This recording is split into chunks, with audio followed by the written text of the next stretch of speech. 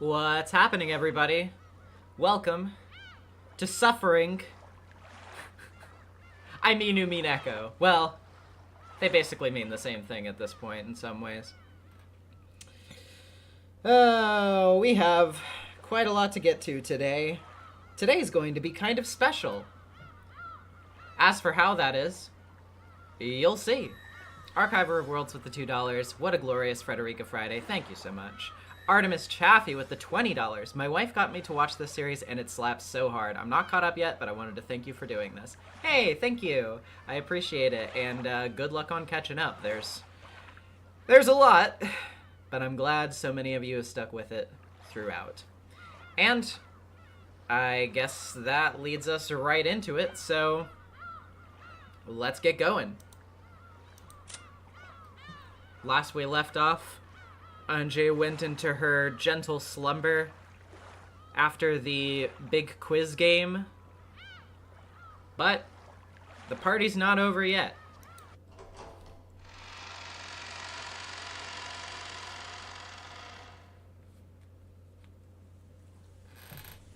After putting Anje to sleep in the parlor, Genji and the others returned.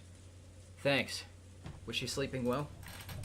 Yes, she's sleeping peacefully. The noise from here won't reach the parlor, right? That's right.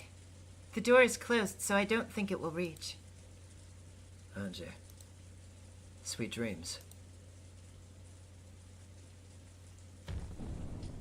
Well then, that's enough solemn farewells. Let us begin the magnificent festivities we have prepared for the after party.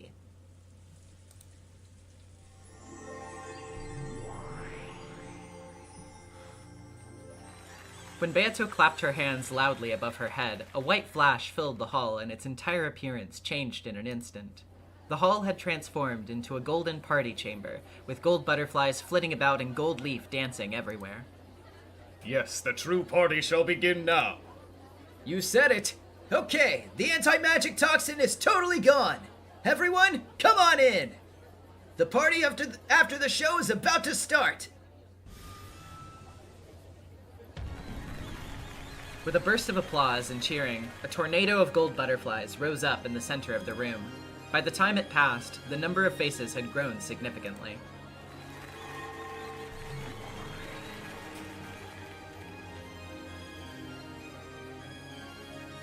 Let the witch of the future find happiness, and let us of the past be rewarded for our efforts, right? Indeed. Let us enjoy ourselves as well. Come on, haven't we been enjoying ourselves the whole time? In this world, the one who enjoys the most is the true winner. Come, let's have the Seven Sisters over here, too. The Seven Sisters of Purgatory, right here. I can't believe the game is finally over! What do you think you're doing crying at the after party? You little crybaby. Lord Battler, Beatrice-sama, thank you for the invitation. I want to see 6-year-old Anje-sama's sleeping face and have it all to myself. I want to see the food and have it all to myself. Then I want to see a good man and have him all to myself. Why are you clinging to Battler when you say that? Stop, thief! Glad to see you, Seven Sisters of Purgatory. Enjoy yourselves. Things do get much noisier the moment they enter a room. And what makes that so terrible? In fact, it still isn't nearly noisy enough.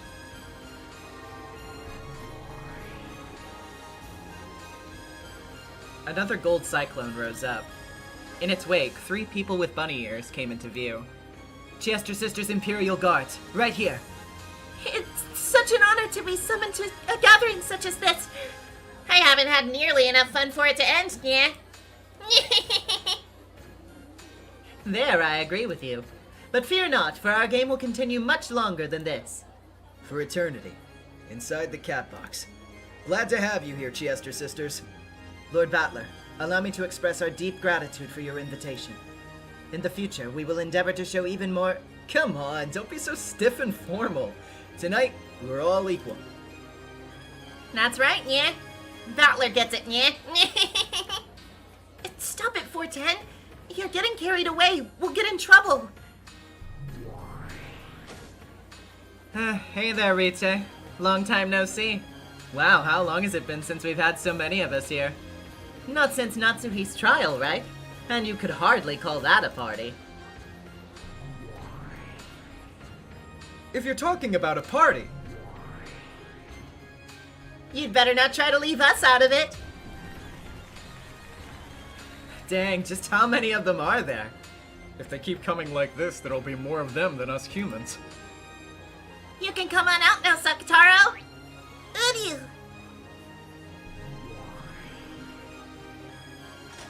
Lord Battler, it was an honor to receive your invitation. Let it be known that it is an honor. Hey, glad you came. It's been a long time. How have you been? Very well, thank you. Fighting with you is always the most fun.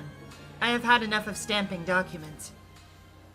For the attention of Supervisor Glanor, know that your to-do box is piling up as we speak. For your attention, please make haste with the approval of our vacation papers.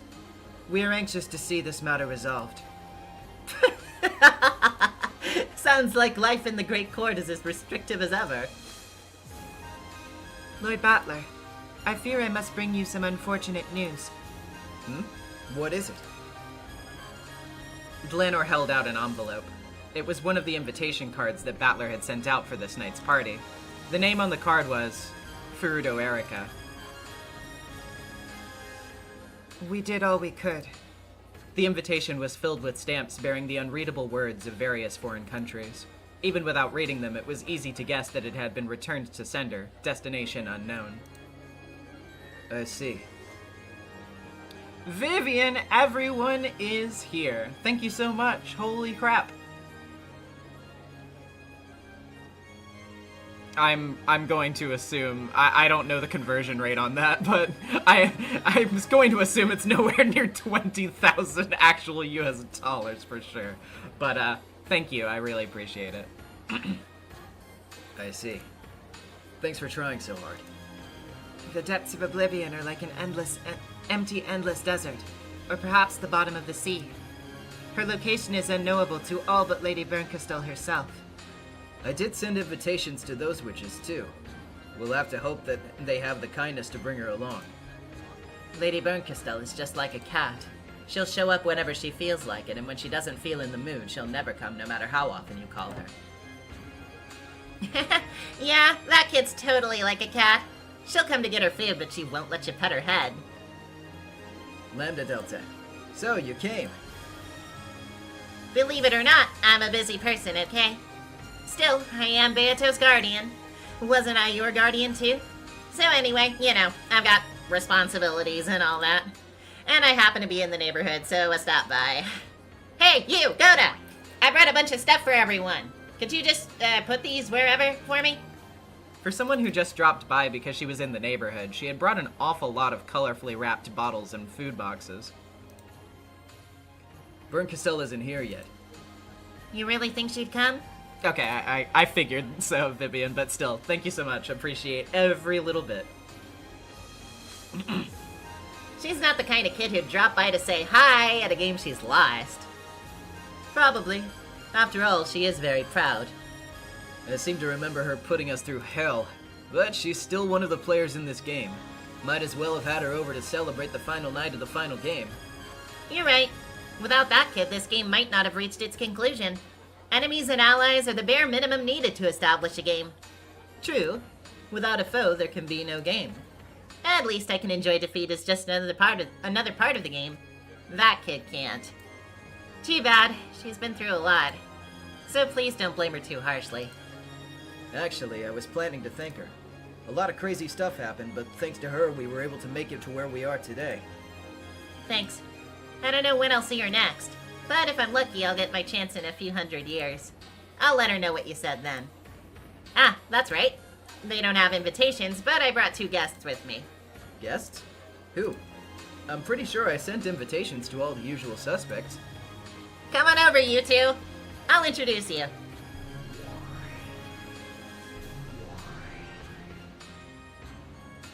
When Lambda snapped her fingers, the empty air exploded and 2 figures appeared. Willard, if it isn't you. Hey, I see you're as short as ever. Now here are some unfamiliar guests. Who are they? Quit pinching my ass. Shouldn't we be introducing ourselves first? I'm fairly certain that Battler-kun and the others in this world don't know about us. You have the mark of the one-winged eagle on your clothes. Are you an Ushiromiya? My name is Ushiromiya Leon. In my world, we're cousins. Let me introduce Leon. This is the successor to the Ashiramiya family headship, who only appears in a world of extremely low probability. In that world, Jessica isn't an only child. She's Leon's little sister. Now there's a surprise. There's really a world like that? Wait. You couldn't be. Pleased to meet you, Beatrice. I know quite a lot about you. Seeing you smiling happily is the greatest joy I can imagine. I'm more glad than anyone that you've made it to this point. I see. So it's you. I'm glad you're here. Beato realized who and what Leon was. The two of them stared at each other's faces, as though looking at their own face in a mirror. Willard's the name. I'm just a passing stranger who got caught up in a game you know nothing about. He's an inquisitor of the Great Court, like myself. A truly great one, though he is now retired. I see. If you're Glenor's friends, you can't be anyone bad. Please, make yourself at home. Just where did these two come from? Bern brought them in and made them pieces. When she was done with them and about to crush them, I picked them up. Ao Ao said she didn't want to be left with a bad aftertaste. Is that okay? If by chance Lady BERNKASTEL does drop by here. On this game board, they're my pieces now, okay? And I'd love to see the look on that kid's face if she bumps into them in a place like this. I don't really get it, but you obviously brought them here for some shady reason. That's all for my gifts. And now I'll just kick back and enjoy the party. So, you're the host. Over to you. Come, Lord Battler. If you don't announce it, we can't start. The start of tonight's party at the end of this long, long game. Ladies and gentlemen, your silence, please. Our territory lord, Lord Battler, has a message he wishes to convey to you all. Enough of that. It's embarrassing. Come on, it's a wife's responsibility. I'm not letting anyone else take it. Beato sulked and handed Battler a glass of champagne. In fact, everyone had a glass in their hands now. Maria, you're a kid, so drink some juice instead. Oh, I want champagne too. Hey, Maria-chan, why don't we drink some juice together? Battler, our drinks are getting warm. Agreed. But begin, Battler. No objections, I see. This way, please, Lord Battler. Runaway motioned towards the center of the room. When Battler stepped forward, everyone silently awaited his words. Glad you could all make it. This marks the end of my long game with Beato. I've invited everyone who's been a part of this game as a piece, a player, or a game master. I hope you'll all enjoy this unending night to the fullest. Cheers. Cheers! Everyone raised their glasses to the heavens as they cheered, and afterward, the soft sound of glasses clinking together rang out across the room. Hold on. Can I get some background? There we go.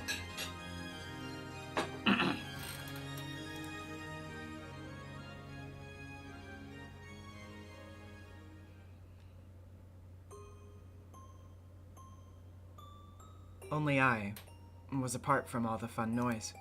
Maybe that was what did it. Before I realized it, my cheeks were wet with tears. I was lying on a sofa, covered by a blanket. I can just barely remember getting sleepy and falling asleep in a chair. Someone probably carried me here. I can't actually hear them, but I get the feeling that everyone's still in the hall, having a good time. I want to get there too. No, I will go. Over there. It's what I've wanted the whole time. but I've never tried to take the first step. I'll go to where everyone is. My head still feels hazy, so there aren't any complicated thoughts in my mind. But that's okay. It's okay if my head is empty. I'll be together with everyone. I'll go to where they are. That's all that matters. I got up from the sofa and put on my shoes, which had been placed neatly for me to find. Let's go. To where everyone is. The parlor door was shut. I tried to open it, but maybe because of my clumsiness, I couldn't get it to open. It was a bit creepy, as though the bad dream I'd just had was continuing. It won't open. Why? It isn't even locked. This was beginning to irritate me. The knob that locks and unlocks the door is on this side. I should be able to lock or unlock the door by twisting it. I turned it. Click. The door won't open. Did I accidentally lock it just now? I turned it. Click. The door won't open. It didn't open the last time, so it should have opened this time. But if it didn't, now I have no idea which way is unlocked. I kept on alternating between turning the lock and roughly twisting the doorknob. I started to become genuinely annoyed, wondering why they'd locked me away behind such an inconvenient door. Eventually, I ran out of patience and pounded hard on the door, but that noise didn't bring anyone over. Why am I locked up in a place like this, all alone? And everyone else is having a fun party right there in the hall. Let me out of here! At that moment, a cold wind blew past me. The wind rippled through my hair. Wind? Inside? I turned around to find the window curtain waving about. There was a high-pitched squeal. At some point, the double window had opened outward towards the darkness. The icy wind that came through it told me that this window was the only exit from this room. Huh? I suddenly realized that the darkness beyond the open window was glaring at me, and my tiny heart leapt. A cute jingling sound rang out. I finally understood. That sound was a cat's bell. The glaring emerald eyes in the darkness were those of a cat standing in the open window. Its pitch-black, luxuriant fur blended in with the darkness easily, leaving only the eyes visible. Did the Ushirimiya family own a cat? It has a bell on it, so it can't be a stray. It's a cat someone owns. At any rate, the cat was standing by the window and staring straight at me. Who are you? Of course, the cat didn't answer my question. I didn't think it was a cute cat, but I thought it might be trying to tell me something, so I approached it slowly. Then the cat did an about-face, turning its back to me. It then turned its head to look at me, almost as though it was telling me to follow it, and it leapt down into the darkness, leaving the jingle of its bell behind. When I peeked out the window, I saw the cat waiting for me under the pounding rain. I finally realized. This window was the only exit out of this locked room parlor. That cat had surely come to tell me that. The longer I kept standing around here, the longer the cat will have to wait in the rain. That's no good. It'll catch cold. I climbed out onto the windowsill and went out the window. The wind was strong and the rain was cold, but I didn't get as wet as I thought I would. I might have been in the mansion's shadow. When the cat saw that I was outside, it walked along the wall of the mansion as if guiding me. It quickly disappeared into the blackness, but every now and then, it would turn around and set the bell jingling to let me know that it was there. Eventually, a window with light seeping out of it came into view. It was the window to the hall. When I peeked inside, I saw everyone having a good time. I couldn't hear their voices, but they were all right there. Open up! Open up! I pounded on the window, but no one heard. Maybe the window was really thick, or maybe it was just noisy inside. Or it might have been so dark outside that I even blended in with the darkness. In any event, no matter how much I hit the window, it didn't look as though anyone noticed. By this point, my loneliness was giving way to anger. Why don't you notice me? Why did you lock me up in that room all alone? I've had enough. I'll just get inside somehow and yell at everyone. When the cat realized that I'd given up knocking on the window, it led me onwards with another jingle.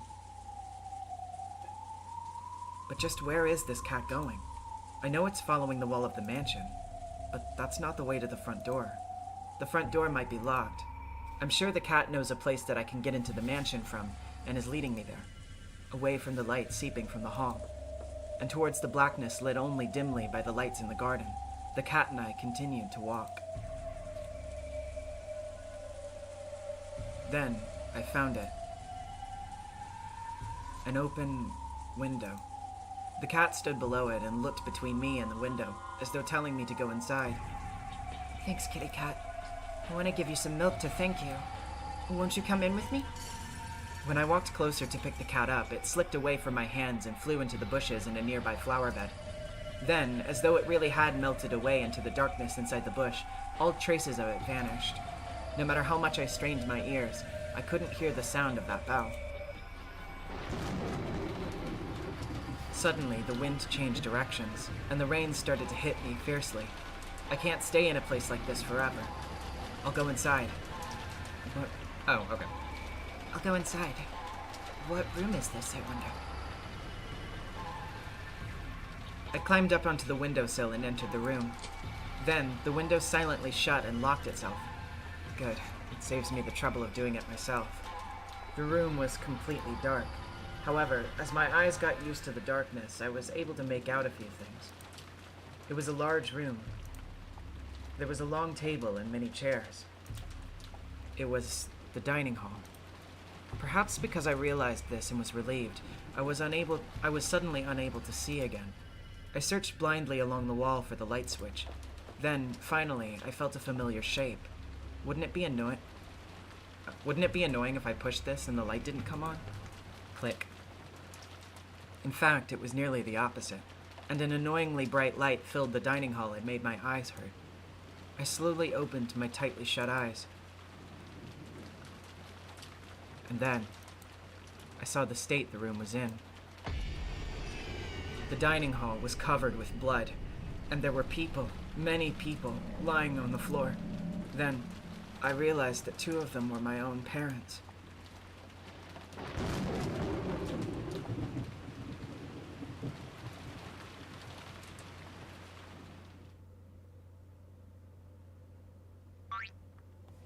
Hey, are you having a great time, people? Any kids who aren't having a good time will get eaten. Yell and sing the praises of tonight's banquet! The hall was alive with the mingling of humans and residents of magical fantasy. At first, everyone stayed with their own groups, too nervous to mingle.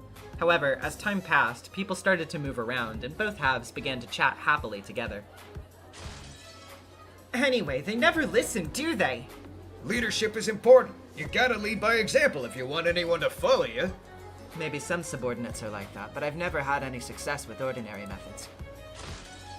All I know is that if your subordinates don't take you seriously, you're done for. It's important to scold people loudly for some small mistakes every once in a while in front of everyone else. You can't do that. It'll just make everyone scared. A leader has to be an example for everyone to follow. I'll tell you what makes a leader. Yada, yada, yada. The Vegetalion expounded his views on leadership to the attentive ears of those around him. Everyone was now pleasantly drunk and unusually animated in conversation. Kyrie, why do you get stronger the more jealous you are? Don't make it sound so bad. If I want something, I won't let it slip away. I always put that theory into practice. Nothing more to it. Thanks for waiting, everyone. Even more food is on the way. Ugh. They're butting in on running on the running of the family party like this. And yet, while I hate to admit it, every movement of his is flawless. Just what sort of hotel did he train at? It's no use trying to compete with Runaway-sama. He's totally perfect. But I still love you more, Goda. This one's been cooked just right. The 7 sisters had blended into the party perfectly and were making things interesting. And yet there are a great many mysteries that are called masterpieces, and which are also discredited by Van Dyne's 20 rules. It's not like I'm discrediting anything. The purpose of a mystery novel's your own amusement. If you have fun, that's all that matters. Know that even the great wizard hunting rite has gone quite soft. Both literature and forms of amusement change their guidelines with the times. Surely mystery novels are no different. After Will explained his stance on mystery novels, everyone had a comment to make. The conversation showed no sign of running dry. Yes, that is a fitting attitude for a beginner. However, at that rate, you'll never become a key player in your organization. But know that rules exist to be followed. Just let the beginners do that. Don't forget that rules are more like instructional guidelines for the new guys to learn from. You said it.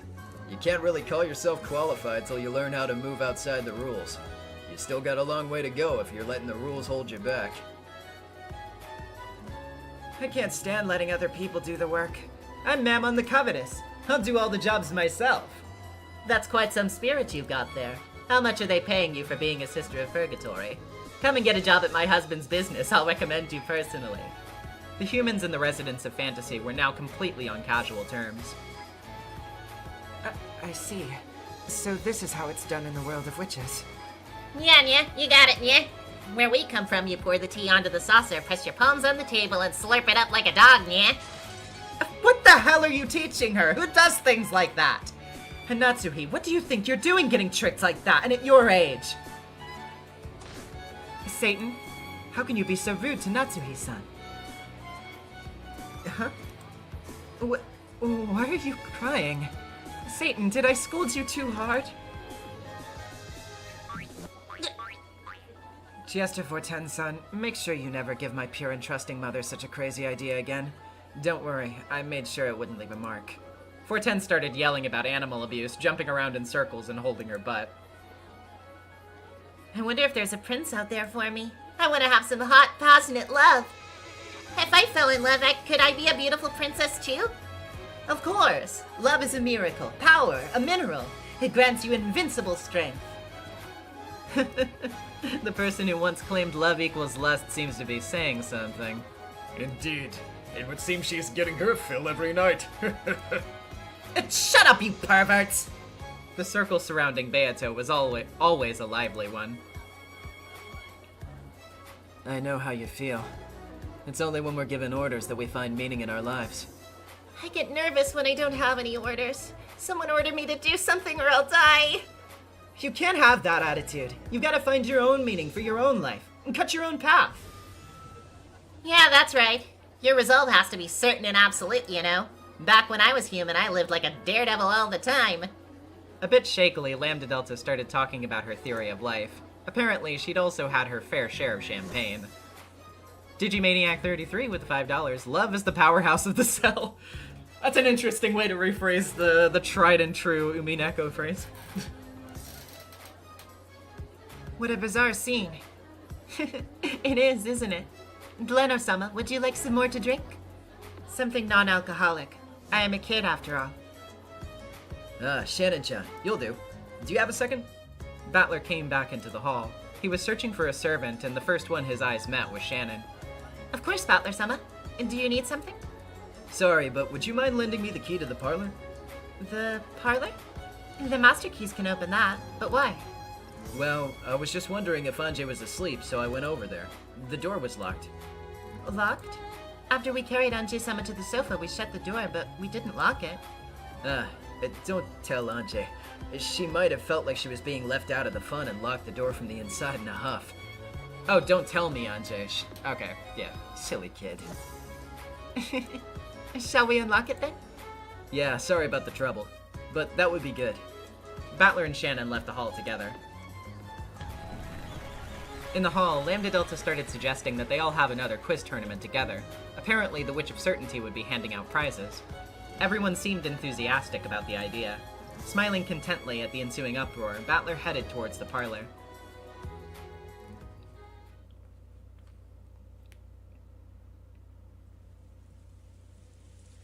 It really is locked.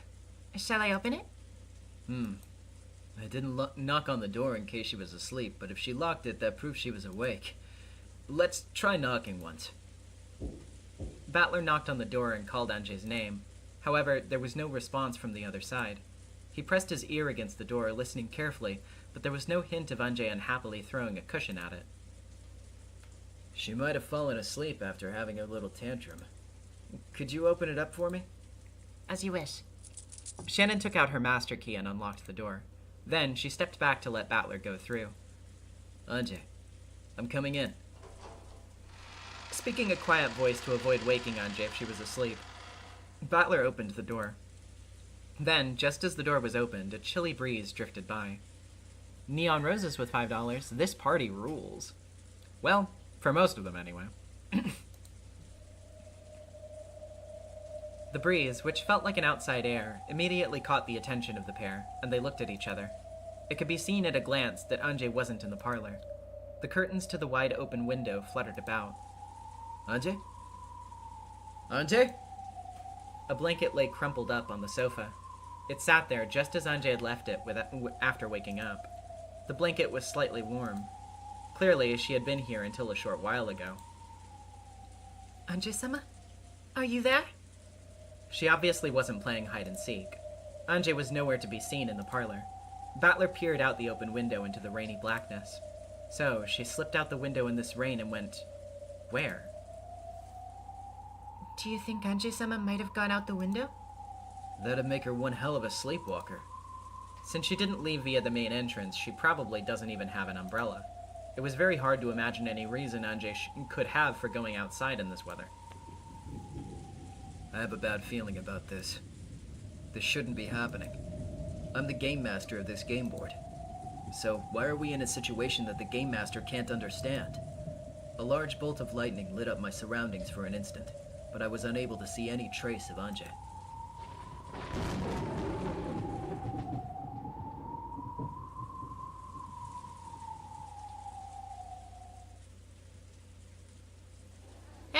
Okay, now it's my turn to think of a question. Okay, so you have a third of a whole cake, a quarter of a cake, and a fifth of a cake, all on a plate. It takes 30 minutes to eat one whole cake, so how much is left on the plate when you're finished eating? At that moment, there was a roar of thunder and the lights flickered. The cheery voices vanished in an instant, like candles being blown out. None. That's a riddle you were tricked with once, wasn't it? Amidst the silence, one voice rang out and answered Lambda's riddle.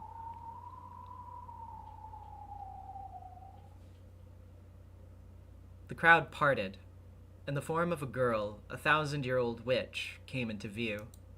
She had been invited. She was an official guest holding an invitation to this party. Sorry I'm late. I was just so caught up working out some festivities to liven up the party. As BERNKASTEL spoke, she looked around at everyone. Oh, and I thought you'd wasted away in the sea of fragments. They're my pieces now. Pretty cool, right? She stared at Leon and Will with an unnerving smile on her face, but she apparently lost interest quickly. Where's Battler? And Beato? I'm a guest, aren't I? Isn't there anyone to welcome me? I'm here. We did invite you, but I didn't expect you to actually come. I see. So this must be a miracle. Now that's an interesting thing to say. Why has everyone gotten so quiet? This is a party, right? Go ahead, be noisy just for the hell of it. Or is welcoming me with silence supposed to be some kind of joke? Mirror with the $2. BERNKASTEL, the Witch of Miracles and Party Crashing. As portrayed by Owen Wilson. Now it's your turn. My turn for what? You asked where I was. So I told you. Now it's your turn. What are you talking about? Did something happen? Anjay is gone. Even I, the game master, don't know where she went. That's insane. Isn't this your game? That doesn't make sense. If Anjay disappearing isn't a scenario created by Battler, that means there must be another game master. Is that even possible? Oh yes. I was surprised myself. Just when I opened the game board to start a delightful game of my own, I found that Battler had started up this bizarre game at the same time. 2 game masters at once. A crazy world we live in, don't you think? In other words, you're admitting that you hid Anjay away somewhere. It would seem so. After all, no one could create a scenario not invented by the Game Master. Except for another Game Master. Would this be those festivities to liven up the party that you mentioned? All of you looked like you were having a blast with that quiz tournament. I decided I wanted to join in. And you decided to hold Anjay hostage to do that? You got it. Battler, Beato, I want to challenge you to a game. You cannot refuse. Not if you treasure Anja as a little sister, that is. What do you want? Lambda and I made a bet about the game between you and Beato. I must acknowledge that I've lost.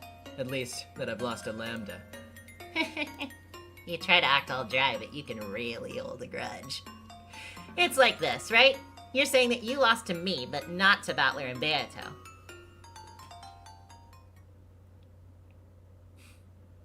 It seemed as though BERNKASTEL might smile. However, she didn't. Those cold eyes spoke without words. Battler understood. He had played so many games against Beato. Those games had been a wordless message from Beato. So he knew. He understood. She wants to fight us. Is that it? She will be a fearsome opponent. But we can't back out. I know that. We mustn't let Anje become Lady BERNKASTEL's plaything. Beato understood as well. She understood BERNKASTEL's desire for one final battle. I never thought I'd see you up front asking for a fair fight. Go on, laugh. Why? Thanks. Oh wait, did I miss a line there? No, I didn't. I was just like, I glazed over for a second. I was like, was there more context there? No. Lambda Delta understood as well. In these final moments before the end of Battler and Beato's tale, before everything was locked away in the cat box, BERNKASTEL had finally moved from the audience to the stage. That witch who had hidden in the wings, unwilling to come out into the light, had shown the courage to step out onto the stage. As a friend, Lambda Delta showed that she understood BERNKASTEL's human emotions, which had given her this courage. Is there anything I can do? Please act as an observer for my game. Sure. If you can promise you'll release Anje if we take part in your game. Of course. Without such a promise, we're not obligated to go along with your farce. You might not be obligated, but that won't change the fact that Anje's not coming back. In that case, you can enjoy being branded as a loser for the next few centuries. Beato, don't provoke her. This isn't a fight that we can back down from. Yes. From the moment a hostage was taken, their ability to negotiate had disappeared. However, Lambda Delta was making BERNKASTEL promise to release Anje in exchange for her agreeing to become an observer. Without that promise, BERNKASTEL would have nothing to lose. To make this final fight, Bern wanted a proper one. Lambda Delta made her agree to that promise. Of course, Lambda. I promise. When the game ends, I'll release Anje. Don't make a fool of me, okay? When I get shamed, I never let go of the one who did it until they regret it. Lambda Delta spoke in a soft, threatening tone. However, BERNKASTEL laughed lightly as though she found the look on Lambda Delta's face adorable. I swear it. I swear it on our friendship. Ooh. Lambda Delta whistled and grinned. You know, it's more of a... Yeah, there we go. Apparently, this was the most reliable oath BERNKASTEL could utter. Okay. Lambda Delta nodded, looked between Battler and BERNKASTEL, and spoke. By the name of Lambda Delta, Witch of Certainty, I accept the role of observer for your fight. Battler, Beato, you have no objections, right? After Battler and Beato nodded at each other, they nodded at Lambda Delta to show their determination. I'm so glad. We finally get to fight each other. I had a feeling I'd end up fighting you sooner or later. Since when? I'm not sure. It might have been before I even learned your name. Battler vaguely remembered her speaking to him, somewhere in an unconscious world he couldn't remember. At the time, it had sounded like she was giving him advice for his fight with Beato. Throwback to the end of stream number 3, all the way back there. But thinking back on it, it was a little different. She might have been a cat, fighting from the sidelines, too scared to go out into the bright sunlight. So I had a vague premonition that eventually we would stand opposite to each other on the game board in some way. She was always one of us players. Now, at the very end, as the game board's being put away, she's finally found the courage to step up onto the stage. I want to accept that brave challenge of yours. By the name of that courageous girl who was once your piece. I forced Erica to fight a duel. I wanted to win. And even more strongly, I didn't want to lose. The fear of possibly tasting defeat tormented me. And thinking back on it, I envied you two back then. Erica was a great piece of yours. And my rival. I won't forgive you for refusing to witness her last stand and laying her to rest in the depths of oblivion. Kitty with the 2 pounds friendship. Did a historian write this episode? Don't worry, we'll get plenty more of that friendship later on. Just what do you want me to do? Apologize to her? Rescue her from the depths of oblivion, and invite her to this party. Erica? Rescue Erica. I feel the same as Battler. She may have been a piece who stood in opposition towards us, but she was only faithfully fulfilling her role. There can be no game without an adversary. She remains our enemy, but she is also an important friend to us. Even though she made you suffer so much? We fought a fair fight. The outcome may have changed our fates, but now that we've dueled each other, we'll always be friends. You want to be their friend too, don't you, Bern? That's why you want a fair fight with them now, isn't it? Are you laughing at me? We aren't. On the contrary, we welcome it. Even though I've taken a hostage, you probably wouldn't have come up onto the stage otherwise.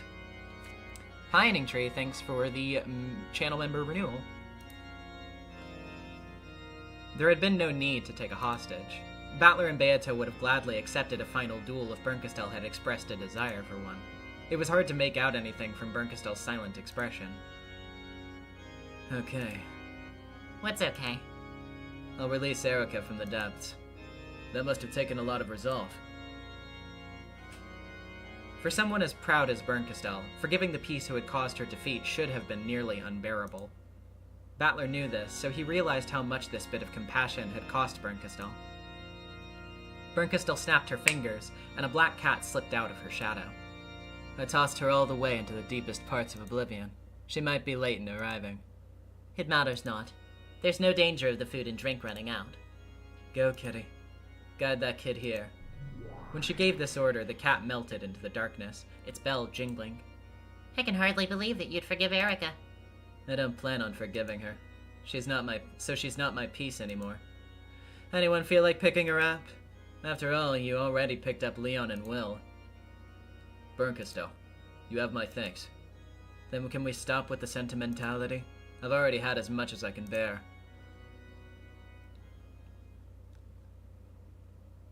Sure. Where will we have the game? I'm happy to have it here with all the noise, or in the usual quiet spot, or wherever you like. Lady BERNKASTEL has shown the courage to stand before a great many people already.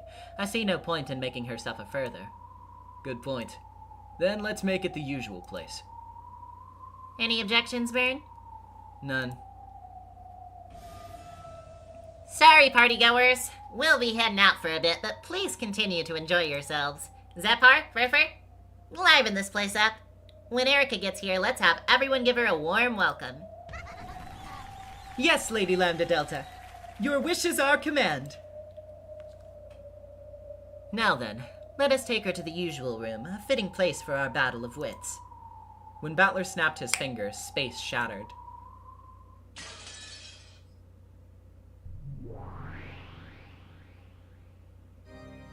They were now in the place where witches had once exhaustively debated, schemed, and reasoned.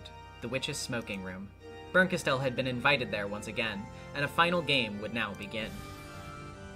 Do you have a game prepared? Of course. I worked hard on this game, and I'm pretty proud of it. So, Bern will be the game master and Battler and Beato will be the players? The usual game where Bern creates a murder tale and the two players have to reconstruct it with human tricks? I'm interested to see what sort of scenario Lady BERNKASTEL develops. We'll explain things with the blue truth, and you'll knock those down with the red truth. Are we all right with those rules? My game will be a simpler one. It's just a quiz of guessing the culprit. I don't feel like trading red and blue with you. Oh? What kind of game will that be? Would you mind letting me have a look at it first? BERNKASTEL held her palm upwards, and a fragment glowing pale blue appeared there. Lambda Delta held a hand over it and shut her eyes.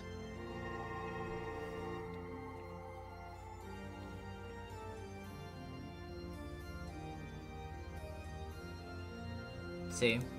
It's a simple game, isn't it? You're right. It's much more straightforward than the mind games these two played in the past. This isn't even a game about witches and humans anymore. That's right. This is a human game. This is surprising. To take on the fantasy that is Beato, you've created a genuine mystery. Please explain. It's extremely simple. You'll watch the tale that BERN'S prepared for you. There are several rules to it, but if you follow them as you read it through, it'll lead you to a single truth.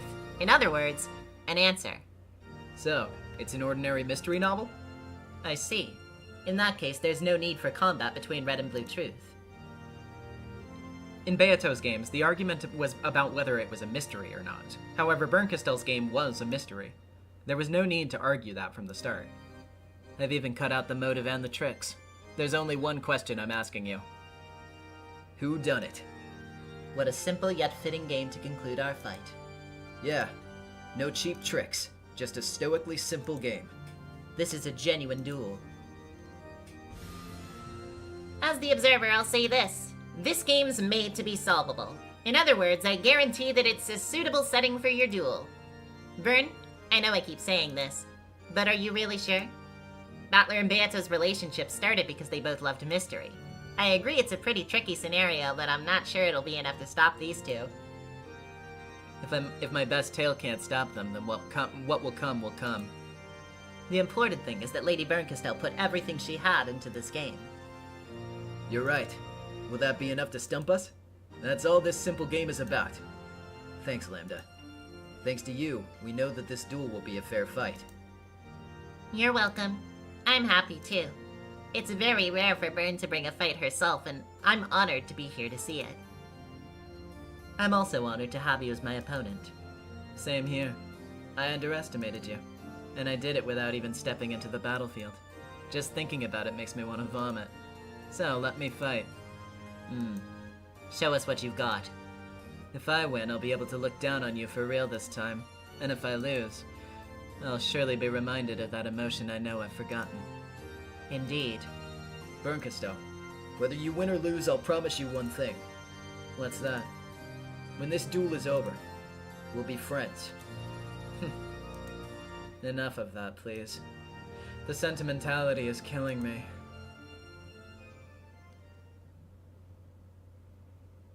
Lambda clapped her hands. A pleasant sound rang out. Will you be the reader, Bern? Or shall I take on the role? I don't need a reader. Huh? A reader, Miko, can use her own voice to embellish or distort the tale. Even if there was no cheap trickery in my game, by having a reader, any amount of trickery could be added. Yes, that is true. That's another of the Game Master's privileges. I want to have a straightforward duel with you, so I don't need a reader. You can read this tale with your own eyes and your own ears. Are you sure? That means you've lost almost all of your advantages. Got it. You don't need a reader. We'll read the tale ourselves. If there is no reader, doesn't that mean that there will be absolutely no falsehoods in the narrated text? We're ready, BERNKASTEL. A showdown over a genuine mystery without any cheap tricks. If you're gonna play fair and square, we'll challenge you head on too. Thank you. And I don't plan on losing either. That's no good, Lady Bern. She's right. If you're a witch challenging us with a mystery, it's no good having an attitude like that. Yeah, it's no goddamn good at all. BERNKASTEL, realizing what Battler and Beato were asking for, snorted. Lambda Delta nodded at her, telling her to enjoy this final duel to its fullest.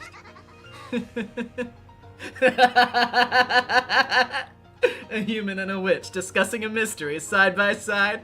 It's ridiculous, ludicrous. Let's see if your cheery take on mysteries can handle mine. I challenge you to solve my mystery. That's more like it. We'll take your challenge, Lady BERNKASTEL, Witch of Miracles. All right, time to start. I, Game Master Ushiromiya Battler, and Beatrice the Endless Witch will be your opponents.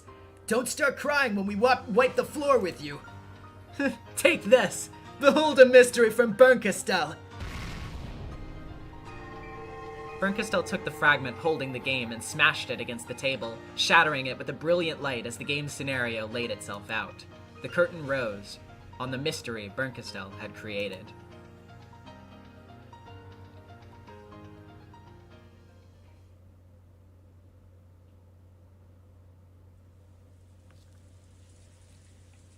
Alright. Pay attention very closely, chat. Because I am about to make a request of you. No sound but that of the falling rain filled the room. It covered the tragic scene in the bloody dining hall. At some point, Anjay had fainted and fallen to the floor. Now, her consciousness was slowly returning, forcing her to remember what had happened in this room. So she reflexively averted her gaze even before the memory overtook her. 6 bodies lay in the blood-stained dining hall. Strangely enough, as her consciousness returned bit by bit, the terrifying scene before her seemed somehow less intense. So this time, Anjay was able to look at the 6 corpses well enough to make out who they were. First, there were her own parents. They were a pitiful sight, colored bright red by a bloody makeup. Next to them, that's Uncle Hideyoshi and Auntie Ava.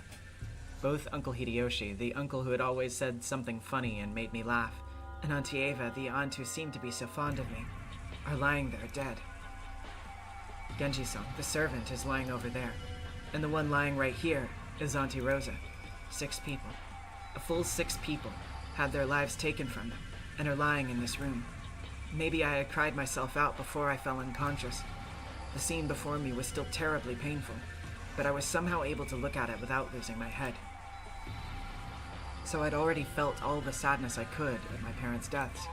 The next emotion that rose up inside me was a desire to check and see that everyone else was okay. In that instant, Anjay heard a scraping sound. Thinking she must have imagined it, she was about to relax when she heard the sound once more. It was probably coming from the door. Someone was clawing at the door from the outside. Of course, she had no way of knowing who it was. However, for some reason, she was sure that it was a black cat scratching at the door. The black cat was telling her to leave this room. Anjay understood and put her hand on the doorknob. I immediately noticed something odd. The door was locked. The same bad feeling I'd felt after being locked in the parlor crawled up my spine. However, unlike the time in the parlor, this door unlocked itself easily when I turned the knob. I unlocked it and slowly opened the door. Beyond the door, I could see the dimly lit hallway and a cat dashing down it away from me.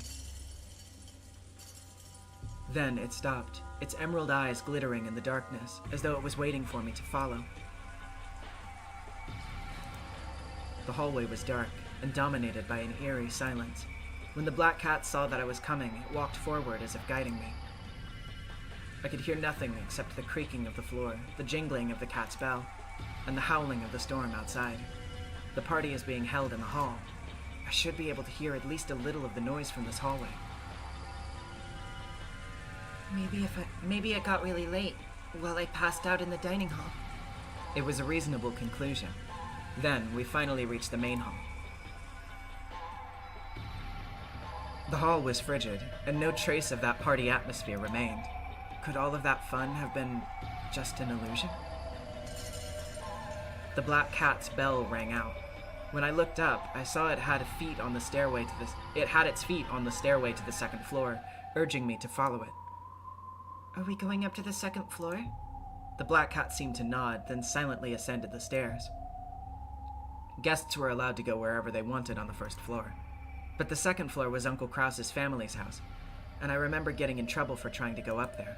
However, at that moment, I couldn't think of any options other than following that cat.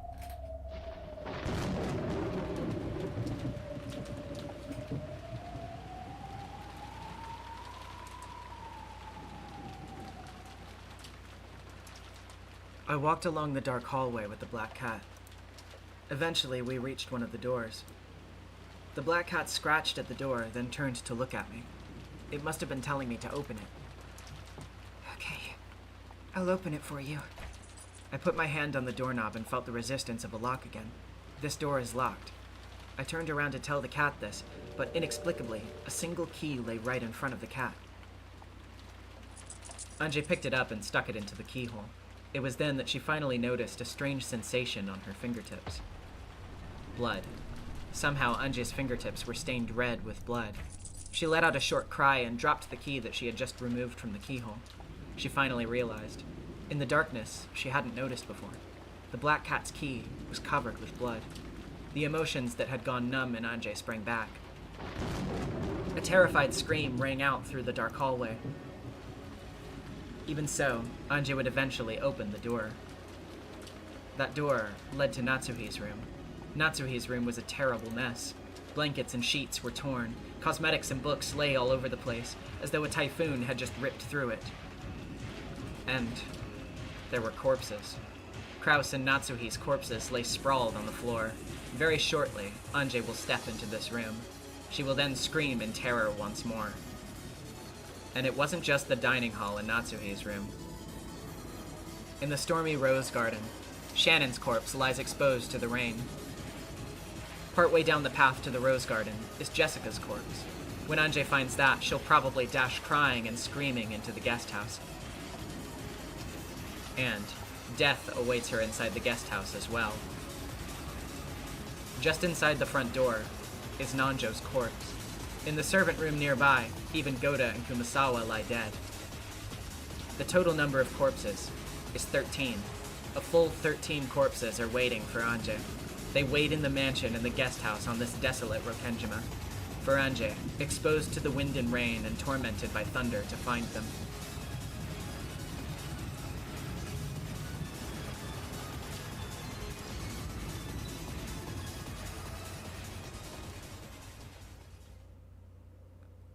Hi everybody, welcome to BERN'S Puzzle. First Twilight. The tragedy of the first Twilight was discovered at 6 o'clock in the morning on the following day. Goda, who had woken up to get breakfast ready, went to check on the adult siblings, who had remained in the dining hall since the previous night because of the family conference. Talk about when you discovered the crime. The dining hall was locked up. Of course, there's a lock on the doors to the dining hall, but they usually remained unlocked. I knocked, but there was no answer. That's when I arrived. I recommended that he try unlocking the door just in case. When I unlocked the door with the master key, a terrifying sight awaited me inside. Eva-sama, Hideyoshi-sama, Rudolph-sama, Kirie-sama, Rosa-sama, and Genji-san. 6 people in all were lying there, covered in blood. A great tumult followed. Everyone gathered in the dining hall. I don't want to remember it. The sight of all the sobbing children crouched over the corpses of their own parents.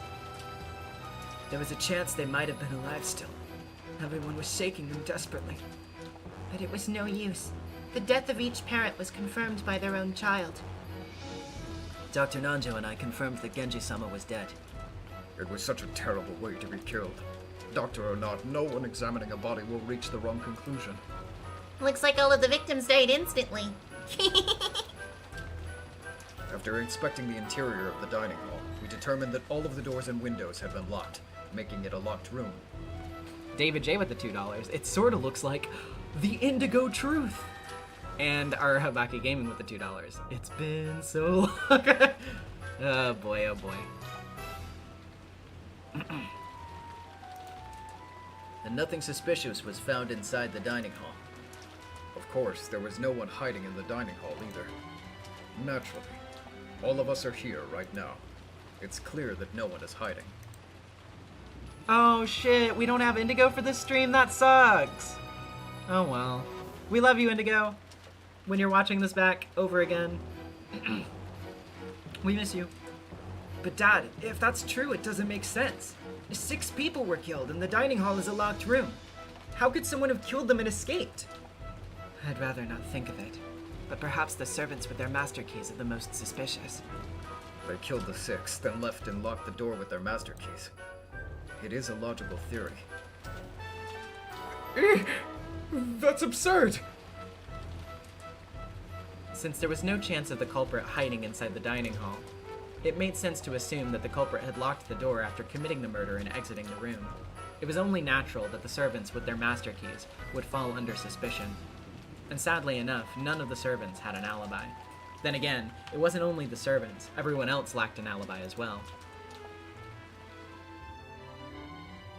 Is there any way to lock up from outside without a master key? No, there isn't. That's not enough. I'll say it with the red truth. All doors can only be locked or unlocked with a master key. Of course, it is possible to lock or unlock the doors from inside the room even without a master key. There you have it. Any other questions? Shouldn't there be keys to each individual room in addition to the master keys? Normally, those would exist. However, they'd make the game more complicated, so I've eliminated them. Red truth. In this game, we'll consider master keys to be the only keys that exist. In other words, all of the locks that appear in this game can only be locked or unlocked by master keys. And that's how it is. It really is a simple game. In that case, we should now check the number of master keys and who holds them. There are 5 master keys total. One's held by each of the 5 servants. The keys will be managed by a particular method. The servants keep the master keys on their person at all times, so it's impossible for them to be stolen, handed over, or used by any human other than themselves. What the heck? Now they're sounding less like keys and more like a fingerprinting system. That's an interesting metaphor. In other words, in the world of this game, it isn't the master keys, but the 5 servants themselves that can lock or unlock doors. We tried to retrieve Genji-san's master key, but had no luck. To prevent trouble later on, we destroyed Genji's master key. This was the crime of the first Twilight. The scene was the fully locked room of the dining hall. None of the servants holding master keys have alibis. Then again, no one else has an alibi either. Second Twilight. Everyone returned to the parlor to discuss what should be done next. Ash and Roses, I will say for this particular puzzle, don't really worry about the Canon Shannon thing that much.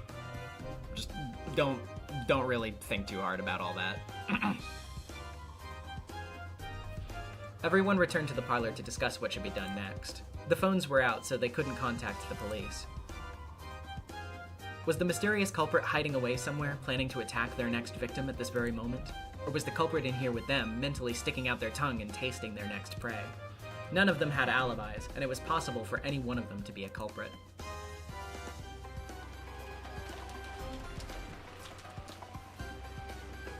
However, that tense feeling didn't last long. By midday, everyone got tired of arguing and they decided to take a break. Kraus and Natsuhi announced that they wanted to talk with each other alone and went up to the second floor. That paved the way for everyone else to start going their separate ways, some breaking away to head to the bathroom, others to gaze at the endless rain. However, no matter how much time passed, Kraus and Natsuhi were the only ones who didn't return. Calls were sent to both Kraus and Natsuhi's rooms using the extension phone line, but there was no answer. Something might have happened. Everyone headed to Kraus's and Natsuhi's rooms together, and in Natsuhi's room, they found Kraus and Natsuhi lying sprawled on the floor. Madam's room was locked. It's just like the dining hall. After getting everyone's permission, I unlocked the door. Kraus-sama and Natsuhi-sama lay sprawled on the floor inside the room. Dr. Nanjo checked their pulse. Then, he announced that the 2 of them had died instantly. Correct. I confirmed both of their deaths. There can be no doubt that they died instantly. I searched all over the room, looking for a clue. In the end, I found that the windows and doors were all locked, making it a locked room. Another locked room. And yet again, we servants who have master keys will be suspected. But have no fear. After Madam began to suspect us, we started keeping an eye on each other. All of us servants were together the whole time. All of us servants can prove an alibi for all of the other servants. Now that's interesting. So you're saying that this locked room is even more perfect. In the case of the first locked room, no one had an alibi. So for this locked room, all of them have alibis. In this world, the servants themselves are living master keys. As long as those servants have perfect alibis, locking Natsuhi's room is impossible. We decided to preserve the crime scene as it was. We put duct tape all over the outside of the doors and the windows, sealing them. I'm sure the culprit left some sort of clue in this room.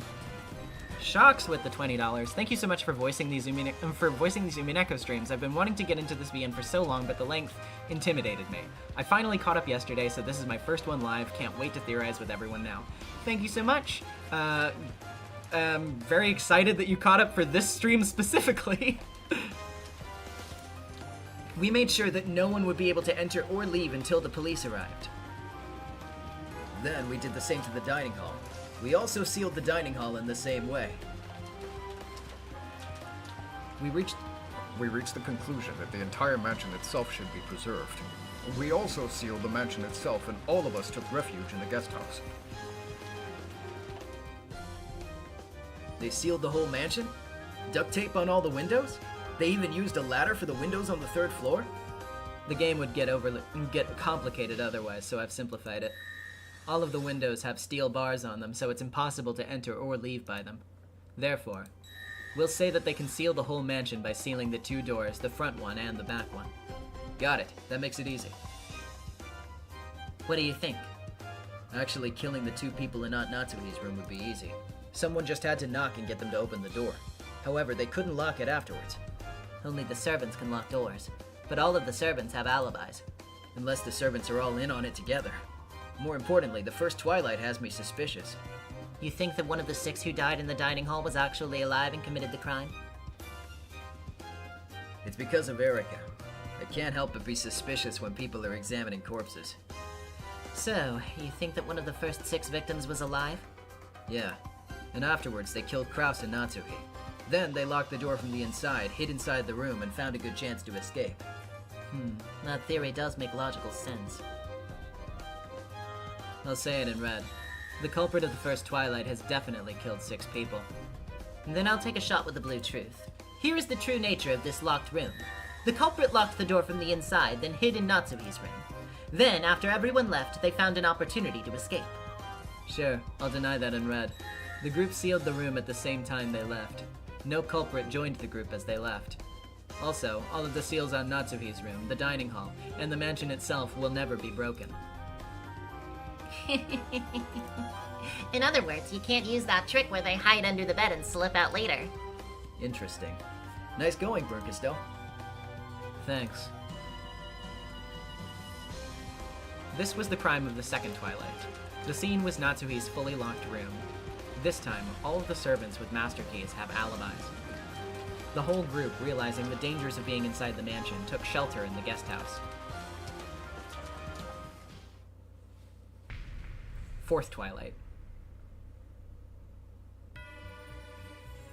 All those who took refuge in the guest house decided to hole up in there until the typhoon passed. There, if everyone watched everyone else, they should be able to prevent further crimes both from inside and outside. However, they couldn't do that without any breaks until the typhoon passed. Once again, their actions left a weak point open, and they were faced with yet another tragedy. Shannon-chan and Kanon-kun, who went outside on an errand, still haven't come back! George Nissan got upset, so we all went outside to look for them. We found Shannon-san lying there in the rose garden. Oh, poor, poor Shannon-san. I prayed that she was still alive. However, I was forced to acknowledge that she was dead. Of course, I also examined her and confirmed her death. When the two of them left, we were busy checking the locks around the guest house, so not one of us has an alibi. Me? Kill her? How could I have killed her? Yeah, George Oni-chan couldn't kill her. Later on, we learned that George Nissan alone had an alibi. At least regarding Shannon's death, it was impossible for George Nissan to be the murderer. To turn it around, anyone could have killed her besides George Aniki. To prevent the culprit from using it for any mischief, we destroyed the master key Shannon-san had held on the spot. At the time Shannon is killed, Kanon goes missing forever. From now on, Kanon is treated as having been killed. Also, Kanon's master key is treated as having been destroyed. Well, it'd be tasteless to go into it, so I won't, but given that Shannon's dead, I wouldn't really expect anything else. In other words, we can say that Shannon and Kanon were killed at the same time, even though we're missing a corpse? That's right. Looks like the crimes are moving along. This was the crime of the fourth Twilight. The scene was the Rose Garden. There are no locks or doors. It isn't a locked room. So the master keys no longer have anything to do with this. Then the pace of the crimes began to accelerate. Fifth and sixth Twilights. The group took shelter in the guest house. They carefully sealed all doors and windows, sealing themselves in a locked room. However, several locked room murders had already occurred. Could locking themselves in a locked room do anything more than invite another tragedy? After arguing fiercely in the cousins' room about finding the culprit, they decided to go to the servant room to double-check the testimonies of Nanjo, Kumasawa, and Goda. And there, they learned that a tragedy had occurred once more. Judging by these wounds, Goda-san and Kumasawa-san died instantly, I believe. Such a gruesome way to die. Like how they could survive after this? Goda-san and Kumasawa-san are both dead. Well, we've been busy, keeping a lookout and locking up and all that. Once again, none of us have an alibi. That's not true. Look, considering the way they were killed, the culprit would definitely get blood splatter on themselves. But Dr. Nanjo and all the cousins have no blood on them. All of us. In other words, the 4 cousins and Dr. Nanjo couldn't have killed Goda-san and Kumasawa-san. In that case, it's clear that the culprit's someone other than us. I guessed that someone might have snuck in, so I checked around, but the guest house was still completely locked up. Perhaps the culprit has a master key after all. That's impossible. No master keys can exist anymore except the 2 keys on the 2 people who lie dead here. Since the 2 master keys that exist are here inside the guest house, that makes this guest house a perfect locked room. Well, since someone's dead, it obviously wasn't perfect. This was the crime of the 5th and 6th Twilights. The scene was the locked room known as the guest house. Goda's and Kumasawa's master keys were also destroyed, meaning that all master keys had now been lost. Now, no one could break into this locked room guest house. At least, that should have been true. 7th Twilight.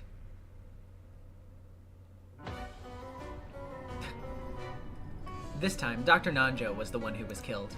He was killed in the entrance hall of the guest house. It was far too foolish of him to come here alone to check that everything was locked. He's dead! He's been killed! Even I can say for sure that this was an instant death.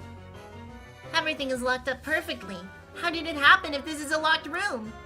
Then that means that the culprit is one of us! Impossible. Judging by the circumstances, Maria, Battler, George Nissan, and I couldn't have killed Dr. Nanjo. In the first place, no one could kill Dr. Nanjo inside the guest house. And look at this. Simply put, this is proof that Dr. Nanjo didn't leave the guest house. Then that means that no one could kill Dr. Nanjo, right? So why was he killed? No one could answer that innocent question. This was the 7th Twilight. Once again, the crime scene was the locked room known as the guest house. Various bits of evidence made this crime seem even more impossible. Then, the tragedy reached the 8th Twilight, the final one. 8th Twilight. By now, it was clear that holing up wouldn't keep them safe. Jessica might have chosen anger as a way to numb her fear. She flew out of the guest house in a rage, searching for the murderer that she was sure hid somewhere outside. George, Battler, and Maria hurriedly chased after her. Then, outside the building, they found Jessica lying on the ground. It was, as anyone could tell by looking, a gruesome corpse. Poor Jessica-chan. She probably died instantly. There's no way she could live through this. The 3 of us were together the whole time! George Aniki, Maria, and I couldn't have killed Jessica! Yeah, the 3 of us couldn't have killed Jessica. As if Maria-chan could kill someone. Maria-chan couldn't kill anyone. Thanks. George Oni-chan couldn't kill an adult. He could kill a kid, though. I don't understand it at all! What the hell is going on here? This was the 8th Twilight. The crime scene was outside. However, the 3 who chased after Jessica have alibis. George, Battler, and Maria couldn't have killed Jessica. So, is there really someone hiding on this island apart from the Yoshirimiya family? The curtain is lowered on this tale. For now.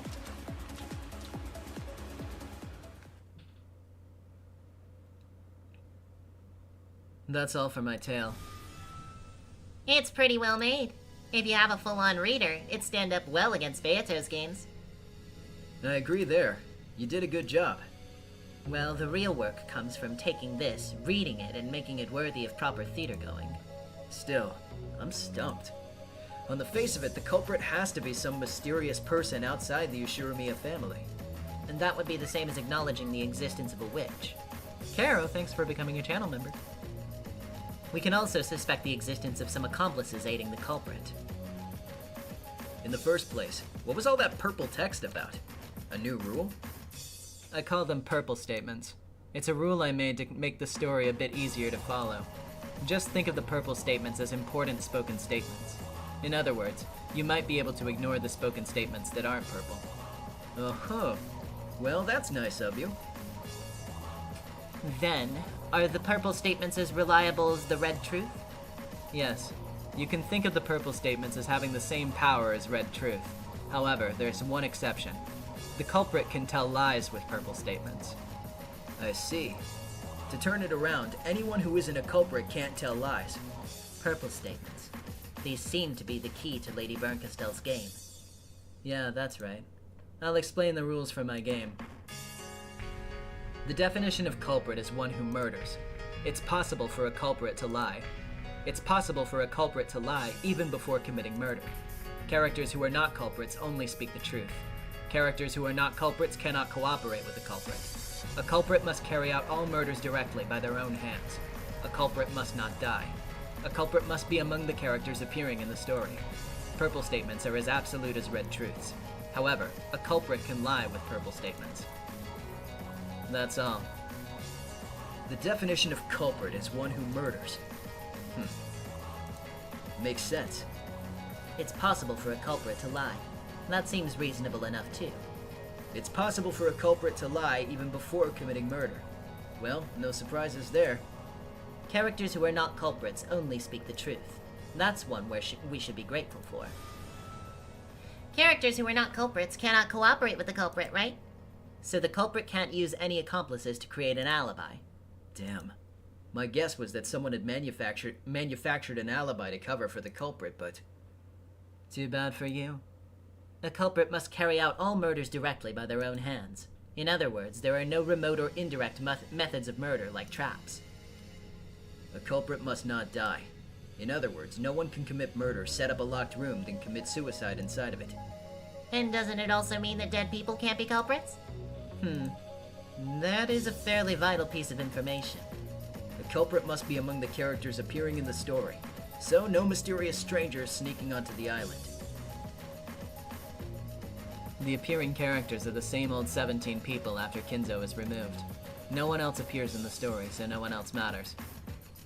Purple statements are as absolute as red truths. However, a culprit can lie with purple statements. Now here's a troublesome one. This could be the heart of this game. Is that all for the game's premises? Besides that, I guess there's only the reader will tell no lies. In other words, there are no lies in the non-dialogue narrative text. I could have done that if I wanted, but it'd be a pain and make things complicated. So, you willingly abandon a witch's privileges. You seem quite confident. She probably plans to win despite that. That's all from me. I don't intend to give you any more hints or answer any more questions. As the observer, I'll proclaim this once again. I guarantee that it is possible to identify the culprit with this information. Okay, got it. I can't wait to get started. I can't believe the two of us are going to take on the same mystery together once more. Yeah, let's make the most of it.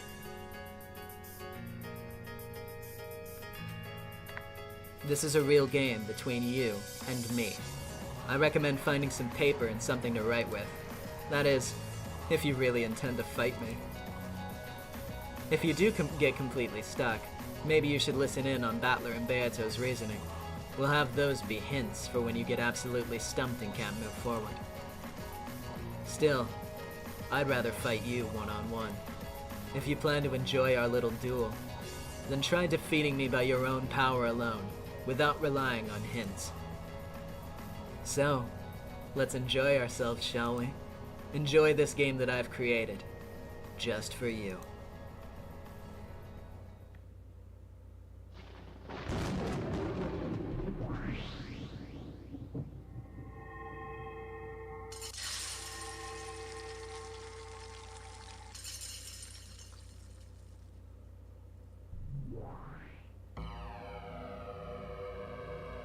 Hello, everybody. It's time for you to solve an Umineko mystery. Laura with the Canadian $7. This was my absolute highlight of episode 8. Me and 3 other friends who had zero knowledge of Umineko spent 3 hours trying to solve this. It was so fun.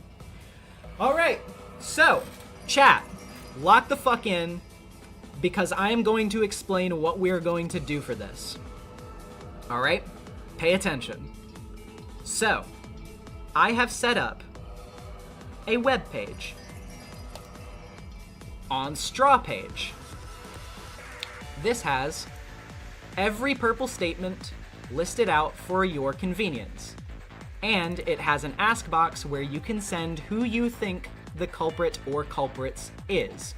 Now, this URL is over at purplestatement.straw.page. It is going to be linked up on the top. You don't have to have an account to send a message. And this is the messenger right here. So, here's the deal. Hold on, let me turn this off for a second. We will not proceed until someone sends me the correct answer. Now, obviously, if you've read Umineko before, you are not allowed to submit an answer. Please don't ruin it for everybody else. But that's the deal. You don't get out of here until you solve this. I am not budging on this. I've taken you this far. It's time for you to do it on your own. So let me log in real quick. Yeah. Okay. And now that I've explained the rules, I am going to also do something a little special as well. If you are in my community server on Discord, I am going to be jumping into the general voice call channel 2 on stream. Don't join unless you're comfortable with being on stream, and we're going to talk about it together. If you are willing to be in there. So, let's fucking go. If we get stuck for too long, then I will check one of the hints. Let's crack it. Iconic Laser with the $5 was wondering the entire series how you do this part. Thanks for letting everyone participate in this game. Good luck, Raiders. Alright. Let's go. I'm going to turn down the game volume and join Discord. All of you start to lock in. Alright, hold up. Everyone better lock the fuck in. Oh boy. I'm locking. Oh, I'm locking. Alright. Wait, guys. I just joined the Discord. Is it a good time to start reading Umineko? Alright. Wait, guys, hold on. Let me turn down the game volume just a bit more. So, wait, I'm assuming that this won't have any Umineko spoilers, right? Right? Yeah. What? No, absolutely not. Is it a good time for me to jump in? So, Oh yeah. everybody in the chat let me know if the Discord volume is good, by the way. Hey chat. Hey chat. I have something to tell you. That you're purple now. That's my attack. Okay, I'm gonna turn it up slightly for this part. Guys, I think the purple guy did it. Did you just make me purple? Headless? I don't like this. Yeah, let me know now how it is, chat. I can't wait for everyone to be like, yo, let me join the Discord real quick. It's good advertisement. Let's go. First of all, was the webpage ever, oh, it is. Yo, I gotta be honest, I'm a bit drunk. Okay. Based. We did just get off the master Drunken party. master time. Yeah, it's in character. You just got like immersed. It's okay. Oh, fuck. Looking at the you- website, I noticed some of the names are blue. Is that just the first time each person talks? What color am I? Yeah, let me hit the display rules as suggested by Digimaniac here. It's you, Yo, Headless. I'm right there at the very top. That's crazy. These are from like a wiki page, right? Yeah. Can I pin the chat and pin the link in the chat? Yes. Hold on just a second. Wait, are we still on stream? Yeah, we're still on stream right now. Yeah. You are live. I can hear you. I have bad news. Oh, no! Did I just say that? Oh, our Nick is Yeah, you sure did, yeah. Yeah, you did. Oh, well. Truly is an Umineko. Oh god. I'm not that drunk, people, I swear. You'll be okay. Yeah, like if you're not, let me just go ahead and clear the air for a second here. If you're not comfortable being on stream, please by all means feel free to dip out. It's time for me to say all of my personal information. No. Here's my credit card information. Yeah. Hey guys, let's go around and share social security numbers. Yeah, I'll start. It's 3. What? 7. It's just the number that 420. The solution to the mystery is the 16 numbers on the front of your credit card, expiration date, and the 3 funny numbers on the back. Everyone knows this. 2 hours. Dav, I don't trust you for some reason. More people. That's ridiculous. There's so many people. Look, So we're happy a to see bunch it. of strangers. We're all together here on September 20th, and like just all the Shiromiya family. So let's fucking get it. Do already have some submissions. Haven't got a right one yet though. Okay, so let's actually, you know, we're all joking around, we're all kidding around. Let's actually start talking about this shit. Yeah. There's so much going on. I mean, No. Oh, I of course, actually Shannon wrote is down an on. actual post-it note because I didn't realize Hey. you were actually gonna have it up. So I. Oh, you can't make a second submission? Uh-oh. Oh, you can't make a second submission? Uh-oh, you can. You can. You have to refresh the page, okay? Okay, yeah, okay. I figured. Oh. I just remember said a guess. There's a submission button. Yeah. Something I immediately noticed scroll to was the bottom said, of the- 6 people Hey, died. I have a like question. definitely killed 6 people, but like that did not necessarily mean that like the 6 people in the dining hall are dead. And I was like, interesting. Yeah, I think there's a good chance that one of the initials Considering that says wasn't name your killed. culprit/culprit. I was gonna say one of the Yeah. And that's also another thing I noticed. About the 6 people covered in blood doesn't mean that they're just dead. Yeah, the bloody makeup. What do you mean by that? Yeah, it What was kind right of makeup for do makeup, you I think, use? in the first.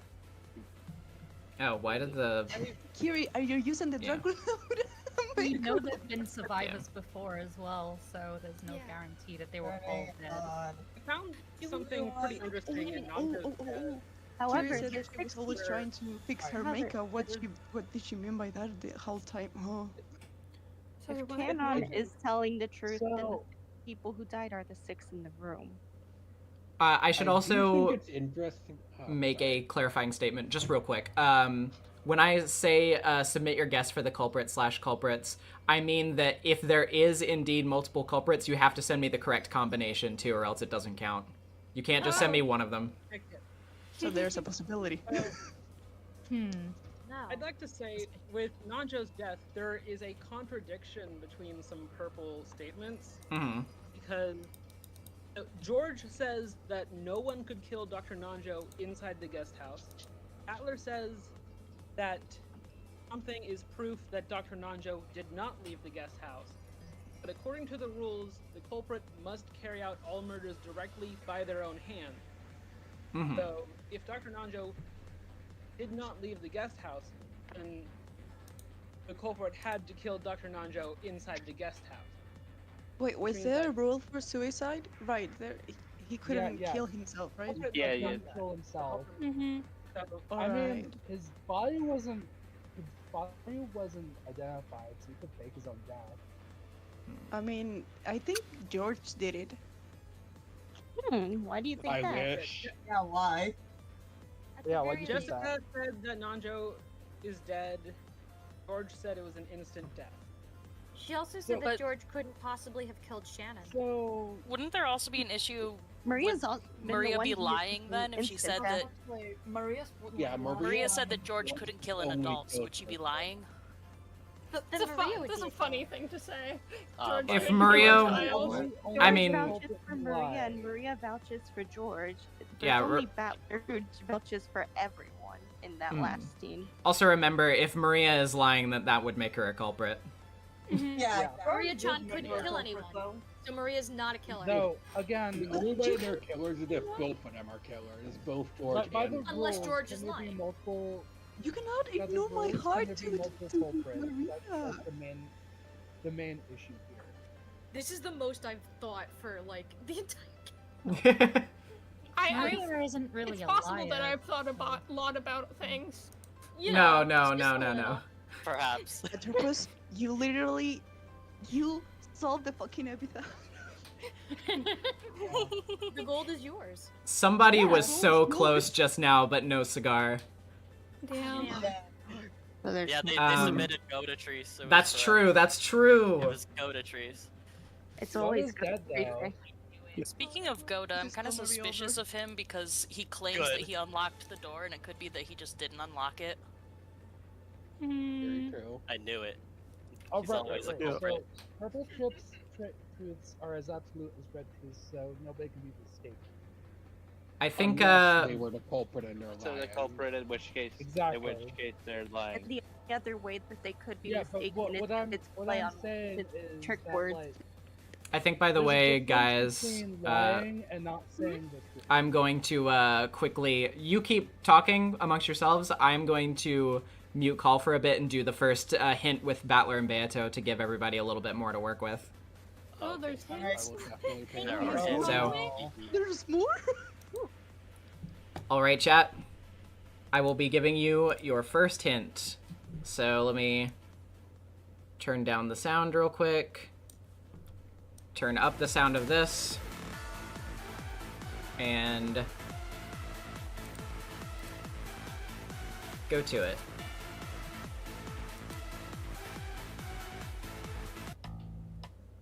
Let me turn off the VC display real quick. These purple statement things are quite a problem. We know that their statement's important enough to be on par with the red truth, but they also contain the culprit's lies. Even the dumbest idiot wouldn't try swallowing a bread roll whole if there might be a needle inside. True. If we accept the purple blindly, there's no chance the truth will come to light. A roll with a needle in it. I like that analogy. This precious, vital information might all be wasted thanks to one tiny lie. Just which one of this vast collection of purples have lies in them? Just thinking about it makes my head hurt. Then why don't we try turning the chessboard over? Oh? What do you mean? It's simple. Forget which ones are lies. Let's concentrate on finding out which ones must be true. Are there any purple statements that we know must be true? That's what we're looking for. We'll look for people who couldn't possibly be the culprit. If we can do that, then all of their purple statements are the same as the red truth. I see. Instead of searching for the culprit, we'll start by searching for those who couldn't be the culprit. Quite a fundamental strategy. That's it. There's got to be someone, so let's look through it carefully.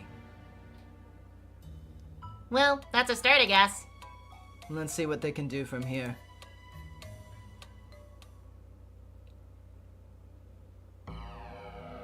All right. Back to guessing time. Let me turn down the game, turn up my desktop audio, and rejoin the discussion. Hi, everyone. If I solve this being drunk, it will be so fucking funny. Hi, we've been behaving. I don't believe that. We were on our best behavior. Why not? We were charmingly misbehaving. I only set one No. thing on fire. I have a couple questions. So it says each of the children confirmed the death of their own parents. But if one of the children is the culprit or Right. a culprit, they can just lie about their own parents' deaths. Yes. But then Yeah. after that, It's a Nanjo statement that says. that. After that, Nanjo says no one is going to mistakenly confirm a death. That sounds like it's only about the future, right? That's not about the past. It's just no one is going to, not no one has. The thing So is that I the mean- children confirming is only the key if Shannon is speaking the truth. I have an important musing actually. So in the case of multiple culprits, this means that like there could be a possibility of a culprit faking their death and subsequently basically being stuck in a room. Also, am I misreading this, or is Goda the only person who confirms that places are locked in purple? Kraus confirmed a locked room. And then he Jessica died. did later. Yeah. Lying. God, so many people have gotten so close, but not quite there. I haven't bothered to guess until I'm confident. What do you mean? I haven't tried since my guess.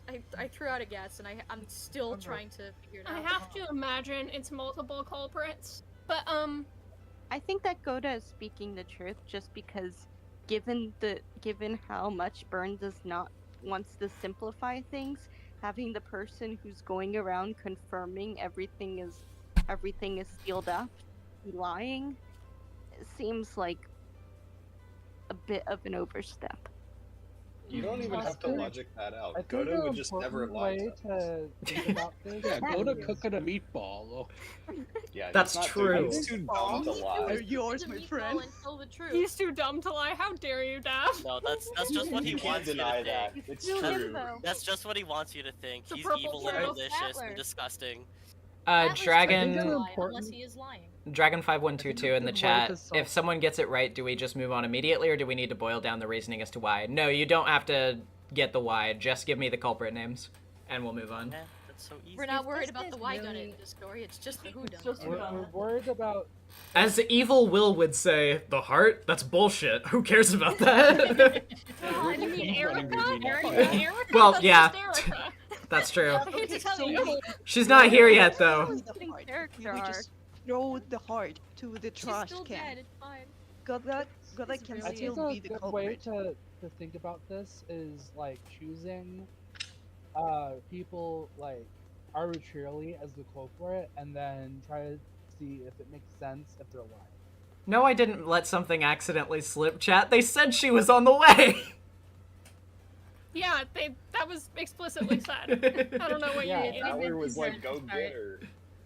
And, Yeah, and she's- Bern was like, I She's sent my making her way cat. over there. Yeah, she's on her way. She's voyaging. If this is as straightforward as been, I am straight voyage maxing. How dare you? Nanjo is definitely sus under those conditions. Implies Erica is a Voyager witch. I But don't know the- if she deserves that question title. Oh, jump is, up! how Hi, do hi, jump you, up! Hi, June. You need to make sure that Nanjo, like, how Nanjo killing Jessica is. Oh, I guess if there's multiple culprits, I guess it doesn't matter. Never mind. The thing is that if one of the people who is dead is also, who's quote unquote dead, is also a culprit, that means that the person who claimed them dead would be a culprit. Yeah, so if Nanjo is a culprit, that means Jessica and George also, because they confirmed Nanjo's death. Have Wait, we who, found any Jessica more and who? contradictory statements? And George. Jessica and George. Okay, okay. And George also has a contradicting-ish purple statement with Battler over Nanjo's death. I'm just suspicious of Battler for meta reasons, but like. I do think You that know, there is Bern wants something it to be the, mean. to the early Shannon comment of each of the children confirmed the deaths of their own parents. I think it is. I wonder if it's a situation where does each the person have to, if someone is lying, that doesn't mean that if one of the children is theoretically lying, that doesn't mean that Shannon is lying because they still confirmed it. That doesn't mean they confirmed it with the truth. Right. And also, it says they can't mistakenly confirm a death, but that doesn't mean that they can't lie about it. Yes. Mm-hmm. Mm-hmm.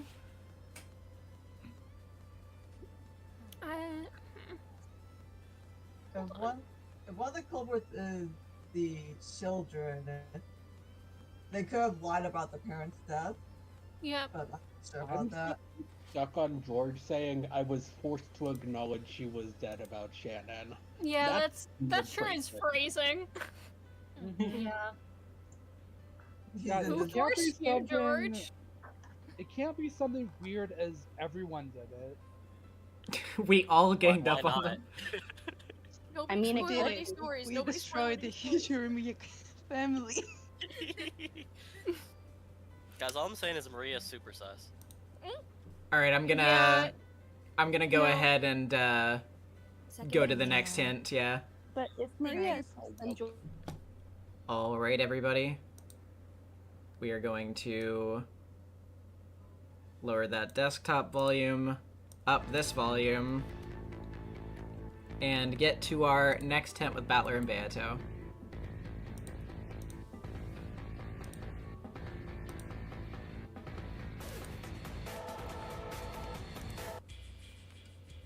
How can we know for sure that someone isn't the culprit? One of the rules is that the culprit can't die. In other words, though it might sound cruel, we can't trust anyone who's dead. We can trust anyone who's dead, rather. That is what he said, right? Yes. Okay, sorry, I misread that. We can trust anyone who is dead. Oh, that makes it easy. Almost all of the characters were killed. So we can trust the purple of all of those people. But it isn't quite that simple. There's the issue of people playing dead, which popped up every so often even in our games. The bodies of all the victims were examined, were they not? Nanjo even said with the purple that no one would reach a wrong conclusion about when examining a body. If Dr. Nanjo is the culprit, then we can't even rely on that. At a glance, it may look as though all the victims were examined, but all confirmations of their deaths are in purple statements. We can't be 100% sure. Then, whose death can we be sure about? At any rate, let's check all of the examinations over again. Let's look for someone who we can absolutely be certain is dead, in some way more reliable than these purple statements.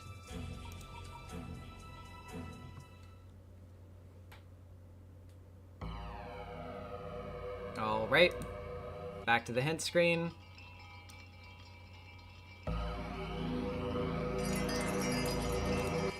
Lower the volume again. And... oh wait, I forgot. I have to turn my volume up. There we go. And rejoin the call. I've understood that the culprit I killed think we're 6 coming back people. into The this. culprit killed 6 people. In the first Twilight. Okay, run muted again. Yeah, we're unmuted again.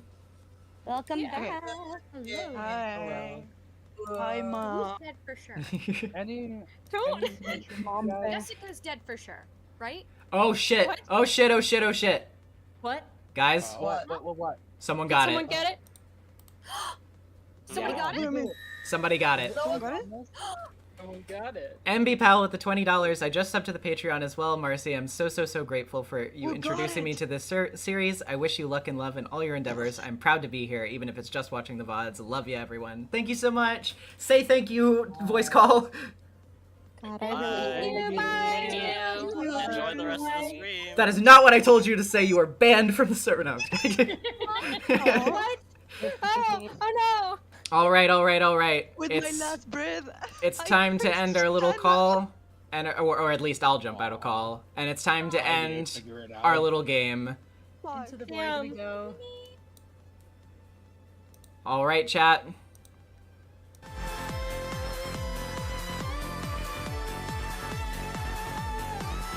Let's turn up my volume here, and turn down this volume here. Somebody got the answer, so let's go ahead and show them their results.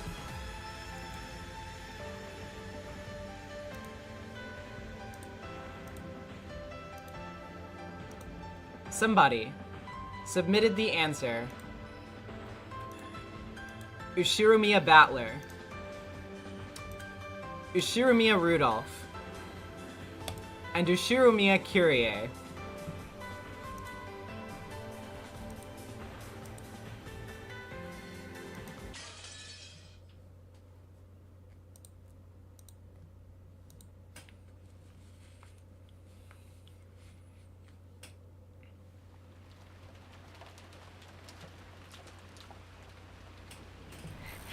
Somebody! Is anyone there? Oni-chan! Anjay flew out of the guest house, sobbing. Was there anyone still alive on this island? When she checked the cousin's room earlier, it had been completely empty. However, she remembered that she hadn't seen Battler's body, or George's, or Maria's. What she didn't know was that whether this meant they were safe, or whether she was about to be reunited with them as corpses. Where are you guys? Where are you? Answer me! She dashed around through the rain. Where was she going? Nowhere in particular. The lost little sister dashed around in circles, searching for her brother. Drenched with rain and all alone.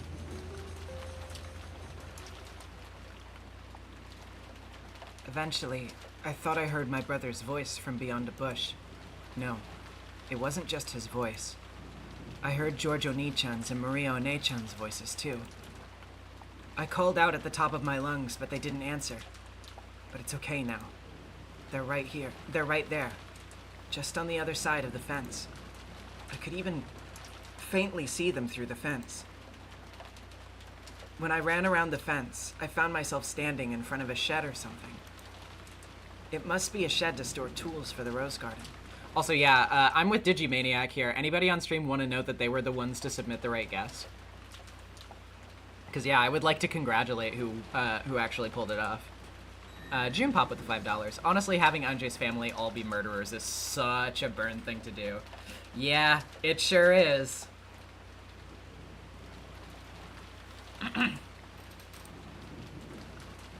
The three of them were standing in front of the shed. Oni-chan! I cried out, but my voices didn't reach them. Even though I yelled so loudly, something felt very wrong about all of this. When people hear a voice, even when they pretend not to have heard it, their bodies tend to show some sign that they've noticed. However, there was no trace of that in the three of them. Even though I was screaming so loud, it truly wasn't reaching their ears. The instant I understood that, my dash towards them slowed and came to a halt. Though we appeared to be in the same world, we were actually in different worlds entirely. It was like a TV. Or was it more like ghosts? I could see them clearly, but as far as they were concerned, I didn't exist. After all, look. Even if I stand right in front of them, their eyes can't see me. If I try and touch them, will I really be able to? What if my hand just goes right through? I was so scared at the thought that I could do nothing but stand there in shock, even though I was so close to them. Damn it! I don't have a clue anymore! Someone must have snuck in from outside the island after all! And that person massacred the Ushiromiya family! No matter how much we lock ourselves in, someone always gets killed. It's the work of a witch after all. Everyone calm down. Let's calm down and think. No one exists on this island except those with a direct relation to the Ushiromiya family. It doesn't make sense! After all, we've just seen several murders that be impossible for any one of us! Well, that's true. But is it really? Maybe we've just missed something. Missed something? For example, that's right. Maybe someone was playing dead. Since we're the only ones on this island, the culprit must be one of us. That would mean that someone we thought was dead was actually faking. But Aniki, that's impossible. Every one of the corpses was checked by someone. There's no way any of them were faking. I don't want to think about it. But what if those corpse inspections were also faked? What I'm getting at is this. There were multiple culprits from the start. One plays dead, and the other lies and confirms the first culprit dead. Then, the culprit who played dead keeps on committing crimes. The illusion that some stranger is snuck onto the island. Do you still suspect someone in the Ushiromiya family of being the culprit? Dr. Nanjo was killed. Since he was killed, it's probably safe to say that he wasn't a culprit. And we consider the examinations performed by a doctor like him to be the most reliable. If so, then we can probably assume that the people whose death Nanjo checked were almost certainly dead. Who did Nanjo check? Genji's corpse, Kraus and Natsuhi's corpses, Shannon's corpse, Goda and Kumasawa's corpses. Think back to the beginning and the bodies in the dining hall. Of those 6 victims, Dr. Nanjo only inspected Genji-san. But didn't the rest of us check the others? Yes, but Dr. Nanjo didn't actually inspect them himself. What are you talking about? How the hell could our parents have survived after being killed like that? Anyway, what do you think you're saying, George Aniki? Wouldn't that mean that one of our parents is the culprit? That's insane! They were killed right at the beginning, and so many of them. How can you go calling our parents culprits on top of that? I won't let anyone, not even you, suspect and slander our parents after they've been killed like that. Sorry. I know my mama was really dead. So does that mean that George Oni-chan's parents or Battler's parents were the culprits? Let's stop with that, Maria-chan. I must have lost it a bit just now. George Oni-chan wouldn't kill Shannon. That's enough. None of us would kill our family, right? So I don't think George Oni-chan would lie and say his parents were dead. Not if they were really alive. There's no way you would help out in a crime if Shannon was going to be killed. Calmly, as though answering a quiz or a puzzle, Maria spoke to George. Then, with a blank look on her face, she turned to Battler and spoke. Battler, you saw your mom and dad's corpses, right? Yeah, I saw them. We all saw them, right? Those pitiful bloodstains. I think you're lying. Huh? Where the hell did that come from? Because that way it'll make sense. Back in the dining hall, your parents weren't dead. One of them killed Aunt Natsuhi and Uncle Kraus, locked the door from the inside, and waited in that room. The other one took over the murders after that. To break open the locked room of the guest house, they needed to have an accomplice inside. That was you. That explains everything. Enough! Stop it, Battler-kun. You too, Maria-chan. Finally, all the pieces fit together and the wolves and sheep puzzle in my head. The culprits are Battler's family. Oh, am I right? What are you talking about? Correct. The voice came from behind Anjay. She spun around, surprised. There, covered in blood, yet wearing cheery expressions, were Rudolph and Kyrie. Uncle Rudolph. Kyrie. I'm glad you're sick. After saying that much, George realized what the words meant, and his face twisted into an expression of shock and horror. Maria wasn't surprised. However, she showed no joy at having her answer proven correct. And as for Battler, Anjay saw it. A terrible expression that she would never forget as long as she lived. Rain, thanks for becoming a channel member. It was a demon's smile. A hideous demon that she'd never be able to look at again twisted its face in a foul grin, and the truly horrible thing was that she saw it on her brother's face. Rudolph and Kyrie lifted up the guns they had been holding behind them. The barrels were pointed on the foreheads of George, who was staggering backwards, and Maria, who was grinning as though she didn't care what happened.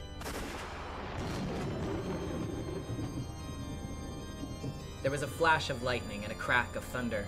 Nothing more could be heard. Then, as George and Maria were snapped around by that roar, the strings holding them were snipped.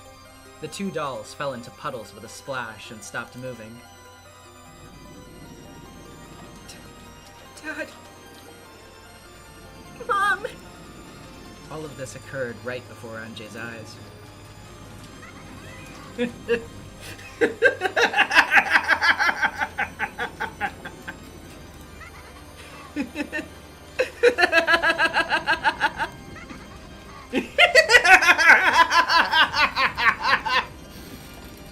Anjay, who stood stunned beside them, wasn't visible to their eyes.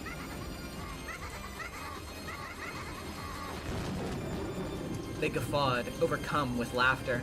Then, right in front of Anjay, they started joking and complimenting each other on all their kills so far. The three hideous faces, the faces of her family, made Anjay want to cry and vomit at the same time, and she felt as though she would suffocate. Anjay dashed away, covering her mouth. She wanted to escape the disgusting laughter coming from her beloved family as soon as possible. Then she slipped and fell face down in a puddle of mud. Anjay didn't try to get up. In fact, she instead chose to cover her ears to block out the disgusting laughter that she could still hear. As she did, from the shadows of the fences and bushes in this inky black rose garden, several dark things slipped into sight.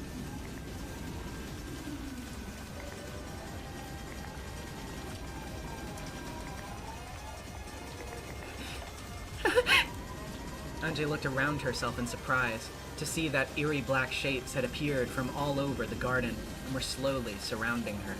It was a crowd of people with goat heads. Their outfits were all different. Some wore suits while others were dressed casually. However, all of them were covered with darkness, and all of them had goat heads. Anjay, bewildered, accidentally let her hands fall from her ears. By now, she couldn't hear that disgusting laughter. However, in its place, she could hear the words spoken by the goats. Kyrie and Rudolph are the culprits. Battler is the culprit. Battler is the culprit. Battler culprit theory. Battler's family culprit theory. As the goats continued to mumble in eerie voices, they surrounded Anjay and began to draw nearer. They all pressed around her, each of them speaking of Anjay's family as the culprits. At first, everyone had joined in on the Ava culprit theory. The sole survivor from Rokenjima had gotten almost all of the wealth to herself, so the theory was only natural. Why was Ushirimiya Ava the only one who escaped to Kuadorian? And why did she refuse so stubbornly to talk about what had happened that day? It was decided that the Ava culprit theory explained all of this. However, when Ava died of illness and people learned that all of the vast wealth she had created by unscrupulous means would go to Anjay, public opinion, or rather the forgers, created a new culprit theory and spread it around. This was the Rudolph's family culprit theory. If it was normal for everyone to come to the family conferences, why was Anjay the only one who didn't come this time? Did Rudolph's family have some reason for not bringing the young Anjay with them? Our Habaki Gaming with the $2. Chat gets called out. Battler double. Oh boy. They did take Battler, but he was Kyrie's son. Then, when it was revealed in some magazines that Kyrie's family had close ties to a massive gangster organization, all eyes suddenly gathered on Kyrie herself. Then, the truth was also laid bare about how Rudolph had made a killing out of fraudulent business practices, and almost immediately the couple became thought of as the most suspicious people on the island. Hideyoshi and Ava's company might have had it rough, but at least it had operated within the law. However, the more Rudolph's company was investigated, the more dirt was dug up. Furthermore, trouble surrounding some party tickets from the time Rudolph and Kyrie were students was also testified to. Pining Tree with the $2, we got goaded. It was clear they were far more suspicious than Ava's family. And so, in a flash, the Rudolph's family culprit theory expelled the other conspiracy theories, including the Ava culprit theory, and reigned as the greatest of them all. It wasn't really because it was more plausible than the Ava culprit theory. They had just gotten bored of that old theory and wanted a new sensation.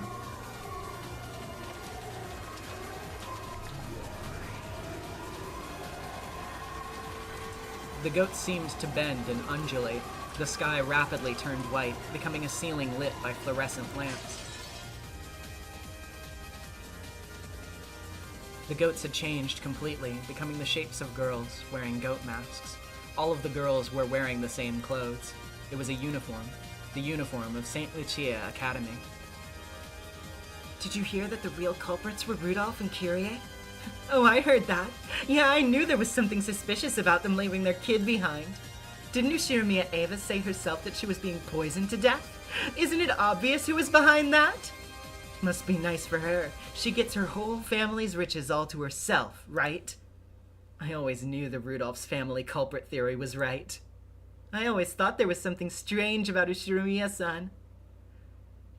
We always thought she was weird. Rudolph and Kyrie did it. Wasn't Battler part of it too? Rudolph's family culprit theory. Rudolph and Kyrie were the culprits. They tried to get the family wealth all to themselves, but they failed at the hands of Ava. But in the end, Ushirimiya Anjay gets everything anyway, doesn't she? Rudolph and Kyrie are the culprits, of course. Rudolph's family culprit theory. Rudolph and Kyrie and Battler did it. Rudolph and Kyrie and Battler did it! They're saying your family did it, Ushirimiya-san. What do you think of that? Come on, tell us! But in the end, you get all the family wealth to yourself, don't you? Even at the end, Ushiramiya Ava never told you anything, right? I always knew there was something wrong with that girl. This also explains why Ava hated you so much. Hey, say something. Tell us what you think. She really is a creepy kid, isn't she? At least say something about what you think of the theory, you sicko! A blade of air swept over me as I crouched down, holding my head.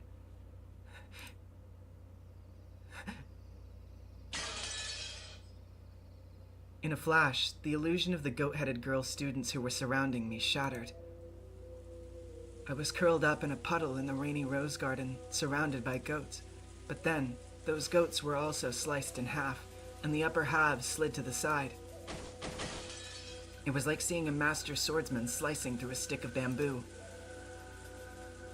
This way! The voice came from that black cat. The black cat with the bell that had guided me here. Incredible that it can talk, but that doesn't matter now. I dashed after it. The goat shrank back. A hole opened up in the encirclement. The black cat dashed through it. As I hurried through after it, the goats began to chase after me. Countless heavy footsteps thundered behind us. Where are we running to, Mr. Cat? The cat ignored my stupid question. Where are we running to? It's obvious. As far away as we can make it. However, there were an unbelievable number of goats. It wasn't just the group chasing us. Atropos with the $2. Isn't true crime fun? Yeah, it sure is. It sure is going there, isn't it? And I love it, for one. There were probably goats hiding throughout the rose garden, and everywhere we went, a group of them would appear and block our path. Each time we bumped into them, we ran down a different path in this maze of a rose garden. So I didn't even know which direction we were running in anymore. It couldn't be that we're just running around in circles inside a massive crowd of goats, could it? When we ran into the arbor once more, I learned that my fears were justified. The 4 paths that led from the arbor were all blocked by a crowd of goats. Of course, the path we had come down was also blocked by our pursuers. There was nowhere to go, nowhere to return to. We were finally trapped. Mr. Cat, what should we do? We're surrounded! With a defensive posture, the black cat glared at the goats that surrounded us. It's all over for us.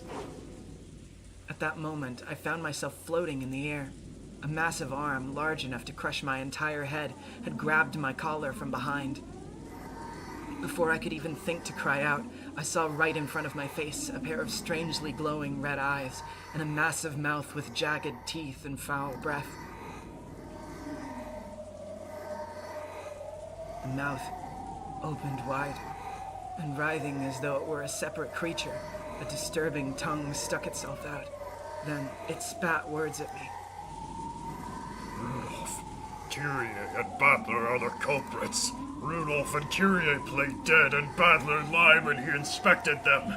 Then one of the parents carried out the murders until the second twilight and hid under the bed in Natsuhi's room.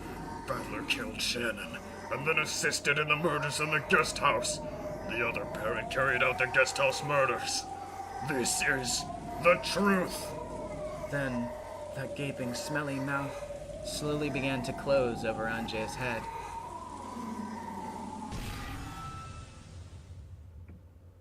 Counter. It's possible to form a logical theory other than the Rudolph's family culprit theory. A blue flash sliced off the top of the mouth that was trying to eat Anjay's head, sending it flying. I fell into a puddle, along with the goat that was still grasping my collar, though there was nothing left above its jaw. Arabaki gave me with the $2. Unfortunate, a person you hate made a decent point.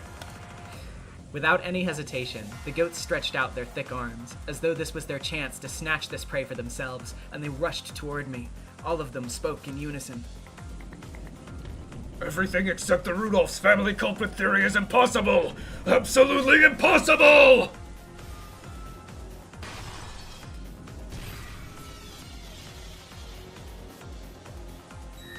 It's possible to form a logical theory other than the Rudolph's family culprit theory. For example, a theory with George's family as the culprits is possible. A red flash and a blue line became blades of wind that passed over my head. flew at the goat that had tried to pick me up and sliced both of its arms off like a knife through butter. I think the next goats dashed, not towards me, but towards the black cat that was protecting me from behind. As I sat on my butt, staring up at the rainy night sky, the massive goats were in the air right above me, fighting the black cat, or someone. Manlin with the $5. A common technique for con artists who are no good at chess to win chess bets. Secretly play 2 games at once and use one enemy's moves against the other. The George's family culprit theory is oh wait, that's the goat, sorry. The George's family culprit theory is impossible! George can't kill Shannon! So he can't be a culprit, and he can't fake when shaking corpses! No, it is possible. A culprit is defined as one who murders. It never says that they have to murder someone who appears in the story. In other words, George committed murder outside the island sometime before this crime. He could be a culprit without killing anyone if George committed murder. I should clarify, if George committed murder outside the island sometime before this crime, he could be a culprit without killing anyone on this island, and it would be possible for him to lie.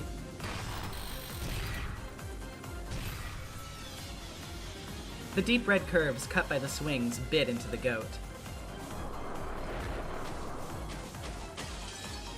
Its massive body was knocked into the air, became a bundle of roughly 7 logs of flesh, and was thrown into the rose bushes. This time, the terrible force of the attack shocked the goats. They faltered, shook, stepped back. Finally, I understood. That red slice. It had come from a weapon that could draw red trails. No, it also had drawn blue trails just a second ago. A massive scythe that could speak both types of truth, red and blue at will. I looked up at the sky, then let my head hang down backwards.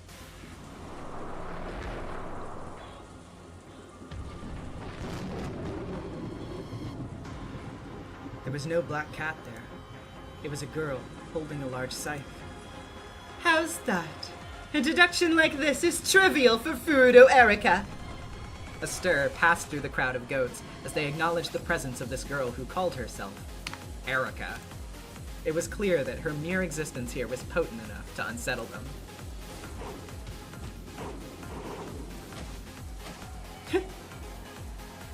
Clutching me in her arms, Erika leapt into the air and landed as light as a feather on top of the arbor. Then she let go of me, and still wielding her scythe, made an elegant curtsy to the crowd of goats surrounding us. This is probably the first time most of you have met me. Allow me to introduce myself. Hello and good day. I'm Furudo Erika, the detective. Let's have the blockheads who can only think of the Rudolph's family culprit theory step down.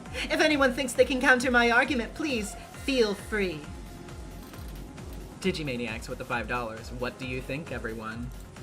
Naturally, I welcome the challenge.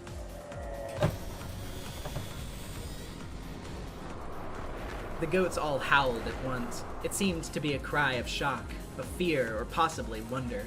The goats surrounded the arbor, chattering but not moving any closer. None of them had the courage to stand against this detective, this witch of truth called Furudo Erika. Good grief. All of those thousands, and this is the best you can do? None of you has the courage to fight Furudo Erika in a battle of words? Too bad. Let's put an end to this. And then again, I am the great Furudo Erika. I don't have the time to waste on countering all you blockheads one by one. I'll let her clean up the rest. You're up! When Erika cried out, red cracks opened in the dark night sky. They looked like the spiderweb-shaped fissures that appear when a glass window has been struck hard. No, it actually was a spiderweb, colored blood red.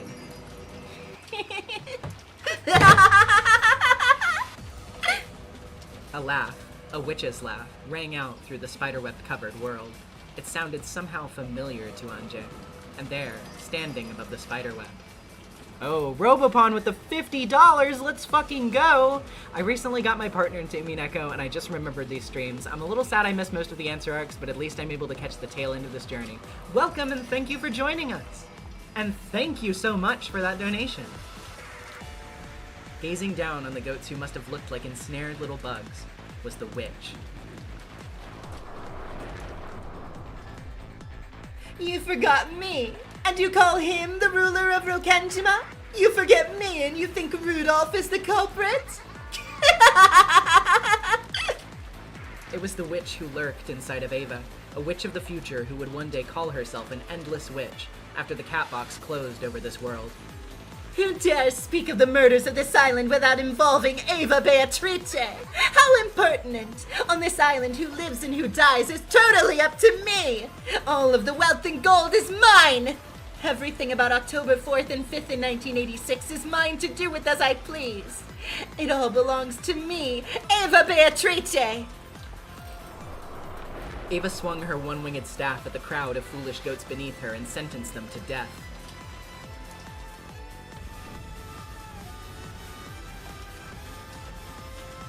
The spiderweb ceiling covering the heavens plummeted, and more spiderwebs seeped out of the ground at the goats' feet. Then, the webs from above and below met, and thousands upon thousands of goats were caught in their grasp. Then, as Ava swung her staff, it swirled, around and around like egg yolk being mixed in a bowl. Eventually, it was all packed into a massive blood-red lump of goo. The moans of goats drifted out from inside. The entire crowd had been compressed into a meatball a few meters away. A few meters across, rather.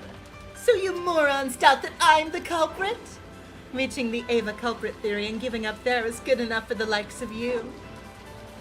Why don't you just get crushed and disappear forever?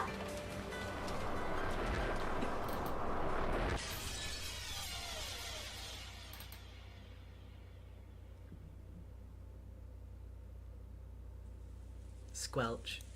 No other word could do that sound justice. After sucking in all of the goats, the spiderweb ball vanished into thin air with a squelch. After that, there wasn't even a trace left. Only the nighttime scenery of the rose garden remained, silent but for the sound of the falling rain. Ava drifted down from the sky. Your aunt will always be on your side, Anjay-chan. I'll never let anyone insult your family. Aunt Ava? I knew I should be grateful, and yet it really wasn't easy for me to believe that Aunt Ava was my ally. Pining tree with the $2. Erica redemption, her rank rises from rat to mouse. Ava realized that too. Don't worry. I'm not doing this because I want to be thanked, but I'll always be on your side. See you later. She giggled, spun around, and vanished. Now that she had already left, I started to regret not even saying a thank you. So I figured I should at least thank the other person who had saved me. Thanks for saving me. Who are you? I already knew her name. What I was really asking was why she had saved me. I'm Furudo Erica, the detective, and I'm also a witch. A witch? A witch of truth. A witch who searches for the single truth. And you're the same, aren't you? Those 2 days, October 4th and 5th, 1986, I was so desperate to know what had happened that I took a step off the roof of that skyscraper, drifted through several witch games and fragment worlds, and abandoned myself to this long journey with no rewards. All I want is to know what happened that day. All I want is the single truth of that day. Looking for something like that is what makes someone a witch of truth. So you're just the same as me. That's why I came to save you. I want to know just what happened on that day. No one will tell me. No one knows. But I know something happened that day. I'd give up anything to learn what that was. That's the only thing I need to know no matter what, even if it kills me. So tell me, do you know the answer? What happened on this island? To a witch of truth, is the truth something that is given? If I told you that such and such was the truth, would you really accept just whatever I said? No, I wouldn't. What did Battler-san show you today? Today, Oni-chan showed me a bizarre Halloween party. It may have been heartwarming and a lot of fun, but it definitely wasn't the truth. Didn't Battler-san show you, saying that it was the truth? It isn't. That couldn't be the truth. Sometimes other people will try to mislead us by claiming they know the truth. But a real witch of truth must continue to pursue the single truth without being led astray. That's why you can't accept the fake truth that Battler-san is trying to force on you. You care about finding the one real truth more than anything. Yeah. Oni-chan is trying to muddy the waters. I felt that this whole time. Even though he knows everything about what happened that day, he won't tell me anything at all. How is he any different from Aunt Ava, who mocked me and refused to tell me anything, and even until the very moment of her death? Why won't Oni-chan tell me? Why? Why won't he tell me? The dam inside my heart burst. Why won't Oni-chan tell me what really happened? Why? Why? I'm the only one who doesn't know. No one's telling me the truth. Tell me. Tell me what happened that day, Oni-chan. Oni-chan! I cried out at the rainy night sky. Hot tears poured from my eyes, but they were covered by the cold rain that beat against me, so no one other than me would know that they were tears. No one would know my pain and sadness. I'm always the only one left out, all alone. Someone, tell me. Tell me what happened that day.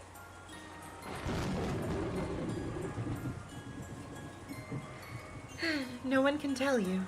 After all, truth is something you can only grasp on your own. Where is the truth?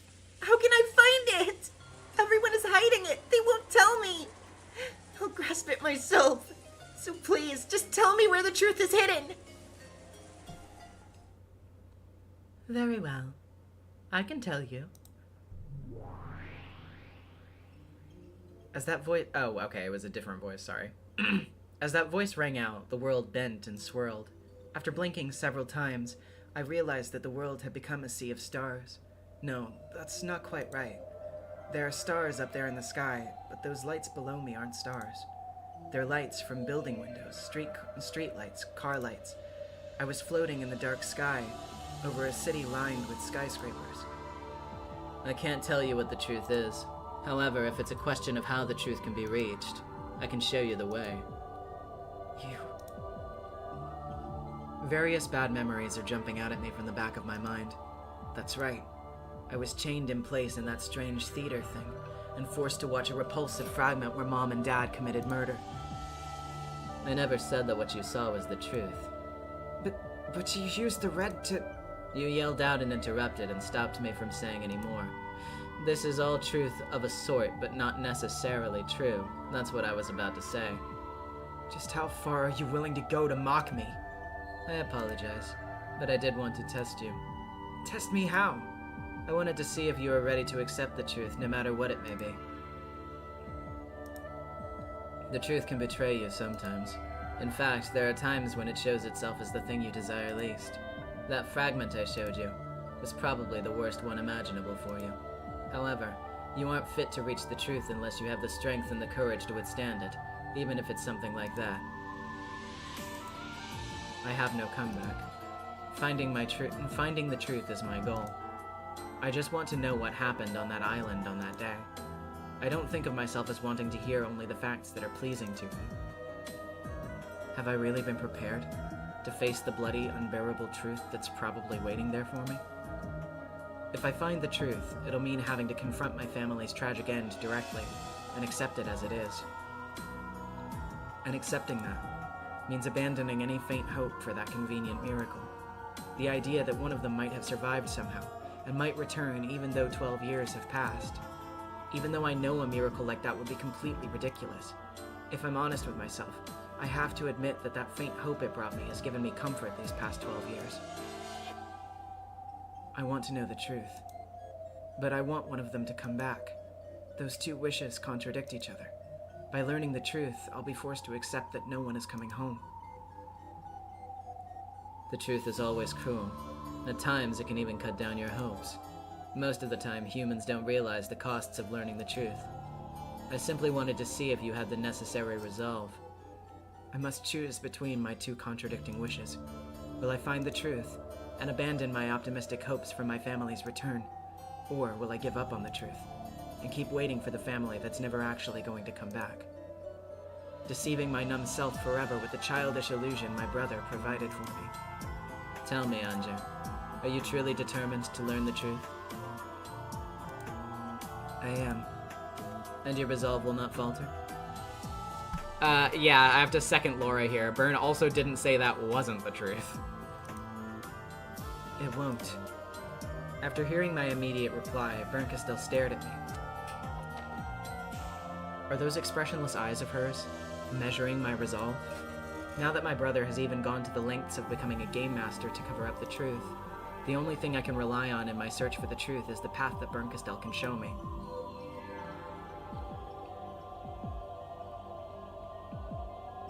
Deep in your eyes, I see the glint of one who seeks the truth. Will you tell me? Will you show me the way that leads to the truth? Yes, I'll guide you. Did you forget, Anje? I'm your guardian, am I not? When did I last hear BERNKASTEL use that word? That's right. At the very beginning, I meet her in this future world and became a witch, with her as my guardian. That's when I became the Beatrice of 1998, the one who could defeat the Beatrice of 1986. You are the Beatrice of 1998, Anje Beatrice. I became your guardian and recognized you as a witch. However, you aren't an endless witch like Beato. A witch of truth. That's right. You're like Erica, a witch of truth who will seek out the single truth undeceived by illusions. As a witch of truth, Anje Beatrice has the power to reach the single truth, right? Yes. However, up until now, you've been unable to use this power. Do you know why? I do now. Even as I sought the truth, I unconsciously resisted finding it out. Exactly. Finding the truth was your goal. But at the same time, you were unconsciously afraid that learning the truth would mean losing that miracle of your family coming back. So you didn't have what it took to stretch your hand out to the single truth. You're completely right. I have to admit that I was naive. I must admit it. My entire family is dead, and with recognition of that fact, I must expose why they died and who was behind it. Thanks. The fragment you showed me in that dark theater was there to open my eyes. Many, many games have gone by, waiting for you to become a true witch of truth. But I think there was a purpose for all of it. After all, now in this final game, you've become a witch of truth.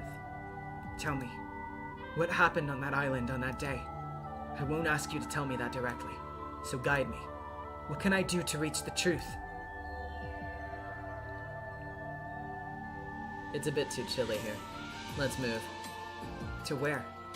To a place better for drinking tea.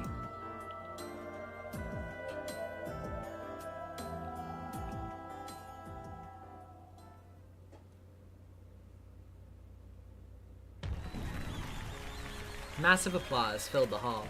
It was applause in honor of a good fight. Applause in honor of BERNKASTEL.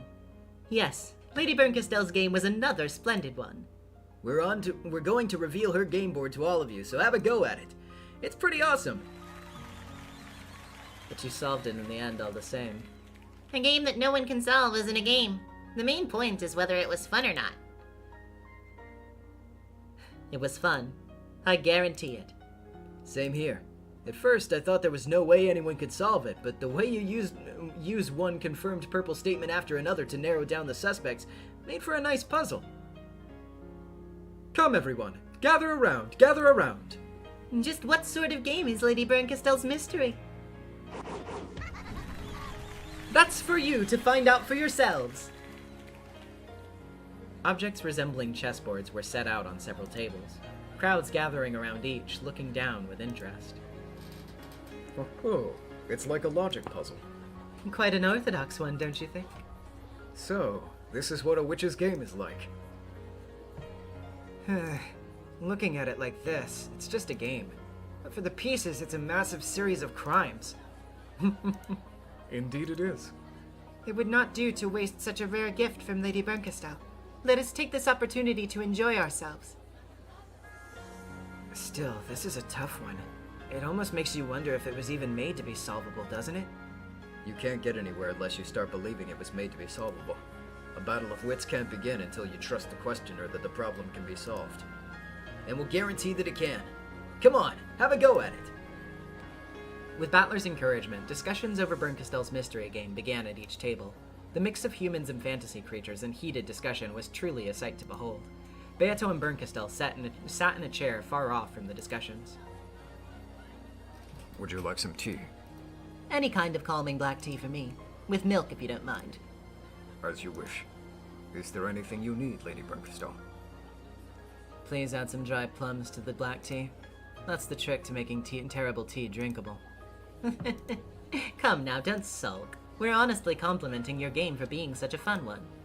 Since she had emerged victorious in the game BERNKASTEL had put all of her heart into, the look on Beato's face was positively gleeful. I'm not sulking. My face just looks this way. When I manage to spot Burn's own kind of warmth in that expression of hers, I feel like I've climbed to the pitch-black top of a snowy mountain and find the most beautiful star. Well, sorry for having an eternally frosty face. How difficult it is to compliment Lady BERNKASTEL. No matter what you say, she always takes it in a bad way. That's okay. She's the kind who'll think about it for hours later on. Oh, the type who lies in bed thinking about it and hugging her pillow. Yep, that's Bern. Totally Bern. Beato and Lambda Delta giggled together. BERNKASTEL shrugged and looked away. Seriously, though, this was a really fun, puzzling game. Was it? Thanks. Even though you could have made it unsolvable, you really did make it to be solved. That's not something you can do unless you plan on enjoying a fair game. I like games where I win no matter what. Games that I might lose are just a pain. Later, I'd like to switch sides and try another one. I'll make a puzzle and we'll see if you can solve it. A game for you to win against me. Of course, I'll use all the know-how I've picked up in my fights with Beato to make it super hard. I'm gonna be aiming to win 2 in a row. Both you and Beato. You have such an interesting way of thinking. How's that? A game is just a means to decide who wins and who loses, right? When you create one, your own victory should be your highest priority. So why would you go to all the trouble of making a game that you might lose? What fun is there in a game that you can always win? That's not even a game. Victory and defeat. It's fun because you're taking part in a fair competition, balanced between those two outcomes. A game isn't a fight, it's communication. You enjoy the process, and if you manage to win, well, that's just an added bonus. Finally, I clearly understand the difference between how all of you think and how I think. What difference? For you, this is communication. It isn't for me. The world you live in must be pretty savage. And what about you? Wasn't it the same for you until you finally understood Beato's game? An eternal game is eternal torture. Have you already completely forgotten about that pain that you've suffered? There were days that I did think that, but the game's over now. At the end of the game, I don't complain about stuff that's in the past. What happens on the field stays on the field. That is the critical difference between you and me, I think. Your eternal torture was something you could laugh off and forget. Mine wasn't nearly so trivial. That's all there is to it. I don't know your history. It sounds like you had it rough. To think I'm getting sympathy from a promoted piece. I must be losing my touch. BERNKASTEL, sipping the black tea that Genji had brought her, gazed up at the ceiling with a faraway look. Battler may not have known her history, but even he was able to understand a bit of how she felt. Are you being tortured by someone right now? Are you kidding? I'm as free as can be. I'm not bound by anyone's shackles. Then that's a good thing, isn't it? At least things are better for you now. True. It's much better now than it once was. Though I'm on this long, endless journey to escape from boredom. Then at the very least, your encounters here have been a good thing for you. Indeed. Even the taste of defeat's driven boredom away from me for a time. No. Battler was shaking his head and laughing. We're friends who've enjoyed fighting in a fair game. So, if your days are filled with nothing except running away from boredom, feel free to drop by our place every now and then. We'd love to welcome a friend. And we'll spare no effort in setting up all the entertainment needed to help a friend escape from boredom. You think you can prepare entertainment interesting enough to help me, the great BERNKASTEL, escape boredom for even a night? I do. That's what it means to be a friend. We won tonight's game. So, the next time you come, we'll switch sides. This time, we'll entertain you with one of our games. Of course, we don't intend to let you win easily. We'll challenge you to a devilishly twisted logic game. It won't be something you can solve in a night. It'll be good enough to make you stay for months, racking your brains over it.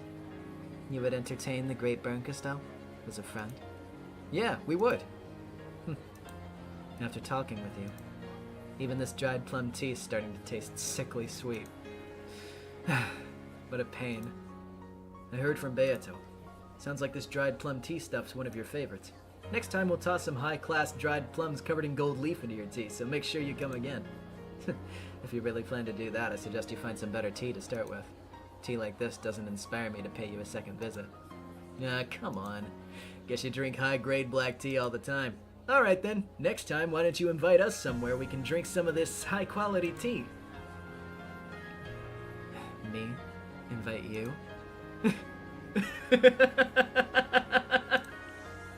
It's only fair, right? We've treated you. Now it's your turn. Yes, it would only be fair. So, let's have the game be fair too. Let's switch sides and start a new game. I'm looking forward to it. We won this time, but who knows about the next? That's some confidence you have there. And yet I'm afraid you're mistaken on one point. What's that? My game isn't over yet. I wonder who will win in the end. After taking one more sip of her black tea, BERNKASTEL set her cup on the table, wearing a thin smile. The tea here is far too sweet to drink. Thank you, Genji. Take this away, please. As you wish. BERNKASTEL asked for her tea to be taken away after taking only 2 sips. Battler smiled, realizing this was just BERNKASTEL's way of being shy.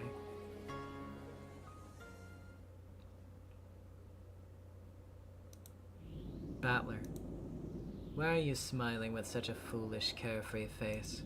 If you really think this final game will be nothing but a happy epilogue, then I'll have to invite you all to a proper game for bringing this tale to a close. Battler, you forget things too easily. Don't you remember in whose hands lie the key to this final game?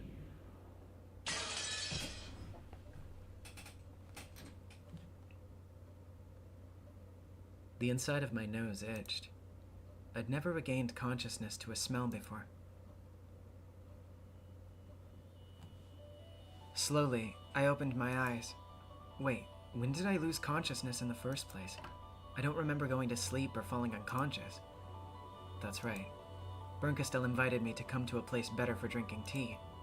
That's when my memory gets hazy.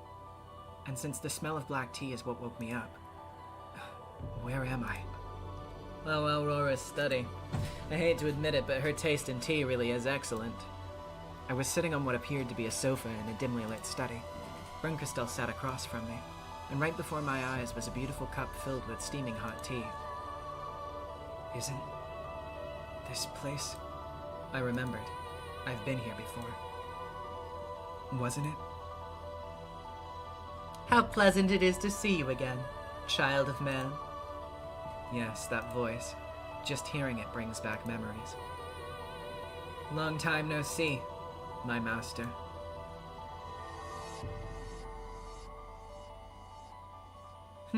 I didn't think I would get the chance to welcome you into my study again. To think that that game of yours is still continuing. It won't be continuing much longer. And this is the end, the true final game. This was the study of Featherine Augustus Aurora, the majestic witch of theater-going, drama, and spectating. Once in the past, I was summoned by her in order to be her reader, or Miko. Don't tell me you want me to read again. I wasn't the one who called you here. My Miko brought the two of us together. For what reason? Isn't it obvious? To show you the path that leads to the truth. You'll show me the way, Featherine? I am the witch of theater-going, though I dislike interfering with the actors on stage. So, between Battler's boring play and my exciting one that manipulates the branches of fate, which would you rather watch? I know you can't stand even a minute of boredom.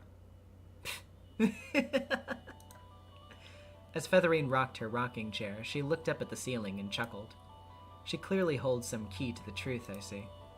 And yet, you are literally the one holding the key. I can do nothing but tell you where to find the keyhole, child of man. I don't remember saying anything out loud, but Featherine answered my question as though I had. Come to think of it, that's right. Featherine can read the thoughts of a mere child of man like me as easily as she can hear me speak. Well, I guess that'll help get to the point quicker. Oni-chan gave me this key, but he just said something about how I'd know how to use it when the time was right. He didn't tell me what it's actually for. Do you two know?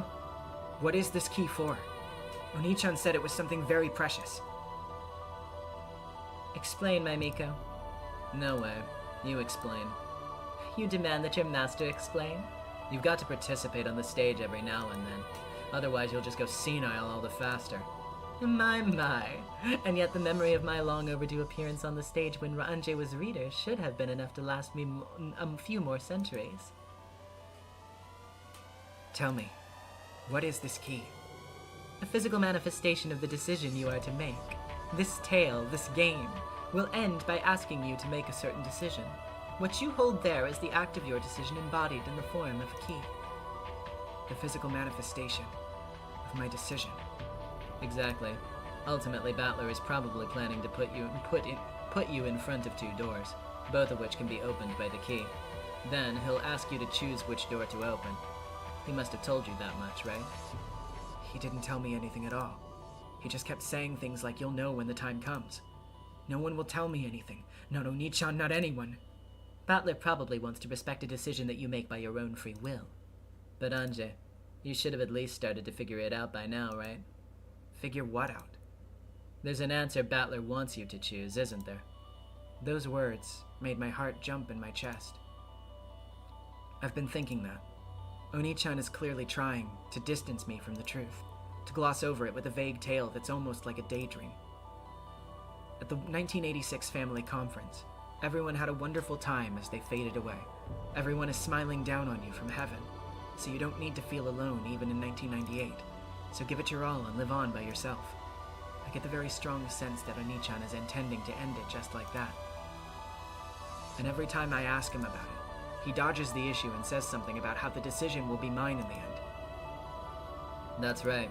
It may appear that Battler is giving you a fair choice, but he's actually scheming to get you to choose one of the two answers. You've already seen the farce of a tale he's using to do that, right? That unbelievably bizarre Halloween party. Everyone so strangely friendly that it was almost sickening. I've already seen more than enough of that tale, so sickly sweet it makes me want to vomit. Where Shiromiya Kinzo showered me with affection, where his children swore to support each other, where everyone was filled with happiness and hope. He's trying to trick me with those chummy scenes, so he can keep me away from the truth. He's such a coward. Certainly he might be called a coward from your perspective. But remember, if you're a player in this game and Battler is the game master, what does that mean? In the past, Battler was a player and Beato was the game master, and they each fought for their own respective truths. So, what is it this time? I'm a player, and Oni-chan is the game master.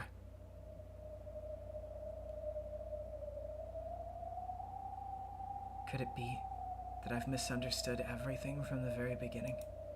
Oni-chan said he'd tell me what happened that day, so I was under the impression that I'd learn everything if I followed him. How would that be any different than, say, Oni-chan accepting everything Beato said about the crimes being the work of a witch? What a stupid mistake I've been making. This game has always been a fight between me and Oni-chan. I'm surprised you participated in the game without realizing that. Battler really is sly. He just started up the final game without letting you realize that simple fact. Well, it was the same back in Beato's games. Battler was drawn into her game before he knew what was happening, before he even knew how to fight. That's why I taught him how. It's exactly the same now. You were forced to start this game before you understood anything about it, and I've come to tell you the truth. To tell you who you're fighting against and for what. I was too shocked to speak.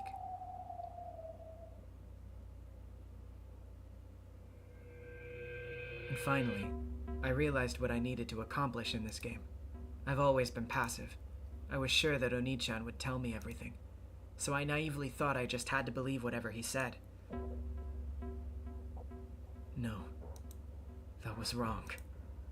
This game is a battle between me and the one who wants to reach the truth, and Oni-chan, who wants to trick me and chase me out into a 1998 where I'm all alone. All this time, I've kept on saying that Oni-chan was foolish and naive, and now I see that I was more naive than anyone else. Despite this, BERNKASTEL didn't sneer at me. On the contrary, she looked up at me with a cold gaze, as if to say, "So you've finally taken the first step. Now do you understand? Your own purpose, and the purpose of that key."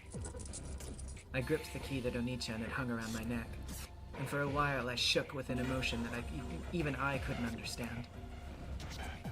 Now that I know Oni-chan tricked me, it would be easy to hate him, but hating him would be missing the point.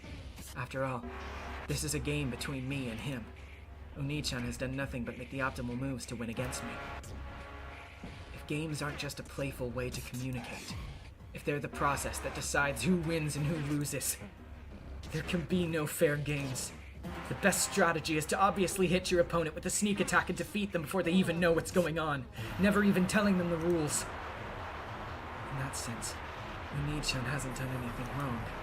He's using that sickly sweet illusion to trick me and force me out into a lonely future.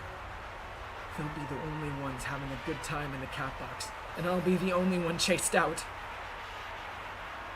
Thank you. I'm grateful. I think I've finally been able to truly open my eyes. Please don't hate Battler. After all, one-sidedly tricking the opponent is what game masters do. I know. Oni-chan took the best option from his position. That's all there is to it. So I need to make the best possible moves from my position. My goal is now clear. October 4th and 5th, 1986. What happened on Rokenjima on that day? I need to tear off the veil covering the truth. Nothing more, nothing less. Oni-chan gave me this key. Probably because he wants me to put it into the keyhole of his choosing. That's why he kept showing me this sentimental illusion. But I won't be fooled anymore. I'll open the door I want to open. Certainly, this is more my kind of tale than one with an Ange who does whatever Battler says. In that case, I really will hand things over to you now. Tell Ange. Tell her where the keyhole that leads to the truth is. Tell me, where is the keyhole? Very well. Have a seat, first of all. I will bring it over right now.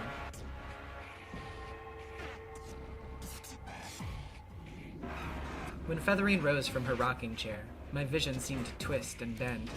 What? Some kind of interference?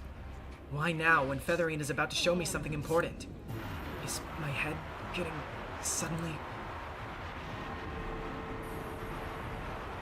I dug my fingernails into my knees, clenching my teeth to keep me from losing consciousness. However, the world just kept twisting more and more. Except for the feel of the sofa beneath me, I couldn't sense anything at all.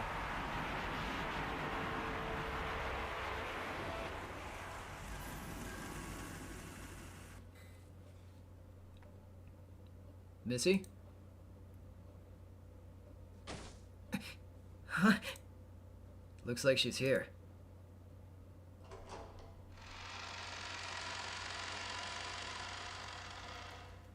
The door opened, and Hachijo Toya appeared.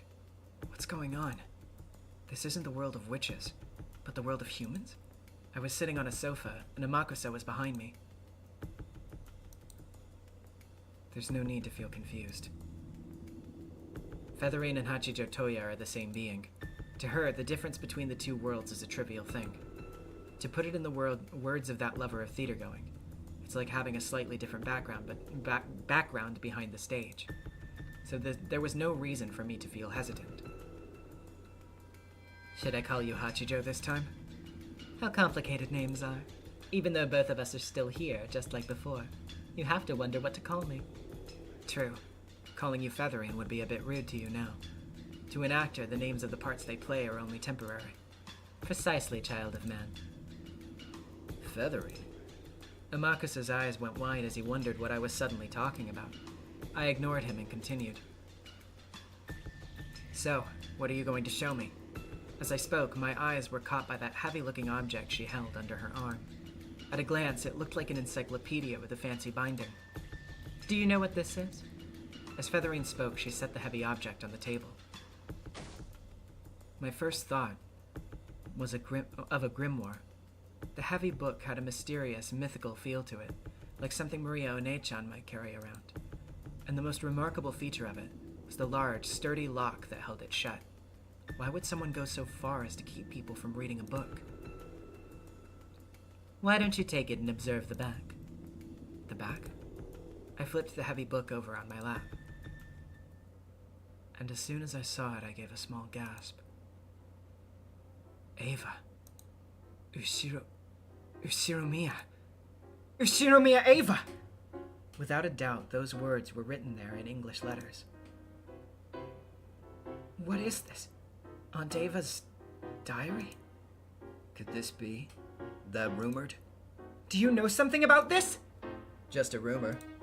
They say that President Eva had a secret diary and that she always kept it locked up. They say that she took it with her everywhere she went.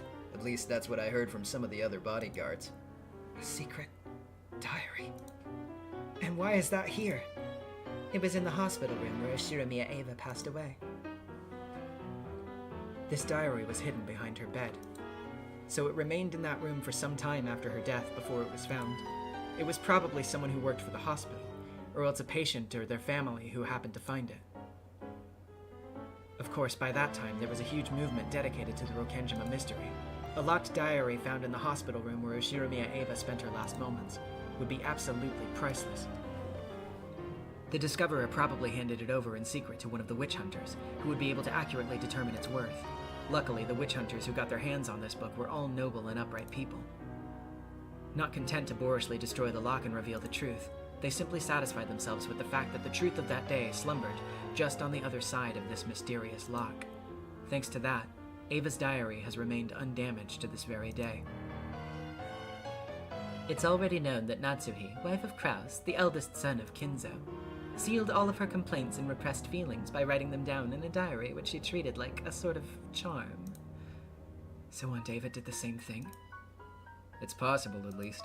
Unlocking the hinges of this diary would be a pain even if you did have the key. It's sealed up tight like a corset. Amakusa was right. This wasn't a diary made to be casually opened and reminisced over. It's probably safe to assume that this diary was used to forget things by writing them down and sealing them away, just like Ushiromiya Natsuhi's. And on top of that, Eva brought it with her into the hospital room, then hid it behind the bed without telling anyone about it. Don't tell me that the diary contains... Are you saying Aunt Eva wrote down what happened that day? By reading its contents, you'll probably learn everything. However, we don't know where the key that unlocks it is. I jumped. Then I looked down at my chest. That's where my brother hung that key. Huh? It's gone! The key's gone! What's wrong, Missy? What key? It's been hanging from my neck the whole time, hasn't it? I never noticed it. You had a key hanging from your neck? I understood almost immediately. In the world of humans, I haven't found the key. The me with the key is on the game board in the world of witches. Make the me with the key! I'm going to unlock this diary! Feathering lifted a finger, spun it around, and the world twisted once again. When I returned to Featherine's study, the key faded back into existence, hanging from my neck. But at the same time, the diary on my lap faded out of existence. Where'd the diary go? It should exist somewhere on the game board. Since it's one of the keyholes you're to be given, it must exist somewhere. Did Oni-chan hide it somewhere? Since Battler's trying to make this a game between you and him, it probably isn't completely hidden. What do you mean? Even if Battler thinks of it as a king that mustn't be taken, there would be no game unless it existed somewhere on this board. In other words, it's somewhere in the Ushiromiya mansion? Or you may have already been given an opportunity to witness it. Like how a swindler has already hidden a trap in microscopic letters on the first page of a contract you sign. If Battler follows the rules of mystery as the game master, clues must be shown. so the choice that leads to Battler's defeat must also have been shown. Anjay, try and remember. You should have seen Ava's diary already in Battler's world. In that instant, from the back of my mind, drifted the very first scene of this final game. In the chapel, a book lying on the altar, a book with a lock on it. As soon as I showed interest in that book, my brother suddenly got serious and told me not to touch it. That was Aunt Ava's diary. That's right. Ushirimiya Ava's diary. The book of the single truth, with the truth of that day written inside it. The book of the single truth. And is the truth really written inside it? After all, there's a chance that it's just something Aunt Ava... I'll give it to you in red truth. Ushirimiya Ava's diary, the book of the single truth, has written within it the truth of Rokenjima during October 4th and 5th, 1986.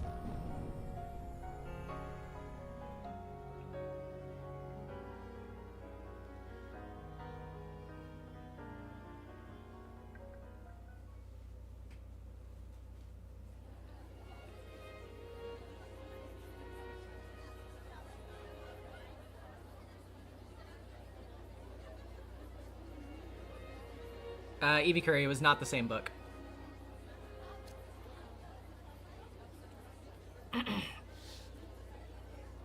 It is a different thing. The discussions over BERNKASTEL's reasoning game were getting heated at each of the tables. At some point, each table had started competing to see who could solve it first. BERNKASTEL, haven't Anjay and Erica arrived yet? They should be here any moment. Want to make a bet on who arrives first? I can understand Erica being late, but what about Anjay? Just what kind of pit did you toss her into this time? How rude. She was sitting on a sofa sipping tea. Hopefully the sort of tea you drink suits Anjay's tastes. Good point. How rude. That tea would suit anyone's tastes. Erica would even lick the last drop of my tea from the bottom of a miso soup pot. How does miso soup come into this picture?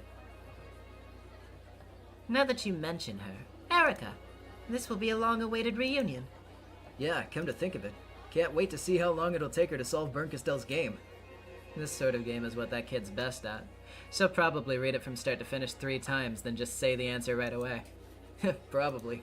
I look forward to seeing her give the correct answer immediately with that smug look on her face.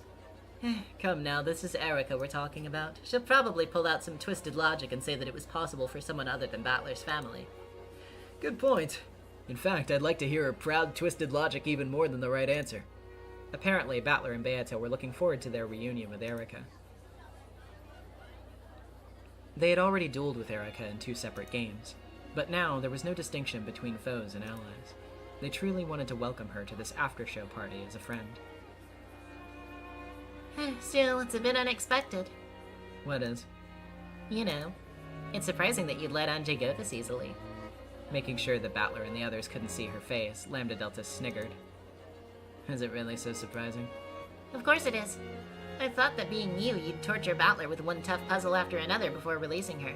Or that you'd at least try to give Anjay some weird ideas and have her turn the game around in the end. And I thought you knew better than anyone else in the world. So embarrassing that I was wrong. I'm sure it is. But don't worry. You obviously do know me better than anyone else in the world. Yeah, of course. After all, I love, adore, and understand you more than any other person in the universe. Lambda Delta was flustered by BERNKASTEL's apparently friendly words, which were very rare coming from her. Battler-sama, pardon me for interrupting your conversation. Anjay-sama has returned. Oh, she's back? Great! So, is she okay?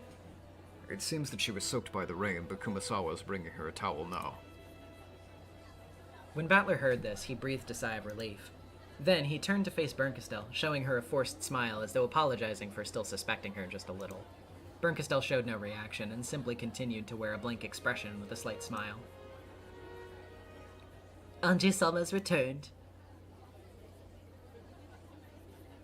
I'm back. Battler! Anjay's back! Anjay! Wonderful. I was worried. Anjay stared at Battler as he dashed towards her with a relieved smile. Her expression seemed somehow indifferent. That Battler. Looks like he thought I had you hanging by chains in a cave or something. No. I didn't think you'd gone that far. I was just having some tea at the house of one of BERNKASTEL's friends. It was delicious. Were there any dried plums or miso soup in it? Why would there be? As Anjay spoke bluntly, she walked right past her brother and exchanged a few whispered words with BERNKASTEL. What is it, Battler? Huh? Nothing. Nothing at all. If he said that his little sister being cold to him had left him feeling forlorn, Beata would either laugh at him or scratch him. After all, Anjay was a girl at a tender age. She might be in a bad mood for reasons that a man like him couldn't understand. Taking note of this, and having satisfied himself that Anjay was okay, he made to walk away. Battler, Anjay's calling for you. Huh? Oh, sorry. I've been trying to get your attention for a while. Don't ignore me. I wasn't really ignoring you. What's going on with you, anyway? You've looked like you're in a bad mood for a while now. I imagine BERNKASTEL gave her something strange to drink and pretended it was just a rare sort of black tea. I have no business with you. Back off for a bit, would you? I want to talk to Oni-chan alone. Come. I may not look it, but I am the wife of the territory lord. When it comes to Battler, I am far more... Sorry, Beato. Would you mind leaving for just a bit? By now, Battler had realized that Anjay's issue was more than just a slight bad mood. Beato puffed out her cheeks as though she wanted to say something back. However, she just let out a sigh and walked away. Is this okay? It is. After all, this game is between me and you, right? I'm the player. You're the game master. No matter how many pieces get between us, in the end, it's still a direct battle between you and me. Well, it's true that I'm the game master, but it's not like I'm fighting against you or anything. This final game was held so that you could be invited to the Rokenjima of 1986. Games are played to decide who wins and who loses. It's not called a game unless you have foes and allies. Don't try to trick me. What are you talking about all of a sudden? You had me totally fooled. At first I actually thought you'd take me to that day in 1986. But that wasn't true! This has all been a farce you created, hasn't it? You're using this sentimental tale to dodge the issue and leave me confused. You're trying to chase me out into a lonely future with nothing but this lukewarm happiness as a parting gift! There's just one thing I've been after since the beginning. What happened on Rokenjima that day? And the only answer you gave me was this game! This sentimental party of illusions! Your answer to my question is beyond clear at this point. I want the truth, and you have no intention of telling me! Anjay, listen, you got it wrong! Don't try and trick me! I know that this game is the final fight between me and you. Me searching for the truth of that day, and you trying to hide that truth behind an illusion. It's exactly the same. The setup is no different than those fights between you and Beato. It wouldn't have been much longer before I was chased out of the game board with everything still vague and fuzzy because of you. Well, sorry, but I've already figured out that this game is a battle. Don't think you'll trick me so easily anymore.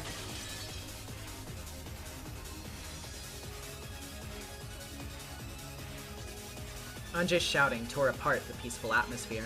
The family members and the residents of Fantasy gulped and watched the scene, wondering what was going on. Beato tried to run up to Battler, but he motioned for her to stay back. What is it that you want? There's only one thing I've ever wanted. The truth of Rokenjima in 1986. That's all I'm looking for. The truth is sealed within the cat box. It can't be reached by someone outside the cat box like you. Is that what you're trying to palm me off with this sentimental illusion? Yes, this is an illusion. However, I wanted you to remember this fun atmosphere. The harmony within your family. It's not about what happened on that island that day. I wanted you to remember the warmth of these family conferences. A warmth you forgot about. That's just an illusion you're trying to impose on me! I reject that and deny it completely! The truth of 1986 doesn't exist. The cat box is empty inside. You're looking for something that isn't there. I won't be tricked anymore. The truth of that day does exist. It was written down by the sole survivor and preserved to this very day. Battler's expression faltered for just an instant, and Anjay didn't miss it. So he was hiding it after all. Oni-chan has been hiding the Book of the Single Truth from me. Aunt Ava, for the first time since your death, I'd like to express my gratitude. Because you wrote down what happened that day. You gave me one last chance at learning the truth. Anjay-chan, you have to listen to me. Everything I wrote in that diary is nonsense, so it doesn't... There's no point in trying to deceive me! Your diary has the truth of that day written in it. It's already been proven by the Red Truth. Absurd. Who could possibly use the Red Truth besides Battler, the Game Master? It's Al Aurora, isn't it? That's right. The Book of the Single Truth exists in 1998, the world of the future. Who else could perform the crucial role of confirming its contents with the Red Truth? I heard everything from BERNKASTEL. I've been fooled by you long enough. I don't want some sentimental illusion. I want the real truth. No matter how hard you try to cover it up in 1986, I can expose it in 1998. After all, you are the Beatrice of 1986, Oni-chan. And I am the Beatrice of 1998.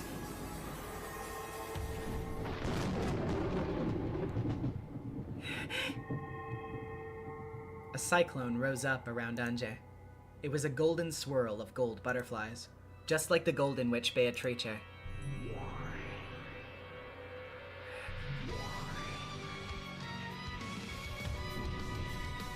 I am Anjay Beatrice of 1998, the final Golden Witch! No witch of the past can defeat the witch of the future!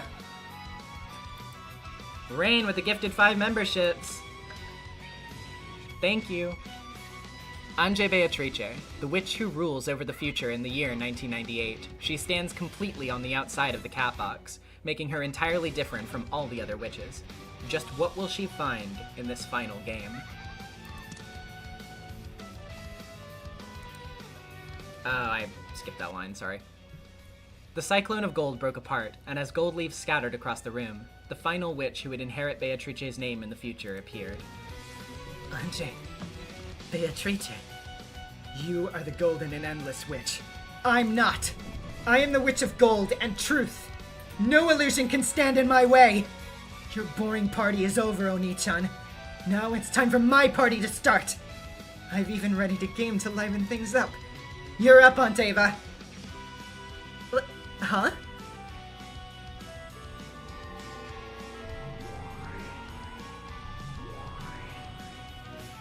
When Anjay snapped her fingers, she vanished among a swirl of gold butterflies.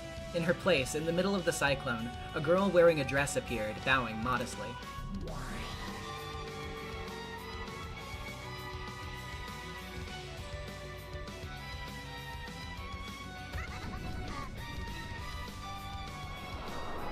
You! That's pretty rude, you know. Inviting everyone to the party except me. You're... Ava! The sole survivor of Rokenjima, and a witch of the future, the golden and endless witch from 1986 to 1998. In the world of the future, Battler-kun, your sappy illusion is more fragile than a flake of snow on a lake. Okay, let's have some fun. Come, try to remember, all of you. Remember your endless theory-making. When Ava held her hand to the heavens, light gathered there and took the form of a bottle. Yes, a bottle. A glass bottle with no label. There was no alcohol inside. Sealed within it was a fragment that let off a pale, sinister light. Battler, this is bad! She must not smash that bottle!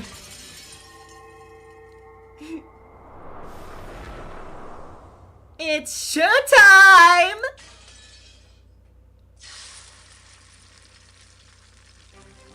The bottle was slammed against the floor and smashed to pieces. As soon as the fragment within it touched the outside air, it flashed white and burst. At first, it seemed that nothing had happened.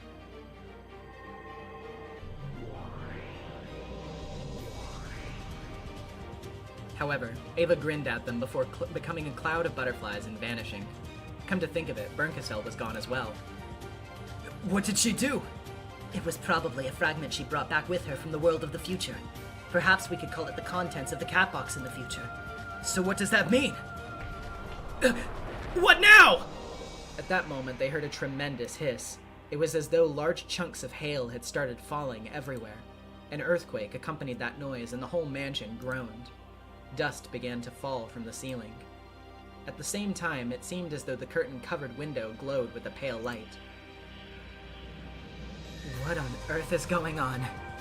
Near with the $2, things are about to go down. They are indeed. Kyrie, look outside! What the hell is that? Everyone rushed to a window in response to her voice. Of course, Battler and Beato went too. Then, they drew the curtains, looked at the scene outside, and were stunned into silence. Beautiful. Kinzo's words spoke for the first impression felt by all who looked out the window. Not all beauty is benign. They always say that beauty has thorns, yeah. Though everyone found the scene beautiful, it gave them all an ominous feeling. Outside the window, countless small objects, crystal fragments glowing pale blue, lay strewn about everywhere like fallen hail. The word fantastical perfectly summed up the scene that lay before them in the glowing rose garden. Just now, I saw something move over there. Hey, is someone over there? Wait, huh? A person just grew out of that glowing fragment. Seven Sisters of Purgatory, battle formation! With those words of Lucifer's, everyone finally realized that they were surrounded by danger.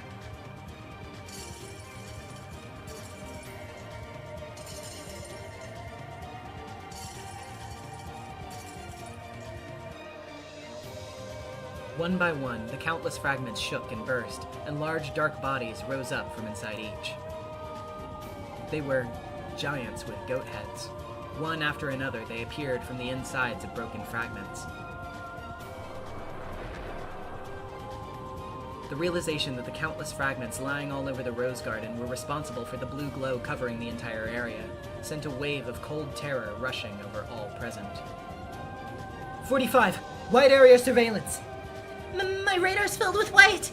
We're either being jammed, or the vast number of readings is making the count of enemy numbers impossible!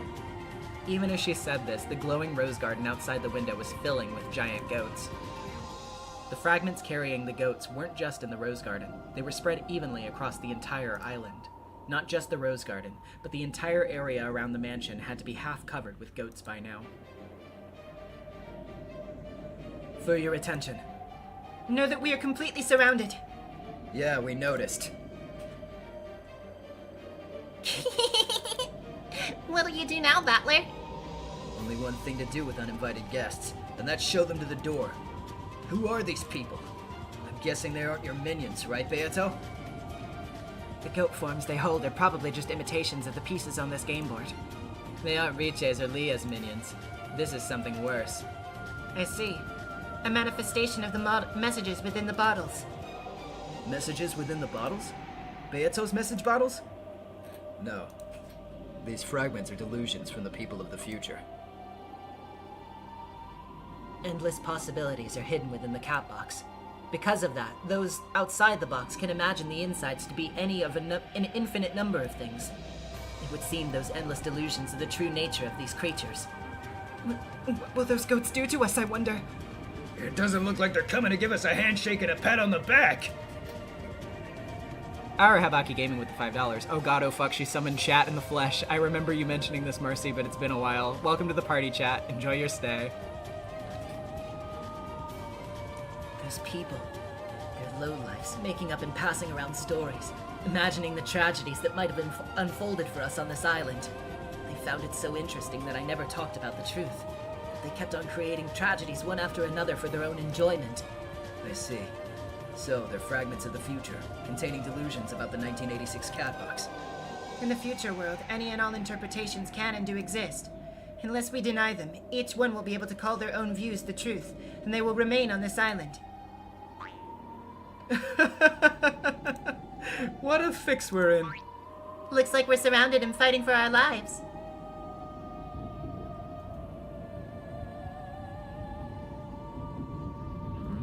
What are they doing?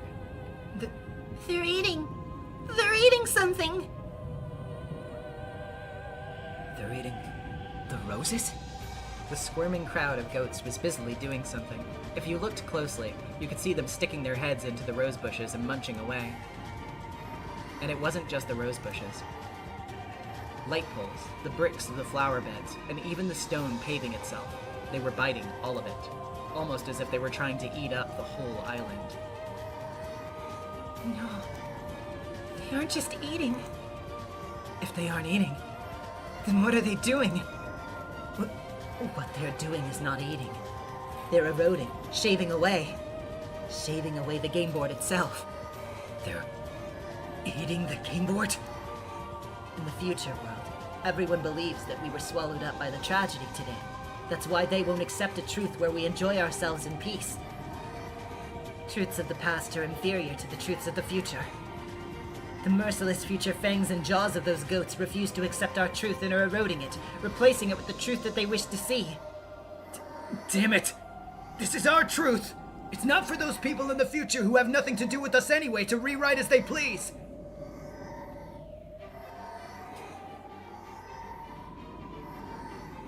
Hey, have you wondered what those eyes on my stream layout for all of Chiru have been? Take a closer look. Welcome to the theater. You've been here the whole time, but you didn't know it. The garden outside the window was now filled with too many goats to count, all chewing away. This repulsive scene stole the words from everyone's lips. They weren't just stunned into silence. There was no point in making a fuss and letting the goats know for no reason. No point in letting them know that there was plenty of prey waiting in this bright, warm room, prey that was softer and more satisfying to chew than roses or bricks. That goat there, he's looking at us! Silence. Don't make a fuss. It's coming this way. Isn't this bad?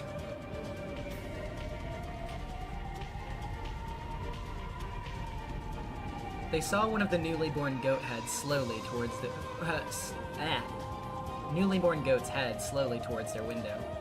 There was already a huge swarm of them in the garden, so it was no surprise that when one of them looked around for new prey, it would see this light from the light from this window. Bailey with the $5.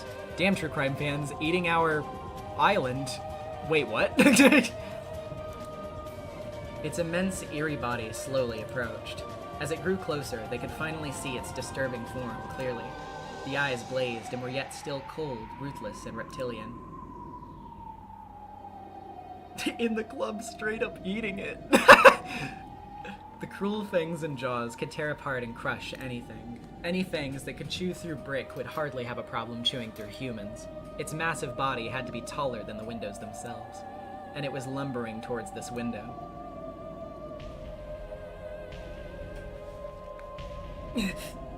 This window isn't made out of special Ushiromiya bulletproof glass by any chance, is it? I doubt even bulletproof glass would stop that thing. It's coming! It's coming! It's running towards us!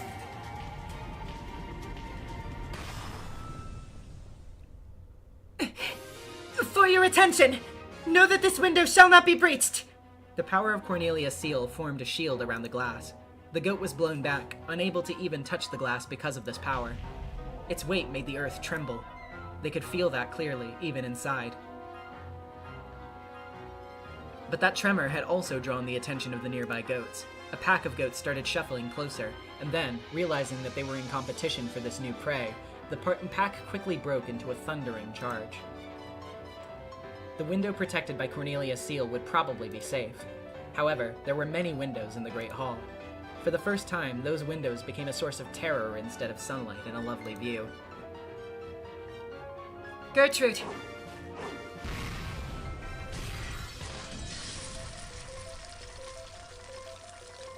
For your attention, know that this window shall not be breached. Gertrude sealed another window. The goats trying to break in through that one were thrown back. But at the same time, those inside the building heard the terrible crash of a third window being shattered.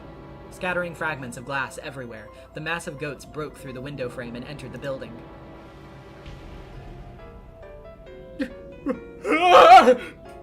Get back! Everyone get back! On the first twilight, sacrifice the six! Those words really were coming from the goat's mouth, along with steaming, foul breath. However, it didn't get a chance to say any more.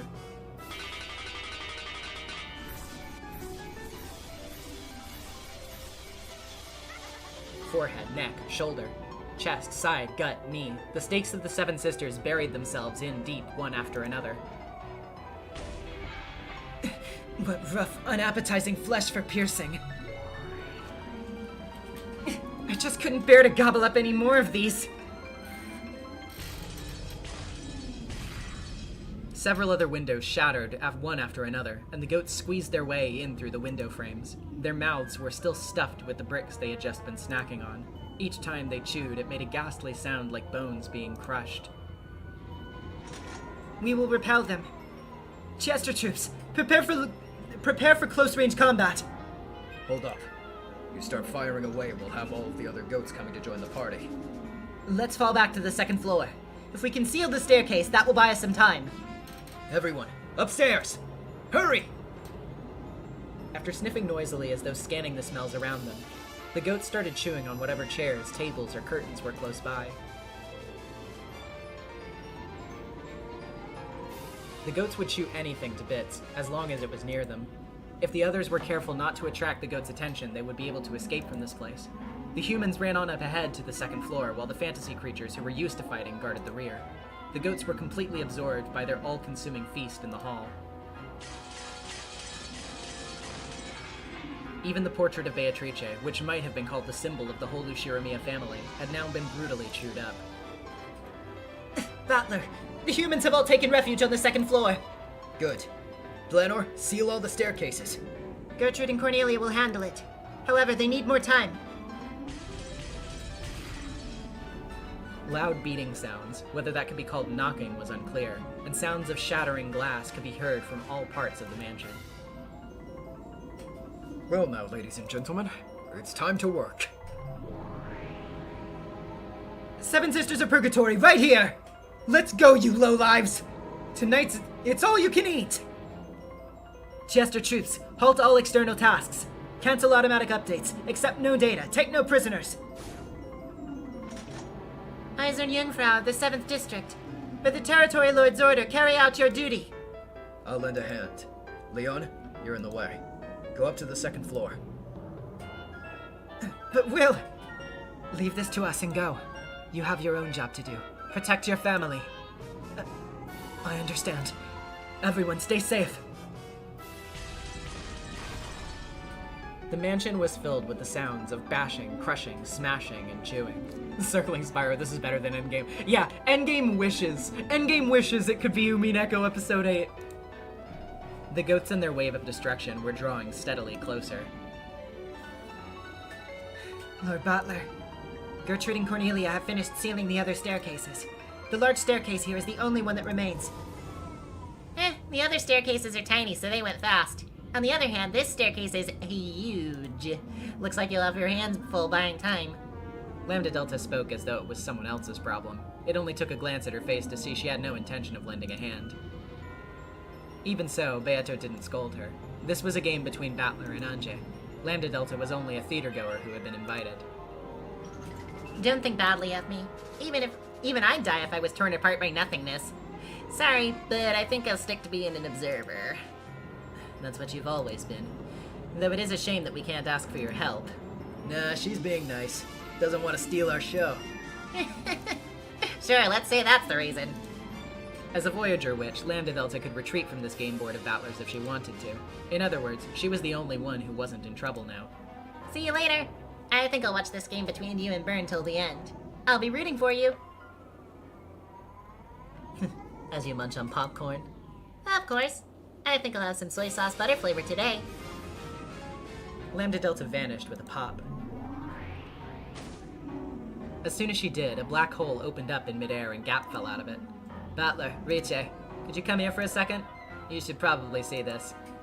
Right now? Yes. Let's go. Everyone, we're counting on you to hold this position. Gap snapped her fingers. A large hole opened up under Battler and Beato, swallowing them both. When it spat them back out again, they were in an inky black sky. Both of them were floating in the night sky.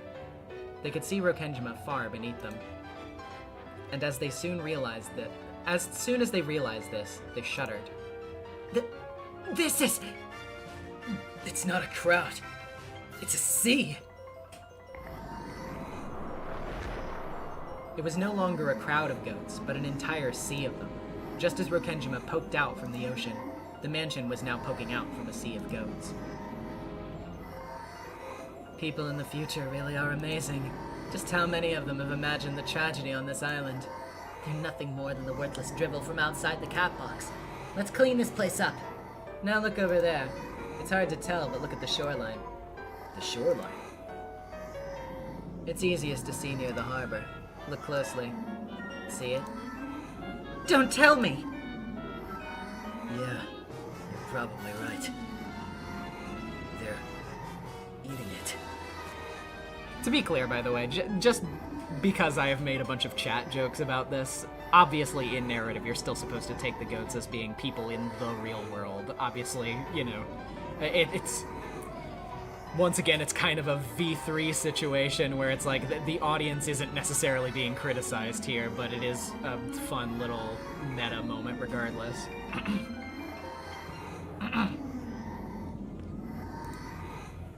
Eating the whole island.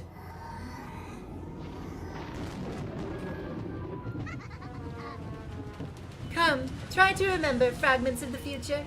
Why don't you just chew up all the ostentation, all the illusions, all the fantasy forever? As Ava yelled this to the heavens, hovering above the raging sea, hail fell down with a pale glow. Each one was a bottle with no label and a fragment inside. They poured onto the island, smashing into bits and scattering the fragments inside them everywhere. Every now and then, one of the fragments would split in two, then split in two again. And every single one of those fragments burst and gave birth to a massive goat. To say it was like bamboo shots springing up after the rain wouldn't be a vast understatement. The goats writhed about like bubbling, boiling water in a pot. They ate away at everything they saw. They didn't just eat the harbor, but the trees and rocks and the entire coastline itself. Hundreds, thousands, no, tens of thousands of goats continued to eat. They were chewing away at every bit of Rokenjima, of this final game that Battler had prepared. June Pop with the $5. Eating the chess pieces and board to win? Cannon?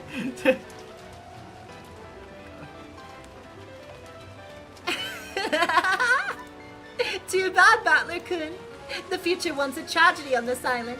Even Anju wants the truth. We'll just chew up all the ostentation, illusions, and fantasy for them.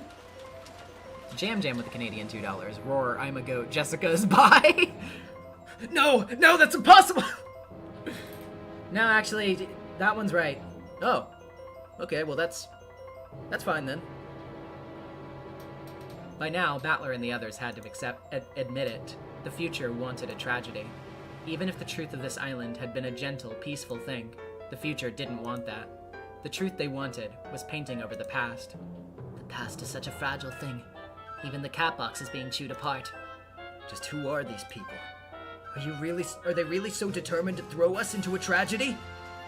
And that's all I wanted to show you. Hopefully this will be useful for making a strategic decision. Yeah, thanks. Thanks to that, I feel just awful now. Then let's go to the study next if you don't mind. Goldsmith wants to talk to you. Gap snapped her fingers, and another black hole swallowed them up and spat them out in the study.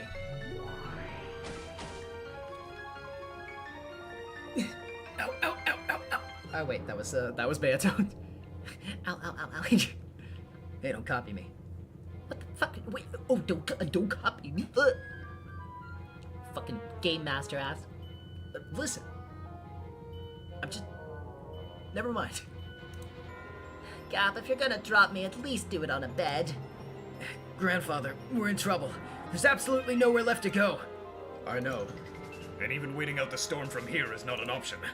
Runaway and the others should be able to buy us some time, but that's all.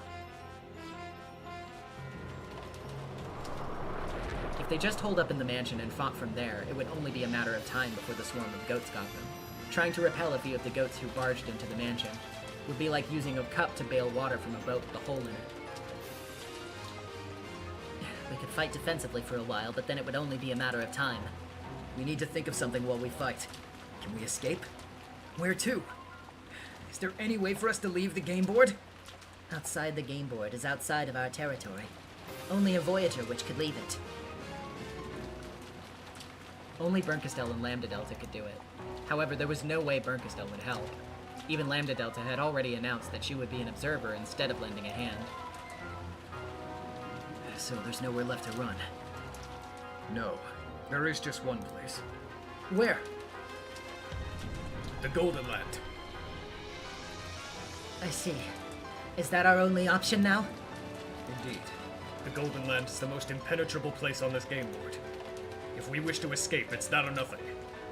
These things are eating the cat box itself. For all we know, at any moment, they could start chewing away at the Golden Land as well. What should we do, Battler? Do not hesitate. We're retreating. If we take too long to make a decision, even that road will be closed to us. Let's evacuate everyone. How can we open the door to the Golden Land? I just have to open it. However, an immense cloud of the anti-magic toxin is emanating from that crowd of goats. It will take some time to open the door. So, we've only got to protect this study with our lives until the door's open. Just have to keep doing what we've been doing. There's one more problem. The door to the Golden Land cannot be shut unless 2 people close it from the outside. 2 from the outside? What do you mean? As soon as he said this, Battler realized. This must be an agreement made between the 3 witches who are one. Normally, there's no need to go to the trouble of shutting the door. We can't do that this time, though. Only you and Beato can fulfill the role of shutting the door. Me, the Territory Lord, and Beato. It does seem to be the safest choice. Indeed. If it's just the 2 of us, we might be able to even protect ourselves. Okay, open the door! Beata waved her pipe, leaving a golden trail behind as she sliced the air vertically. Then, the gap of the door to the Golden Land appeared. It looked like nothing more than a thin golden string hanging from the ceiling. If you looked closely, you could see that string was getting thicker, very slowly. The door to the Golden Land certainly was opening, but so slowly that you couldn't even tell if you weren't careful. At this rate, it would probably take quite some time before it grew big enough to let a person through. Grandfather, Gap, we'll need you to be our inner line of defense. Yes, there may be goats climbing up the outer walls. Very well. My rifle is hungry for some prey! Understood. It'll be fun dropping those things into the abyss.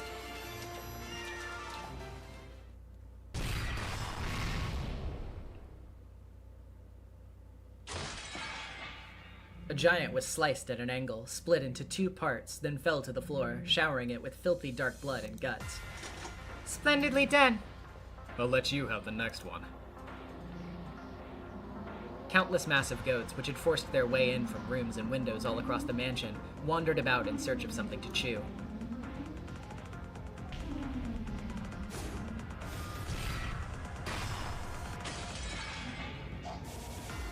Several of the goats noticed the group of people huddled around the staircase and lumbered closer, but they were pulverized by merciless attacks. Renove's shields easily halted the charging of the goats, and Virgilia's magic spears pinned the giants against the walls. Vlanor's and Will's blades also sliced the goats effortlessly in 2. The pinpoint strikes of the 7 Sisters of Purgatory could pierce the vitals and finish off any opponent, no matter how large. The Chiester sisters were holding their own too. One shot from their high-caliber firearms blasted so many goats to bits that you couldn't count the kills with both hands. They would have been more than a match for a limited number of opponents. However, they weren't just up against a crowd, but an entire sea.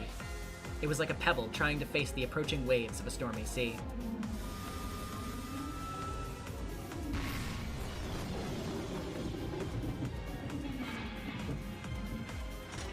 Hurry on that gun barrel replacement! Requesting cover from the Purgatory troops!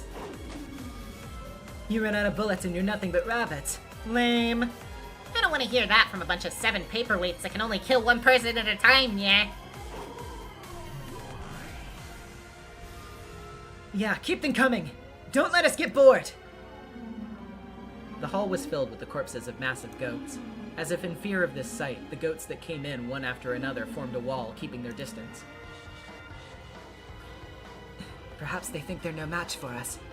I wish that were true, but it seems to be little more than wishful thinking. What are those guys doing? They're looking at us and whispering at each other? Apparently, they have enough intelligence to talk with each other and cooperate. The goats were surrounding them at a distance and whispering to each other. Then, they nodded at each other as though deciding something, and the whole group stirred. What are they doing? It almost looks like they're lining up in a different order. The enemy is changing its formation! It appears that the individuals with greater destructive power are being gathered in the front lines! And so what? Let's go! Yes, One-sama! Wait, something's wrong! Lucifer took aim at one of them, going for its forehead. The other 6 sisters followed her lead, trying to pierce the vital organs all over the creature's body. However, there was no sound of pierced flesh. The 7 sisters of Purgatory were knocked back, unable to cause even the smallest wound. What? What just happened? Those guys are talking about something. The goats kept whispering the same thing over and over as they slowly approached the 7 sisters. All of them whispered unanimously. All fantasy is fictional. The 7 sisters of Purgatory are personifications of stakes for ceremonial sacrifices, mere creatures of fantasy. They're actually paperweights. They're actually paperweights! As they whispered curses that denied the 7 sisters' existence, the goats lumbered closer. Get back, Purgatory troops! We'll cover you! It's time you learned a lesson, goats!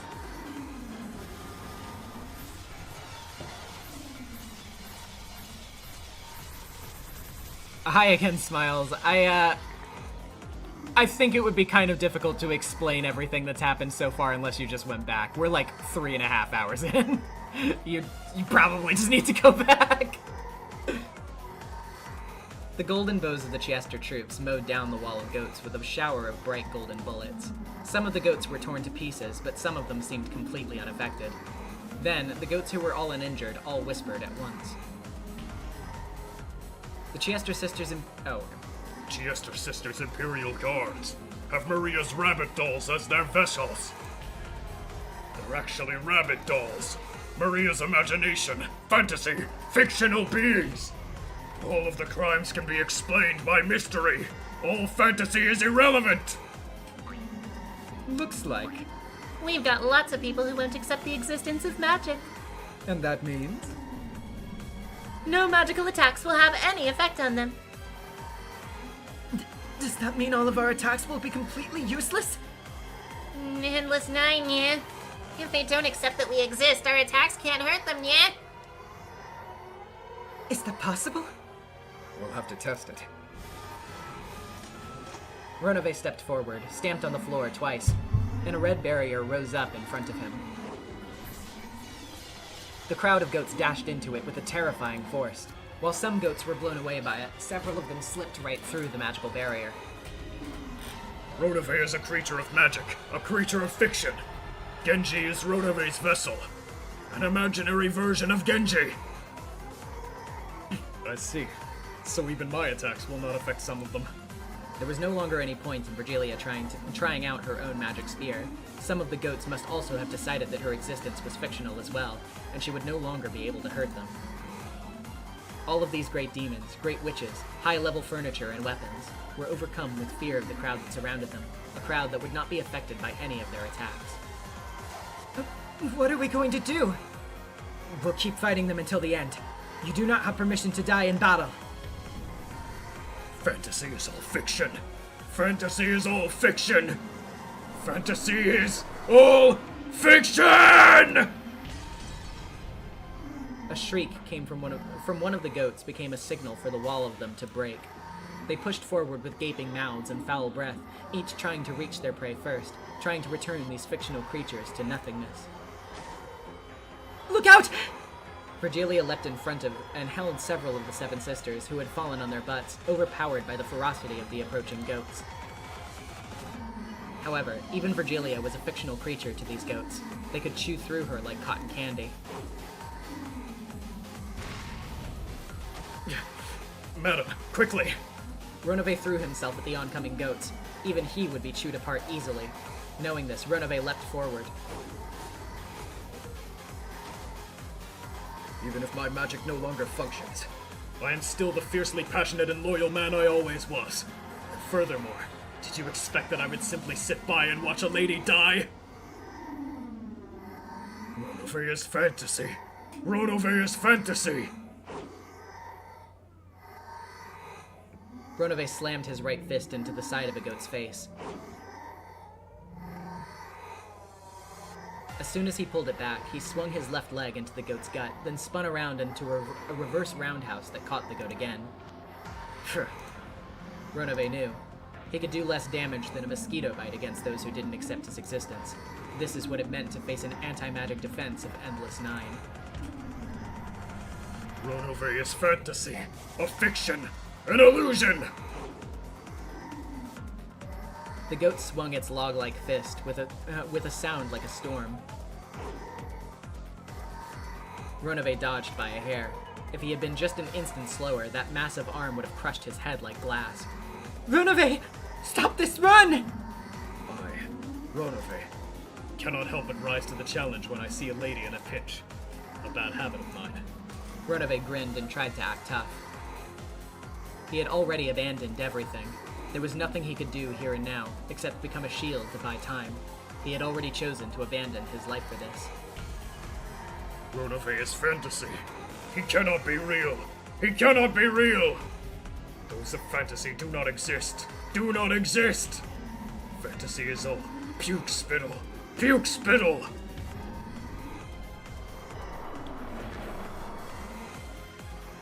The goats kept coming, trying to feast on Ronove. None had any pretensions of making this a one-on-one fight. Nothing mattered except chewing apart fantasy. Even just a nibble. As they gnashed those ruthless jaws and fangs, they gathered around Ronove. Ronove's foot hit something, and he stumbled.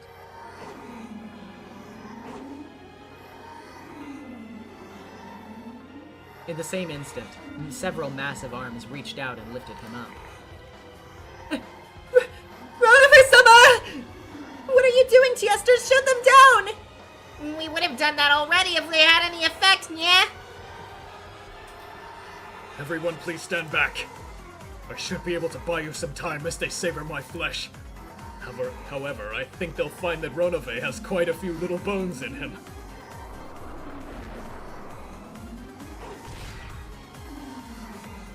An elbow rammed itself into the massive, hideous jaws that were trying to chew Ronove's head.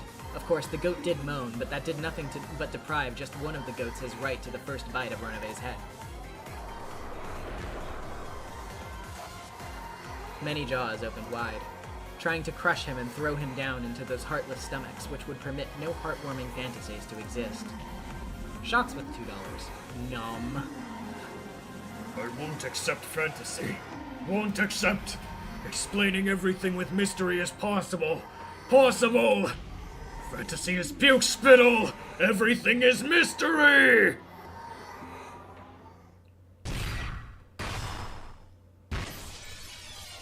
All the many arms lifting Ronove up were sliced off. The seven sisters used this chance to fly forward and grab Ronove, dragging him back. Which of you mentioned mystery?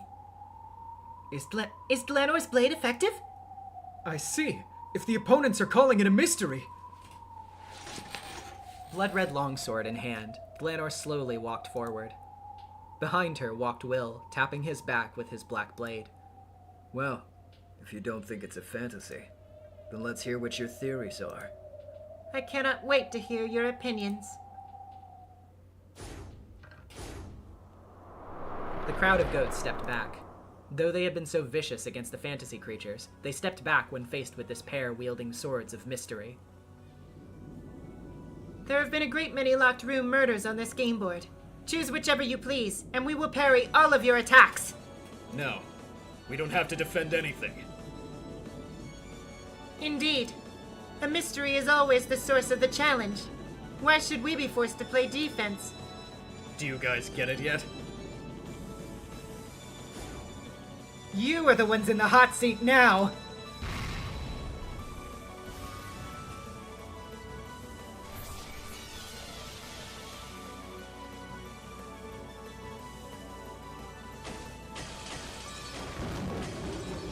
Blue Truth cut the goats apart.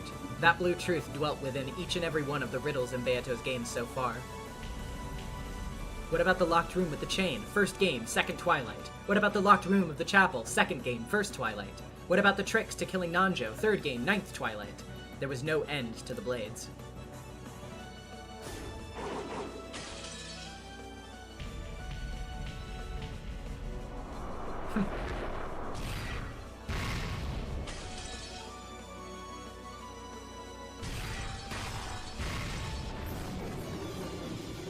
The countless riddles Beatrice left behind became blades, challenges that tore the goats apart.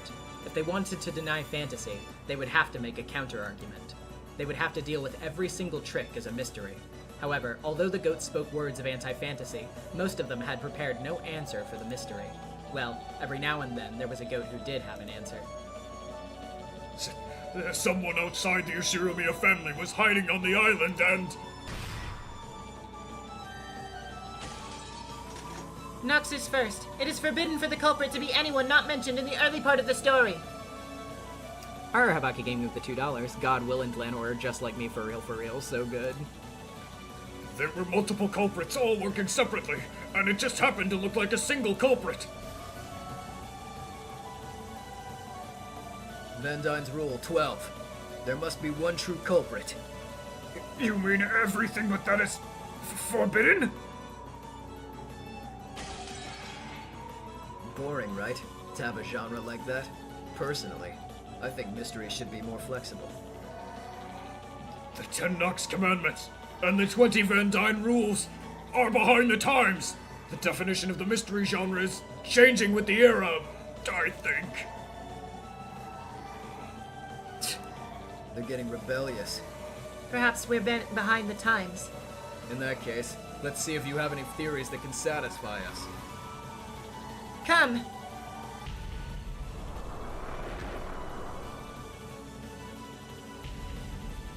The whole crowd of goats charged them. In their fangs, each of them carried theories to crush Beato's locked rooms. The bodies of these goats were different than the ones who had become corpses so easily just now. They had mystery-style answers to several locked rooms, so it would take several blade hits to deal them a fatal wound. However, Beato had left many blades behind. All of them were exceedingly sharp, so the pair of Inquisitors didn't think of this as a desperate battle. This was mystery. The goal of a mystery is to use all of your imagination and knowledge to challenge each of its riddles head-on. Doing this is the greatest enjoyment of the mystery genre. So they laughed. Both Will and Delanor laughed.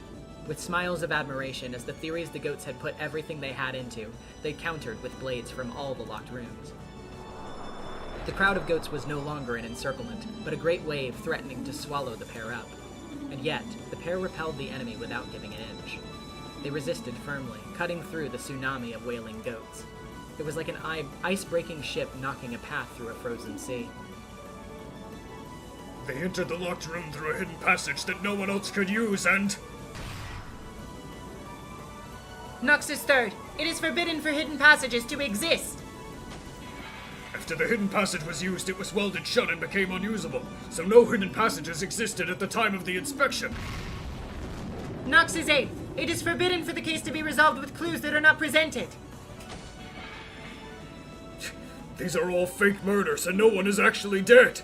So all locked rooms were constructed by the so-called victims.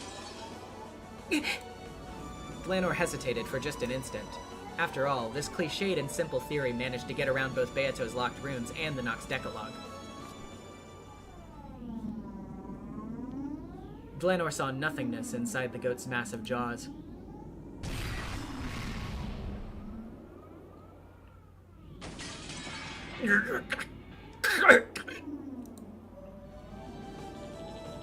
Van Dyne's Rule number 7.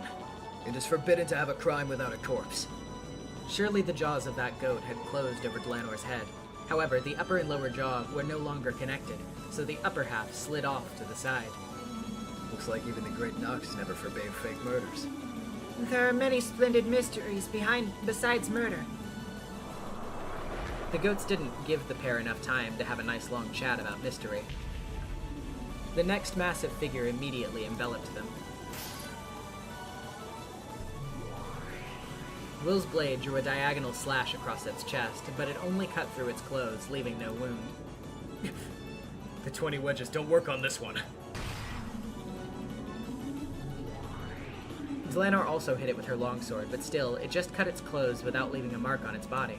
Could it be that this goat had a theory that didn't violate Nox or Van Dyne? Nox and Van Dyne are meaningless. All locked rooms can be undone by a single solution. Because... In an attempt to stop the goat from saying any more, Will and Dlanor hit it with blades from every locked room, as well as stakes from the 10 Commandments and the 20 Rules, but none of it had any effect. Slowly, the goat clenched its massive fists together and raised them up high. Because...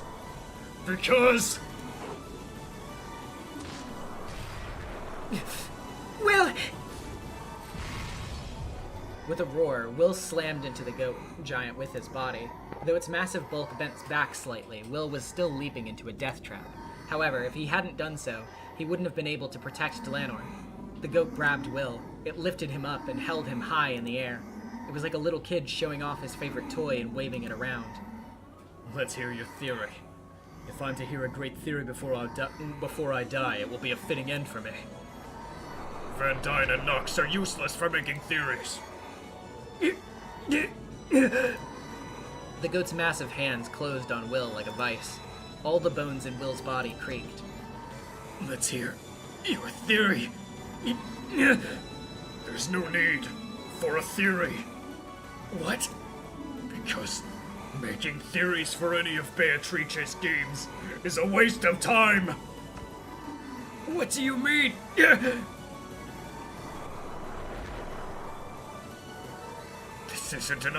This isn't an orthodox mystery, so thinking about it's just a waste of time. I won't accept Beatrice's games as a mystery. There are no answers for the tricks. It's all just an illusion.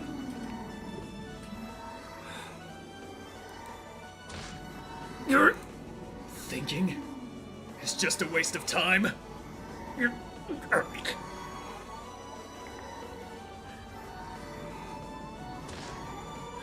Will's head was lowered, so his face couldn't be seen.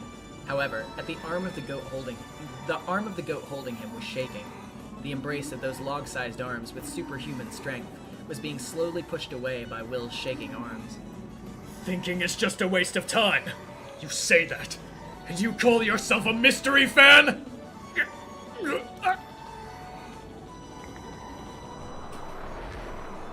Mystery is like chivalry. You fight with the noble rules that you've created, with pride in the stance you've taken. Is it worth being a coward if it will help you win? Does losing make the whole fight meaningless if you fought with everything you had? It isn't about winning and losing. It's about applauding the will to fight even in the most dire circumstances. The goat's arms were now spread wide, and it looked as though Will was now the one pushing it back. Pining Troop at $5. Goat is cringe, so I'll give you a theory before eating you, Will. Door hinge theory. Will's face was covered in shadow and couldn't be seen. People like you, who call themselves mystery fans even though they never even try to solve it like a mystery. You're the ones I really can't stand. Will slammed his forehead into the goat's now unprotected head. If you call yourself a mystery fan, be proud to join in a battle of wits! If you call yourself a mystery fan, it's about time you realized! Archive rewards with the $5. Never stop thinking. Giving up is nothing to brag about! Will headbutted the goat over and over again. His forehead was gushing blood, torn apart by the goat's fangs, but he kept on headbutting. Van Dyne and Nox may be behind the times. The mystery genre does progress with time, just like the world around it. However, there's one thing that must never change.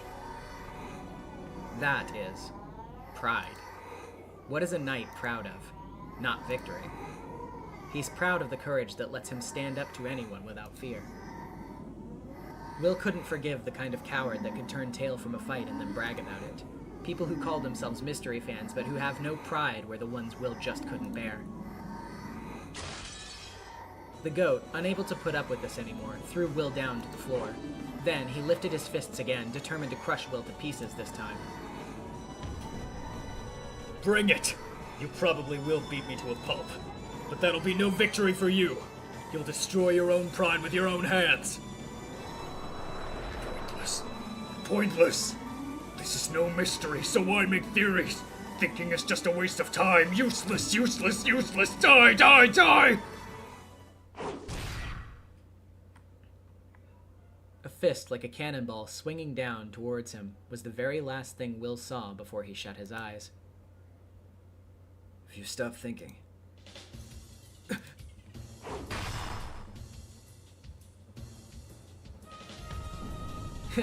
In this game, that means you lose. Battler smashed his fist into the goat's mouth, and smashed teeth bounced off the ceiling. Battler-sama! If you stop thinking, it means you've given up on the story being a mystery. Which means that as far as you're concerned, this game is fantasy. Battler lifted up his arm. Realizing this was a signal, Lucifer and Chiester00 jumped. If you stopped thinking, you don't deserve to be an actor on the stage. Stop trying to sound smart. Go sit in the audience and stuff your mouth with popcorn. The goat lifted his fist again, then swung it down at Battler like a hammer.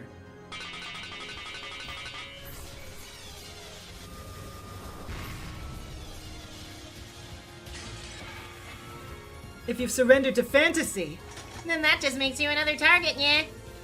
It's the same as acknowledging that we exist. Begin recognition of hostile elements. Mark all targets vulnerable to magical attacks in our HMDs. Good job getting that one out, genius. Shut the fuck up! Kids who surrender to fantasy get to deal with us. And if you have a theory, we will hear it out. We'll welcome those people with open arms. Out of respect for them, we won't hold anything back. Oh, but it would seem that this is Battler-sama's time to shine. Well, I would like to listen to all your favorite theories, both mystery and fantasy. This isn't your game right now. No matter how much your future fragments try to deny us, this is no time for me to be defeated.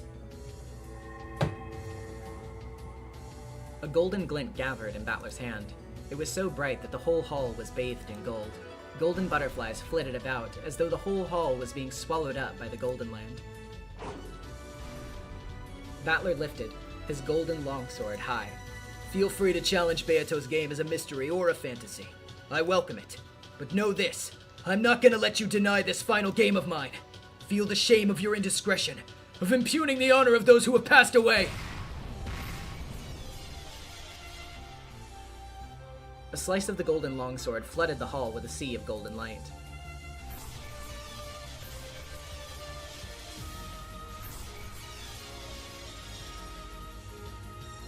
Then, the whole group of goats filling the hall with noise turned into clouds of gold butterflies and scattered. Even so, only about 100 of them had been wiped out. Before long, the massive crowds of goats outside would probably come pouring in like seawater, through a hole at the bottom of a ship. Just a bit longer until the seal is finished. Sorry, but I'll have to ask you to hold out just a little bit longer. Of course, Lord Battler. Otherwise we wouldn't get to show off. You know, you two could try fighting just a little. But we're just the MCs. Their excessively blunt refusal drew a few strained smiles. However, it had lessened the tension in the room just a bit. Battler-sama, leave this to us. We won't allow the corrosion to proceed any further. And not one of us will be left behind. Of course, we are all precious pieces on Lord Battler's game board. The Seven Sisters of Purgatory, the Chiester Sisters' troops, and everyone else nodded forcefully. Yeah, I'm counting on all of you. We'll definitely protect this final game I made for Anjay.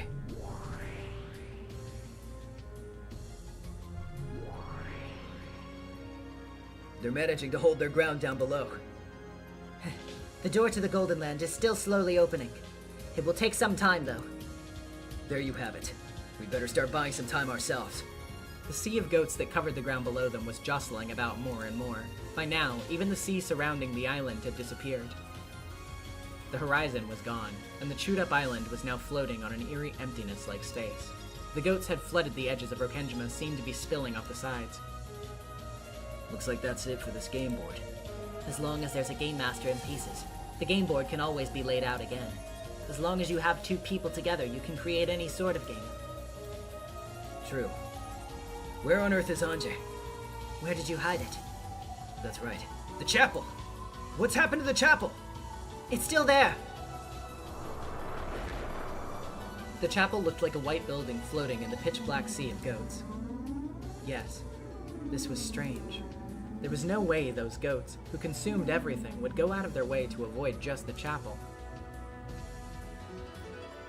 That's where Anjay is!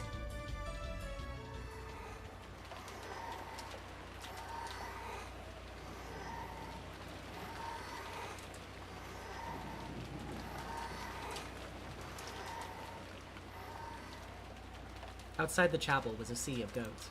Very soon, the earth around the chapel would be eaten away, and it would probably end up floating on nothingness. The rampage of the goats, as they devoured everything, enchanted the tragedy. They imagined with just one voice, truly made a lot of noise. However, none of that reached the inside of the chapel.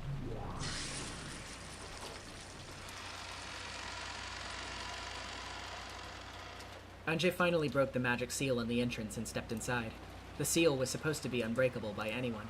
However, in the face of Anjay Beatrice, Witch of Truth, the one who sought the truth and could sweep aside all forces that prevented her from finding it, no barrier was absolute. There it is. A single book, tightly locked, rested on the altar. It was the hidden diary that Ushiramiya Eva had written even her later years. The book of the single truth. It was the one Featherine had shown her in the world of 1998. This time, I have the key. I gripped the gold key that sat in my pocket, the key Oni-chan gave me. As I approached the altar, I saw that the book of the single truth was wrapped in a strange bending of the light. So, this is the seal of the Game Master that BERNKASTEL talked about. The book of the single truth was sealed in something like a crystal. It was a seal made by the Game Master's authority. This was on a different level than the breakable magic seal on the chapel door. No matter how Anjay used her power as a Witch of Truth, this couldn't be broken by anyone except the Game Master. However, this time, Battler wasn't the only Game Master. So sorry, Oni-chan. BERNKASTEL is also a Game Master. I just need to take it with me and have her break the seal. Anjay slowly approached the altar. Will Anjay really do as you say? This is my little sister we're talking about, so yeah, probably not. Then what will we do? Looks like we've got nothing to go on but brute force.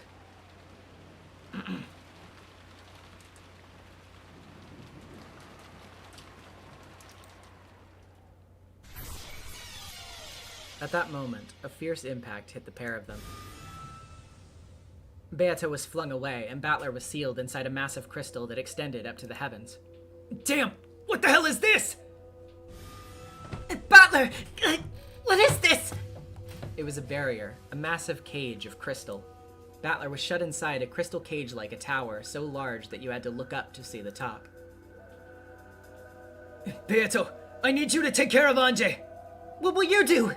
Can you break this from the inside all by yourself? Is this a locked room barrier? Who kind of... There's only one person who challenged me with a locked room. Looks like our final guest has finally arrived. You don't mean... Go, and take care of Anjay. Beato left Battler to handle this on his own and headed for the chapel. Battler took a deep breath, then smiled daringly. I've been waiting. Was it boring in that depths of oblivion place?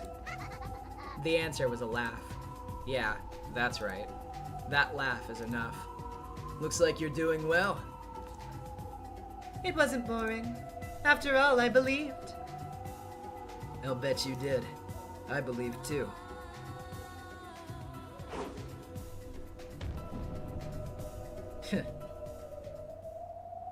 Battler flung off the cape of the Territory Lord. It would only get in the way, and it would be a rude way to welcome his final guest. Those dark depths. Just the perfect place to think up mysteries to challenge you with when we next meet. So this crystal cage is the ring for our duel. A chain deathmatch with nowhere to run. Now that you mention it, we're always fighting over locked rooms with chains. Then let's use that. Make it a real chain deathmatch. I'm prepared, but what about you? I am. I told you, didn't I? I believed too. At the same time, they both brandished their mysteries, sealing the other in a chained locked room. Come!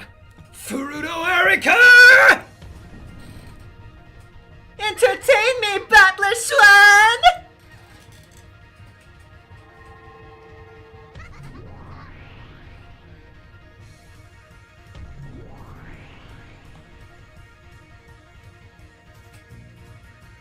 At the same time, they were both sealed inside a locked room locked with a chain.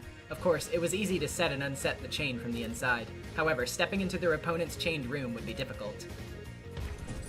They were fighting to the death with two chain-locked rooms at once. There could be no better locked room duel for this pair, who had battled with theories concerning chained rooms so often. Fruto Erica committed suicide, died in an accident, died of illness, died by some reason other than homicide. It wasn't a suicide, but it wasn't an accidental death. It wasn't a death by illness. I really was killed by you, Battler-san. It was a murder committed by slipping poison gas through the crack of the door, by filling the room with water and drowning you, by sucking the oxygen out of the room and making you suffocate. There was no poison gas. There was no drowning. There was no death by suffocation.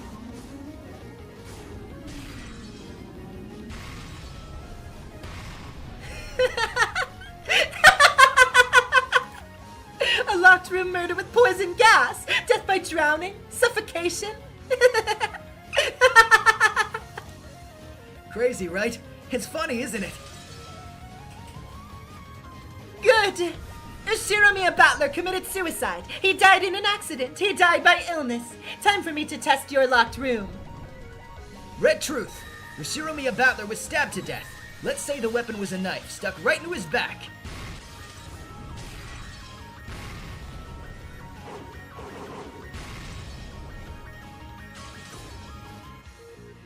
Good. Nothing beats a classic locked room. Then why don't you try it too? I'll take that challenge with the red truth. Fruto Erica was stabbed to death. The weapon was a knife stuck right in her back. Interesting. They'll tear your locked room to bits!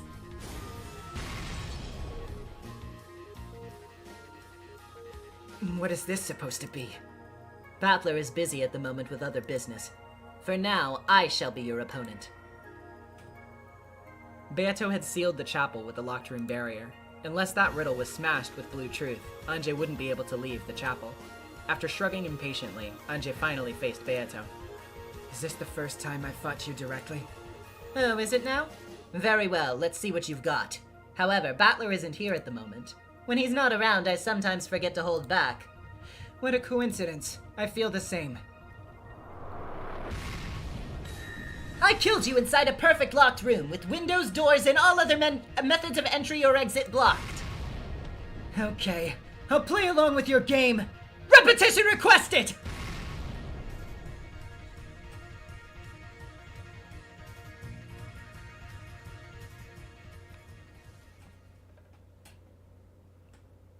And unfortunately,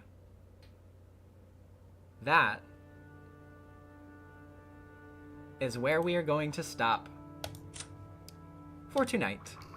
But once again, stick around for discussion and art. Hee hee ha ha ha ha ha ha. Oh, aren't I a stinker?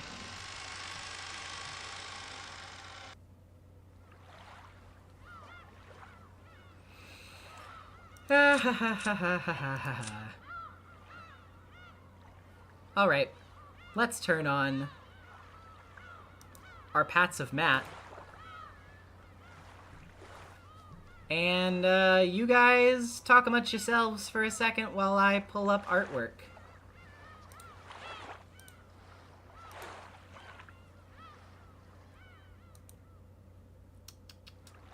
Okay.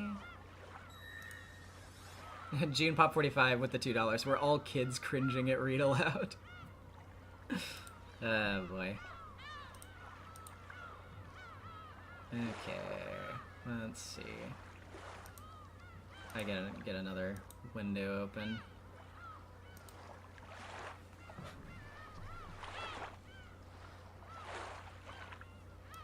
Okay, let's get that one. And open it. Okay. Open that. Just gotta, or, well, yeah. Sorry, hold on a second. There we go.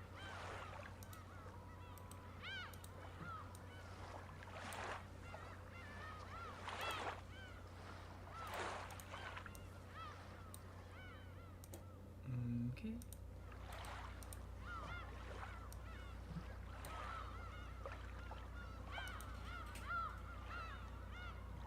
Got the Twitters.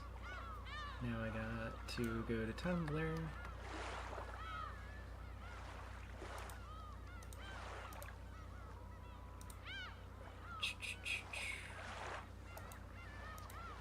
Oh, wait, wrong tag. That tag.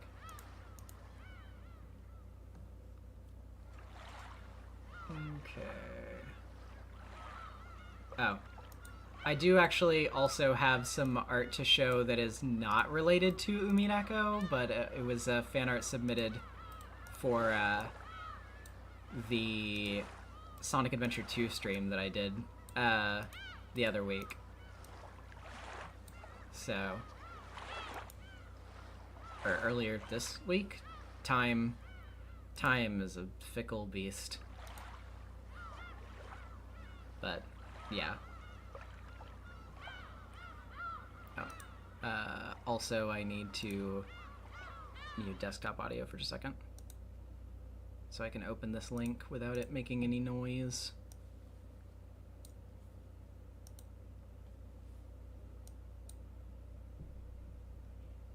Okay. Turn that volume up. Alright.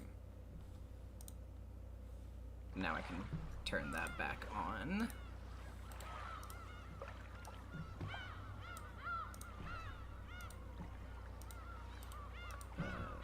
That.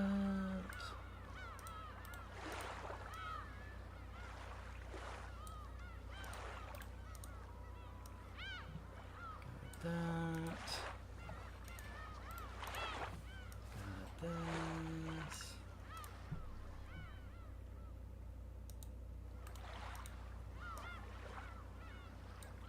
This.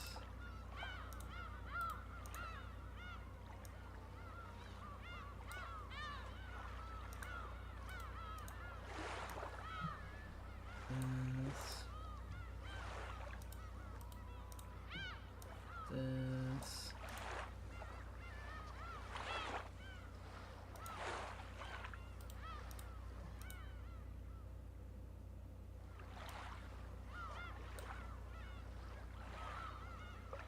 Okay, got that. Well, let's see if there's anything in the art channel on Discord.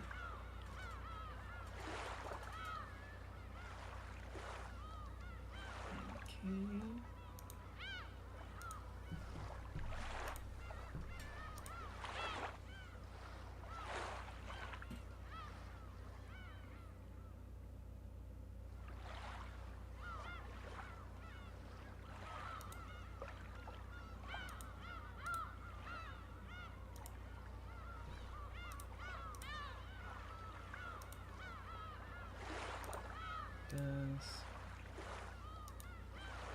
This.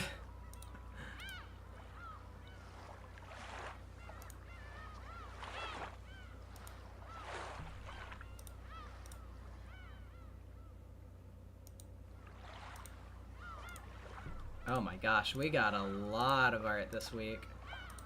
Holy crap.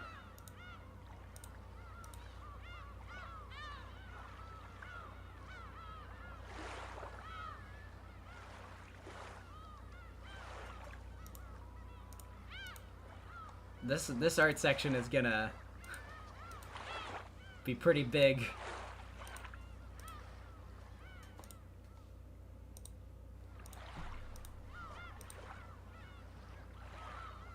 Alright. Disable that so I can see everybody's names when I go down the list. Alright. I think I have everything.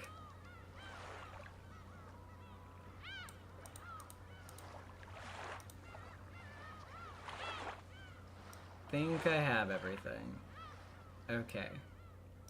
Goodness gracious. We are fucking stacked here. Alright.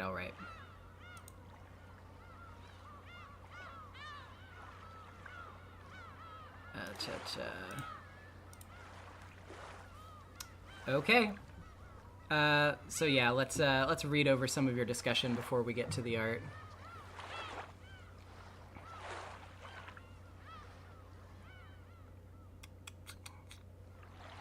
Let's see.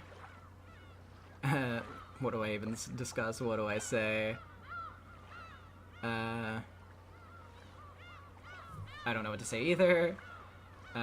Shakes both Battler and Anjay for different reasons. I need them to...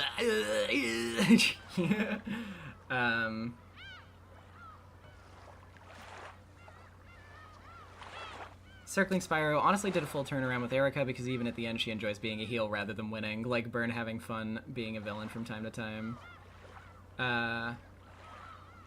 Kitty, also even though we haven't finished it yet, this episode really feels like a perfect culmination of everything leading up to it. Mm-hmm, definitely.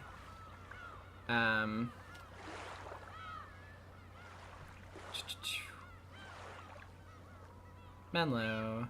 There's a shortcut to the solution. We know that Anjay has been dropped into the game firsthand, so what would be the most distressing answer for her? Sure enough, that's what we got. Oh, talking about BERN'S game? Yeah. Bazinga Girl moment. The purple logic is unironically peak. From BERN'S game, Forgery of the Purple Logic manga, and Forget the Golden Witch fan game, it's such a cool mechanic that is often overshadowed by Red, Blue, and even Golden. I love how these logic game mechanics are created just from the differences in color. Oh yeah, I love the Purple Truth. It's a really, really cool device.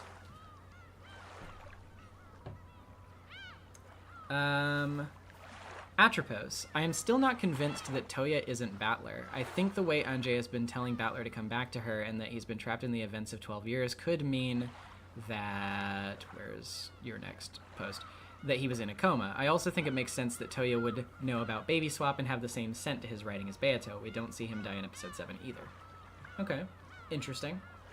I see what you're saying. One of the kids lied about the corpse being dead. As long as someone alive was in a room, they could lock it without needing the master key. The ultimate Zora link. Obviously, the answer is that nobody died on Rokkenjima, and all the people that supposedly died crawled under the wreckage of the mansion and became mole people. It's the only answer that makes sense. Fair enough.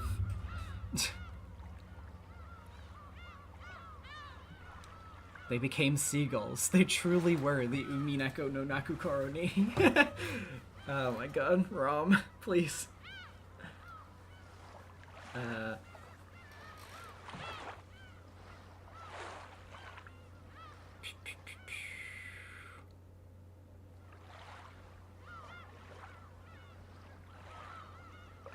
see.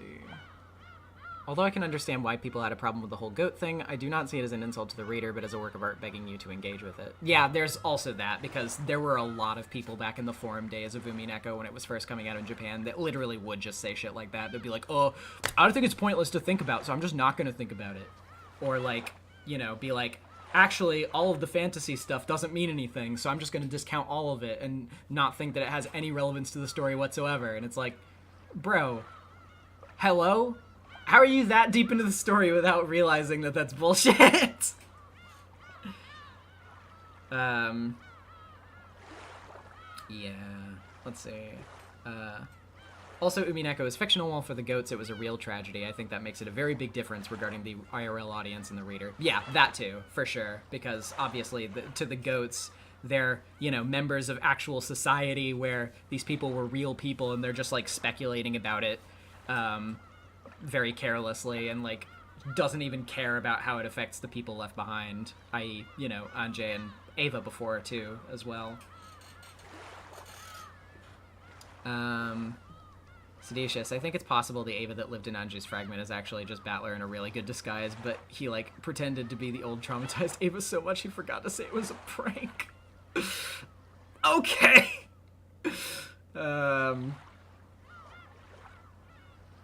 Atropos is typing something, but it's not finished.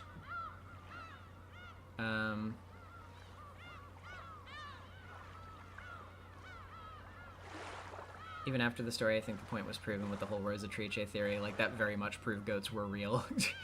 Yeah. Yeah. You're not wrong.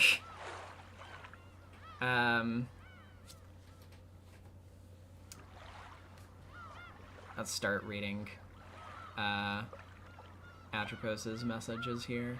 I've been thinking about the stakes because the specific sins associated with the people in the first games are truly so telling of Sayo's view of the other people. Also notable that the only ones that are ever given a specific sins are ones Sayo specifically interacts with regularly. Kumasawa is consistently envy and Nanjo is sloth. Nanjo sloth makes a lot of sense, but... And we will have to wait on your next post. Sorry to put you on the spot. Good luck, soldier.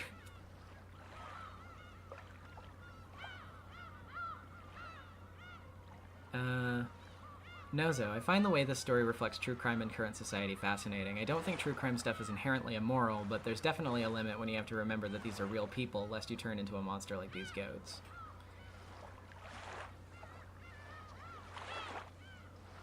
Circling Spire. Rosatrice is great as a concept on its own, but very much when that's all you care about, even the truth won't satisfy you. The actual theory makes a lot of reaches, to be honest.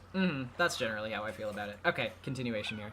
Kumasawa envy has such interesting implications. What aspect of her is actually being criticized with the envy? I assume it was a thing about an affair at first. Yeah, interesting. I don't know. I would have to think about that for a while to see why I thought Sayo would attribute envy to Kumasawa in particular.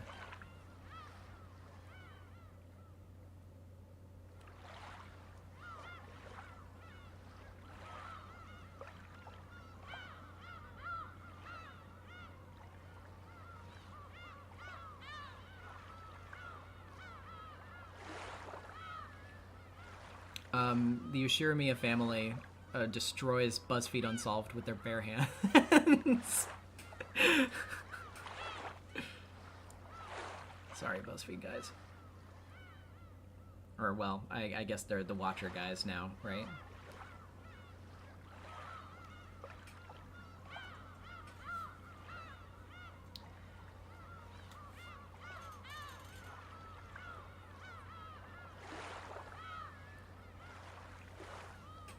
Speculation has to exist for the crime to be solved, but it can turn people's lives upside down. Also, weren't there people genuinely arguing I'm just like Erica for real and being so genuine about it? No, literally yes. There are still people like that to this day.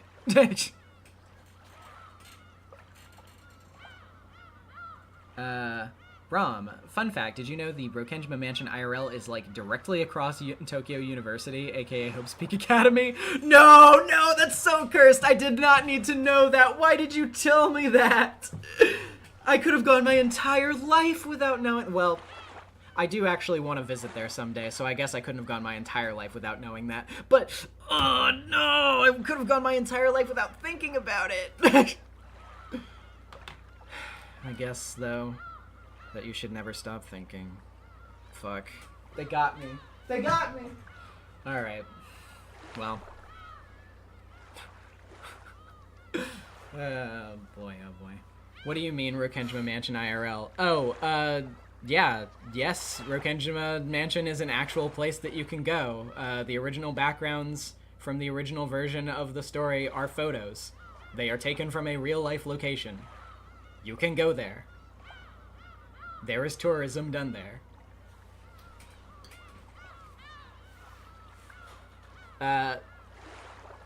The mansion and the guest house are in separate locations, however, but they were, you know, they were both photoed in real life.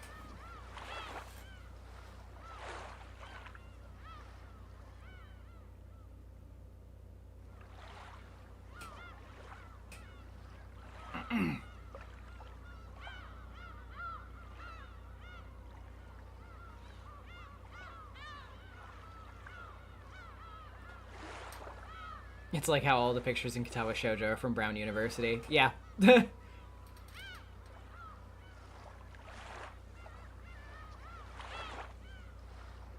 Q Furukawa Mansion is like the garden in the Golden Land, and the other one is just the mansion. Yeah.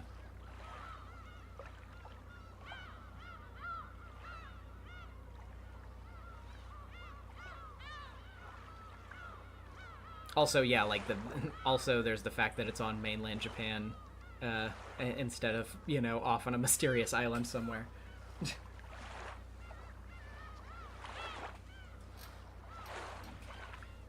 Alright, we got a lot of art to get through, so we're just gonna go ahead and do that now. Hope you guys don't mind. But good discussion, good discussion. So, let's go ahead and get this up. So, here's the art that was shared for the Sonic Adventure 2 stream stuff. SA2 is a 10 out of 10 story, nearly cried at the ending text. Oh, I forgot to grab this link as well. I should grab that. So, yeah, this is a reference to something that I said in the stream itself. The boys, we're fucked. Knuckles and Rouge. Ultimate weapon. Eye for gore. Pain. Tails. Why do you smell like shit? Why did you come out of the sewer? And Tails and Rouge both destroying people with their cars. And also, I forgot to paste this one in, but this Maria and Shadow. Very cute. And now we get to the Umineko art. So, let's pull up this so I can look at the captions here. We have this from Chiyoko. Chiyoko Arts on Twitter. Here's a sketch of Breezy's OC, Aurora, Witch of Waking. She is, of course, the eternal rival of Brexta. And we also have this. Managed to finish yet another sketch of Normal Gabro's OC, Trey's. We have this OC from Chiyoko as well, which, oh my god, is so fucking beautifully rendered. Jesus, like the lighting, the highlights, all of it is so pretty. Like, that, oh, this is really, really good. Like, holy shit. And this one has a bio, which I will read from the other tab, just so you can see both the text and the design at the same time. Elaine, the Witch of Paradoxes. Elaine was once a piece in one of BERNKASTEL's and Lambda Delta's games, but due to inexplicable circumstances, she was able to gain a sense of self and was thus born into a witch. As a piece, she was never supposed to exist outside of the game, yet she does, and with her existence, she consumed their game. This gave birth to her title, Witch of Paradoxes. She has never gotten along with either witch, as their means of entertainment has never sat right with her values. BERNKASTEL and Lambda Delta both find her an annoyance, and as her appearance always causes problems for them. Elaine has a warmth to her, unlike any piece unlike any piece ever has ever had, and she fully believes in the capabilities of humans. Because of this, she tends to not interfere much. But when BERNKASTEL and Lambda Delta decide to have another game, she is always ready to stop their cruel games, so no one else has to go through what she did. She usually fights by using paradoxical arguments against red truths in order to find a loophole through those absolute truths. That's a very interesting way to approach an OC. And also a very fun backstory. We love when people just like make their OCs involved with canon characters. I know a lot of people, you know, poo-poo on that, and they're like, oh, it's cringe to make, you know, your OC contingent on canon stuff. But I think that it's cool and fun and good, and you should do more of it. I'm giving you permission. But yeah, it's very, very cool. Really good stuff, Chiyoko. We have this from Take a Sip Babes 25 on Twitter. I got a Twitter. I wanted to post this here as well. Thank you to everyone for your kindness. I don't know if anyone has a Twitter, but I'll put everyone's OC credits in the comments below. Rose is by Dapper Snakes on Tumblr, Indigo and Charinid are by Torrential Stardust on Tumblr, Kezia and Murmur are by A Pining Tree on Tumblr. And I believe, yeah, you posted this on Tumblr as well, so let me read the caption there. Thank you for your kindness and warm welcome to my Witches of Dusk and Growth. I wanted to thank everyone for being so kind, especially Pining Tree, who drew some wonderful art of Dusk and Growth. So I took some time and grabbed some colored references from the NezumiVA stream tag and went to work. Everyone has such delightful and wonderful designs. I'm going to have to draw even more. There are a bunch I wanted to draw and couldn't get to in time. I know the pose is a little silly, but I'm posting this before the stream, and I have a feeling we'll all need some heart. Here's hoping that next week I'll have some canon character art as well. I need to draw my Blorbos before Umitober starts, or it'll get messy real quick. This is absolutely adorable. I love this. This is so cool, just seeing everybody's little Blorbos together, or at least, you know, a lot of them together.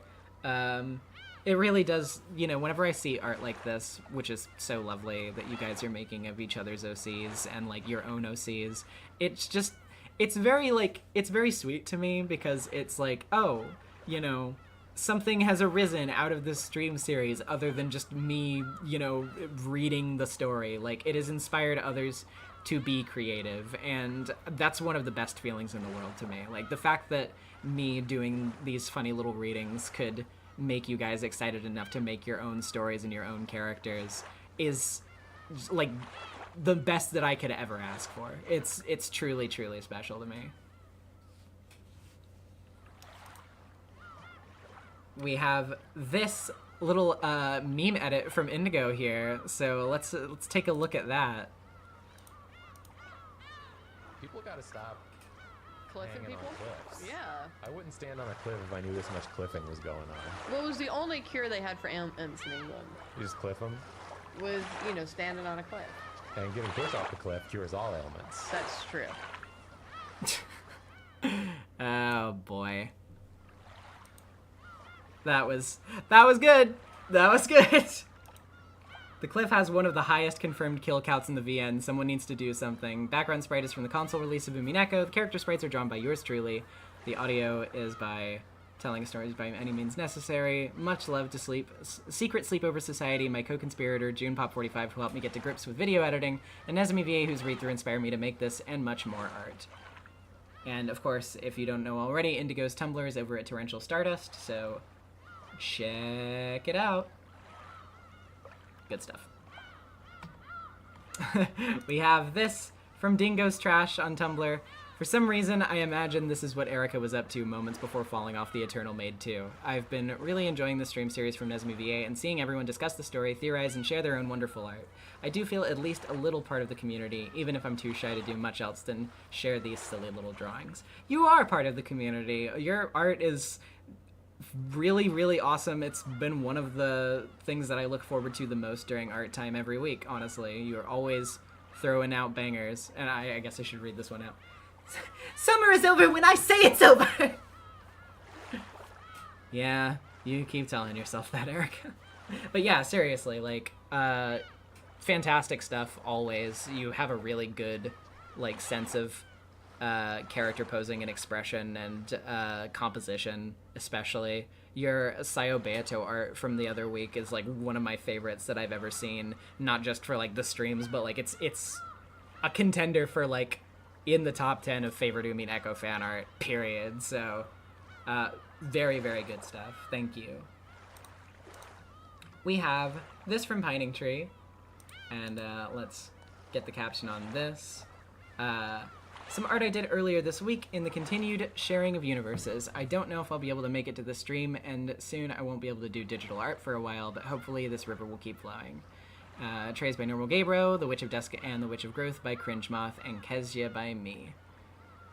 So, sorry, tab over. So, what do you think, Kezia?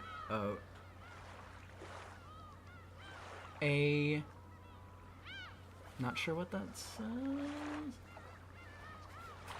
Which game like this will surely leave those mortals yearning forever. I have to say, it is a finely crafted test of a rage game like this. I see. Test of still in such a harsh... I'm having trouble with that one too, I'm sorry.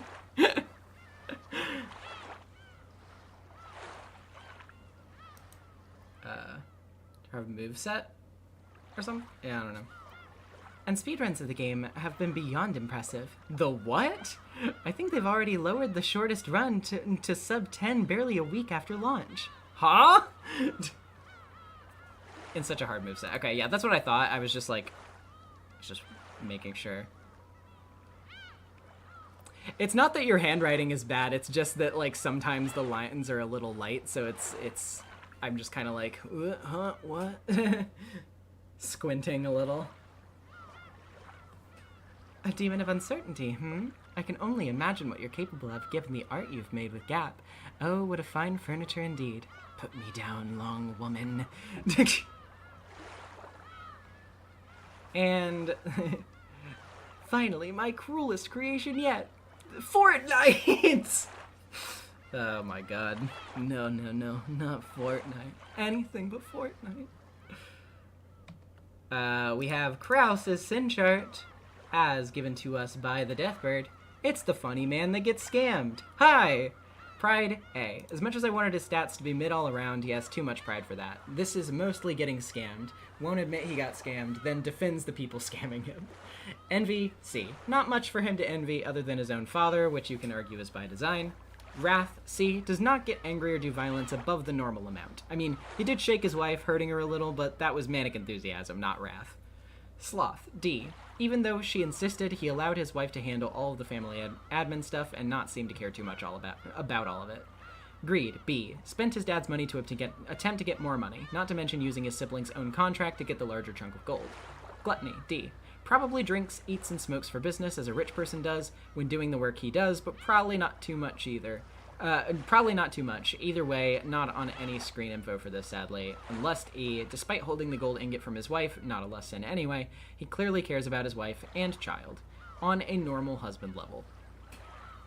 Yeah, I really like Krause. Like, obviously, yes, he was a cringe misogynist in his younger years, but like he's already expressed that he feels pretty ashamed of that, and he just like he does want to make things up to Ava. He just doesn't really know how to approach the discussion.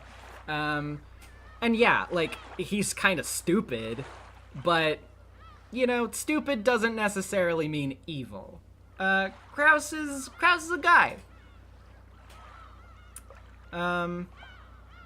So, you know, we'll take it.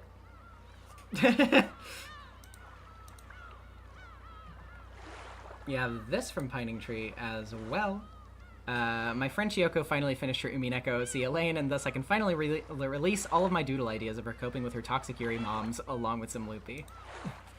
Burn, help! The cursed rat made it in again, and you know I can't do anything against uncertainty. Save me, kitty. I hate to disappoint you, but uncertainty kills miracles. Also, I think that's a dog. Rat? Dog? You two are playing with the lives of humans again? What? You have an issue with girls loving other girls? That's pretty homophobic, Elaine. What? That's not what I have an issue with, and you know that. Stomp. Scatter! It was like that scene in Ratatouille. We all ran in different directions. I threw a message bottle on the ground and let the fragments out, and I yelled, "Scatter!" And then I woke up in the chapel.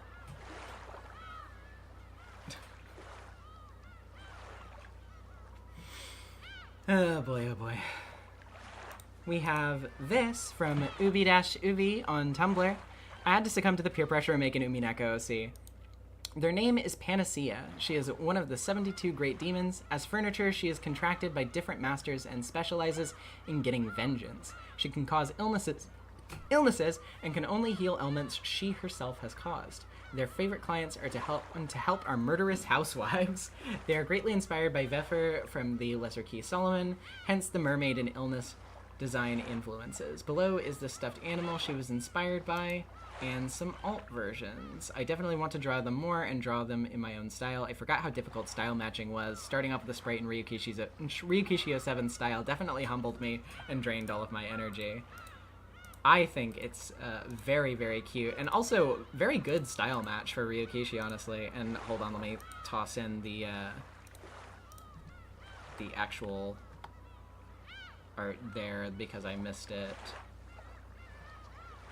or well, not art, but the picture of the stuffed animal here, which is adorable, very adorable. Very good stuff. Very good stuff. Glad you all continue to make your own OCs. Let me check something real quick. Okay. Just wanted to make sure. Alright. We have this from Nessie, that's Nessssy on Tumblr. The job leads them to the strangest places, but they'll do whatever it takes to help girls fall in love. Just caught up to Love Bullet and thought of all the terrible romances on Rokenjima, plus wanted to make something quick for another amazing NezumiVA stream. Okay, girls, this is where our next client is.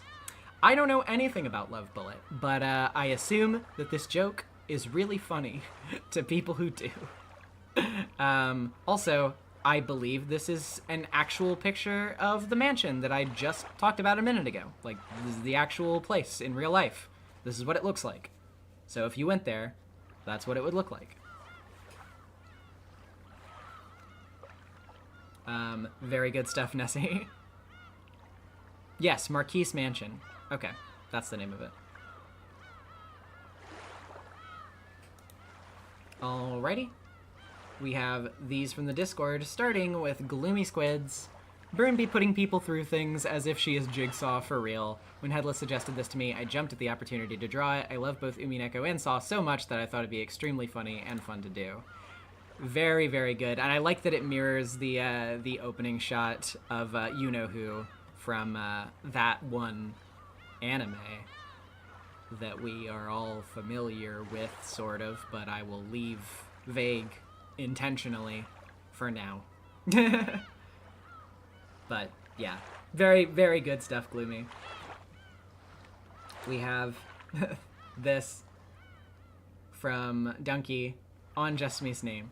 So, I'm a jester, yeah. But what kind of name is Jester? Why jest me? To me, process of cutting. Edgy. I'll kill you. Very, very fun. We have this from Chiyoko in the Discord as well. A little sketch of ERA's OC to bless this Frederica Friday. This is so cool. I love the veil. You did a great job with that. Holy shit. Yeah, that's really fun. I'll also like that it has like a little bit of the transparency going on here, which I didn't notice at first, but it's really good. We have this from Pining Tree in the Discord as well. Mouse. Mousey.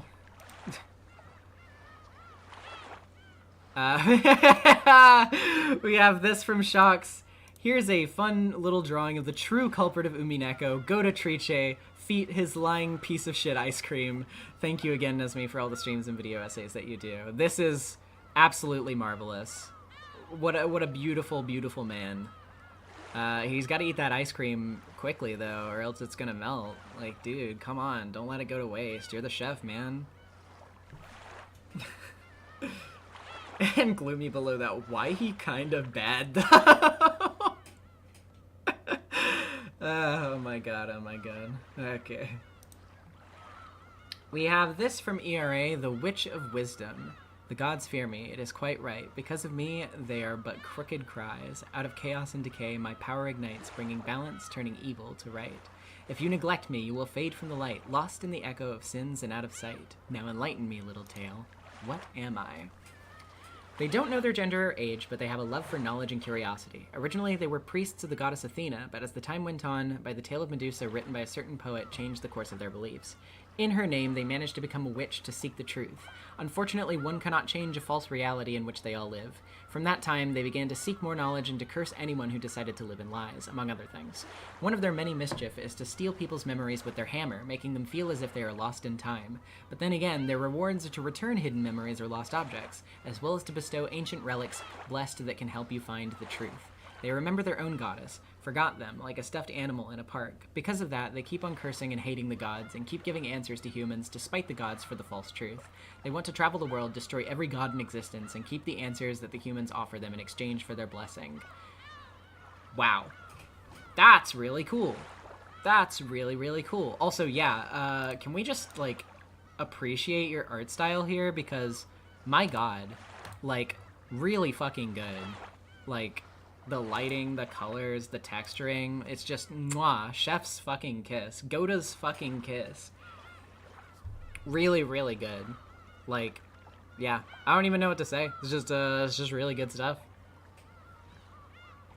We have these doodles from June Pop.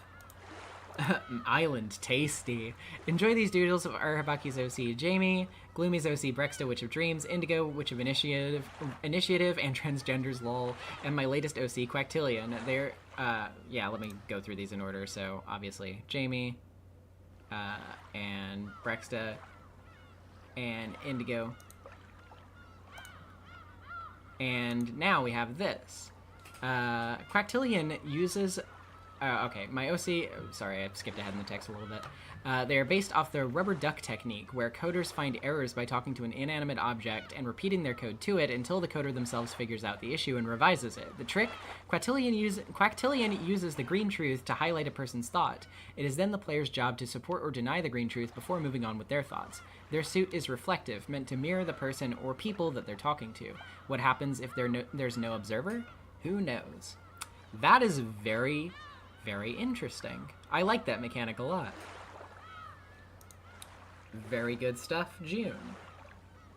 We have this from Evie Curry. Normal Gaybro said something last week about Ava and NJ and the Professor Layton style, and I had to do it. Had to. Ushiramiya Witches and the Diabolical Cat Box. That is so adorable. That is so, so adorable. They both look really cute in this style, too. You did a great job with it. Man.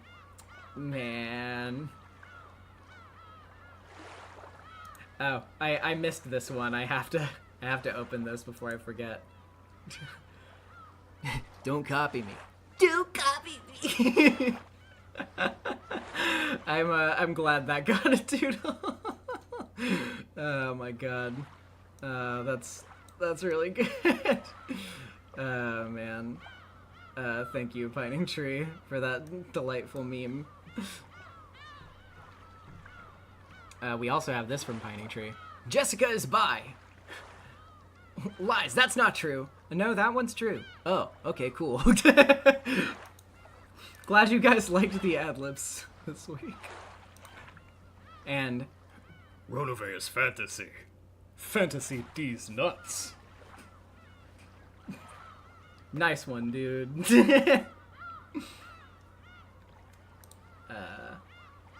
We also have this one, the Chiesters. Try getting out of that one. Try getting that one out, yeah. Shut the fuck up. It's the sound of her crying. Chester 45 when she cry. Oh boy, oh boy. And we also have this from ERA. What are you hiding? Never mind. Oh boy, oh boy. And what do you mean Shannon wasn't the culprit? It's been 7 episodes. Get over it. Trans people are gross. None shall live a lie. So true and so based. We smash them with hammers whenever they tell lies like that. And very good art. I love the rendering here.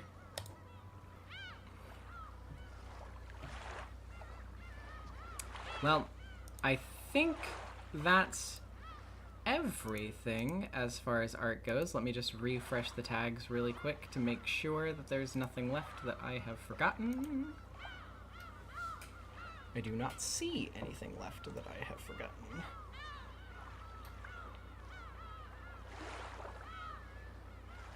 Anybody in chat? Oh, did I miss your original art? Where did you post it, Donkey? Is it in the Discord?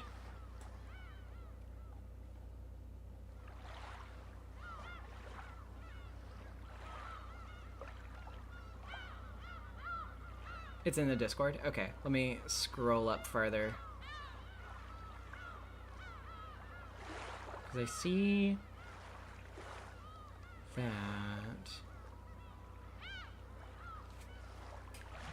See Indigo's thing.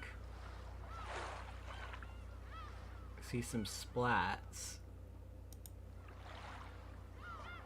Ah, there it is. It was farther up. Yeah.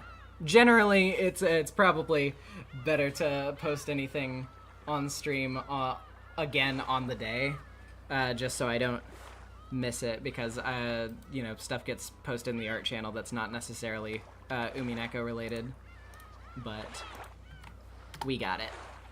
Let's zoom out a little bit so it shows. Jestemy, Jess, the witch of unpredictability, she, her. Jestemy specializes in making pieces do things that at first seem completely out of character, but with full context turn out to actually be possible. She enjoys hiding the circumstances leading to those inexplicable actions behind the scenes, and challenges herself by not relying on boring pressures like blackmail. She stares impassively at the pieces she controls, studying them like insects pinned to a board as she stretches them until they break. She was once trapped in a logic error where the only way out was to drive her own piece to murder. Ooh. That's quite a backstory. Goodness.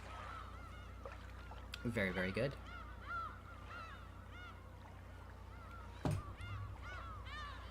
Alright. Well, let's give a little scroll through everything as usual. Oh, right. Yeah, that was... yeah.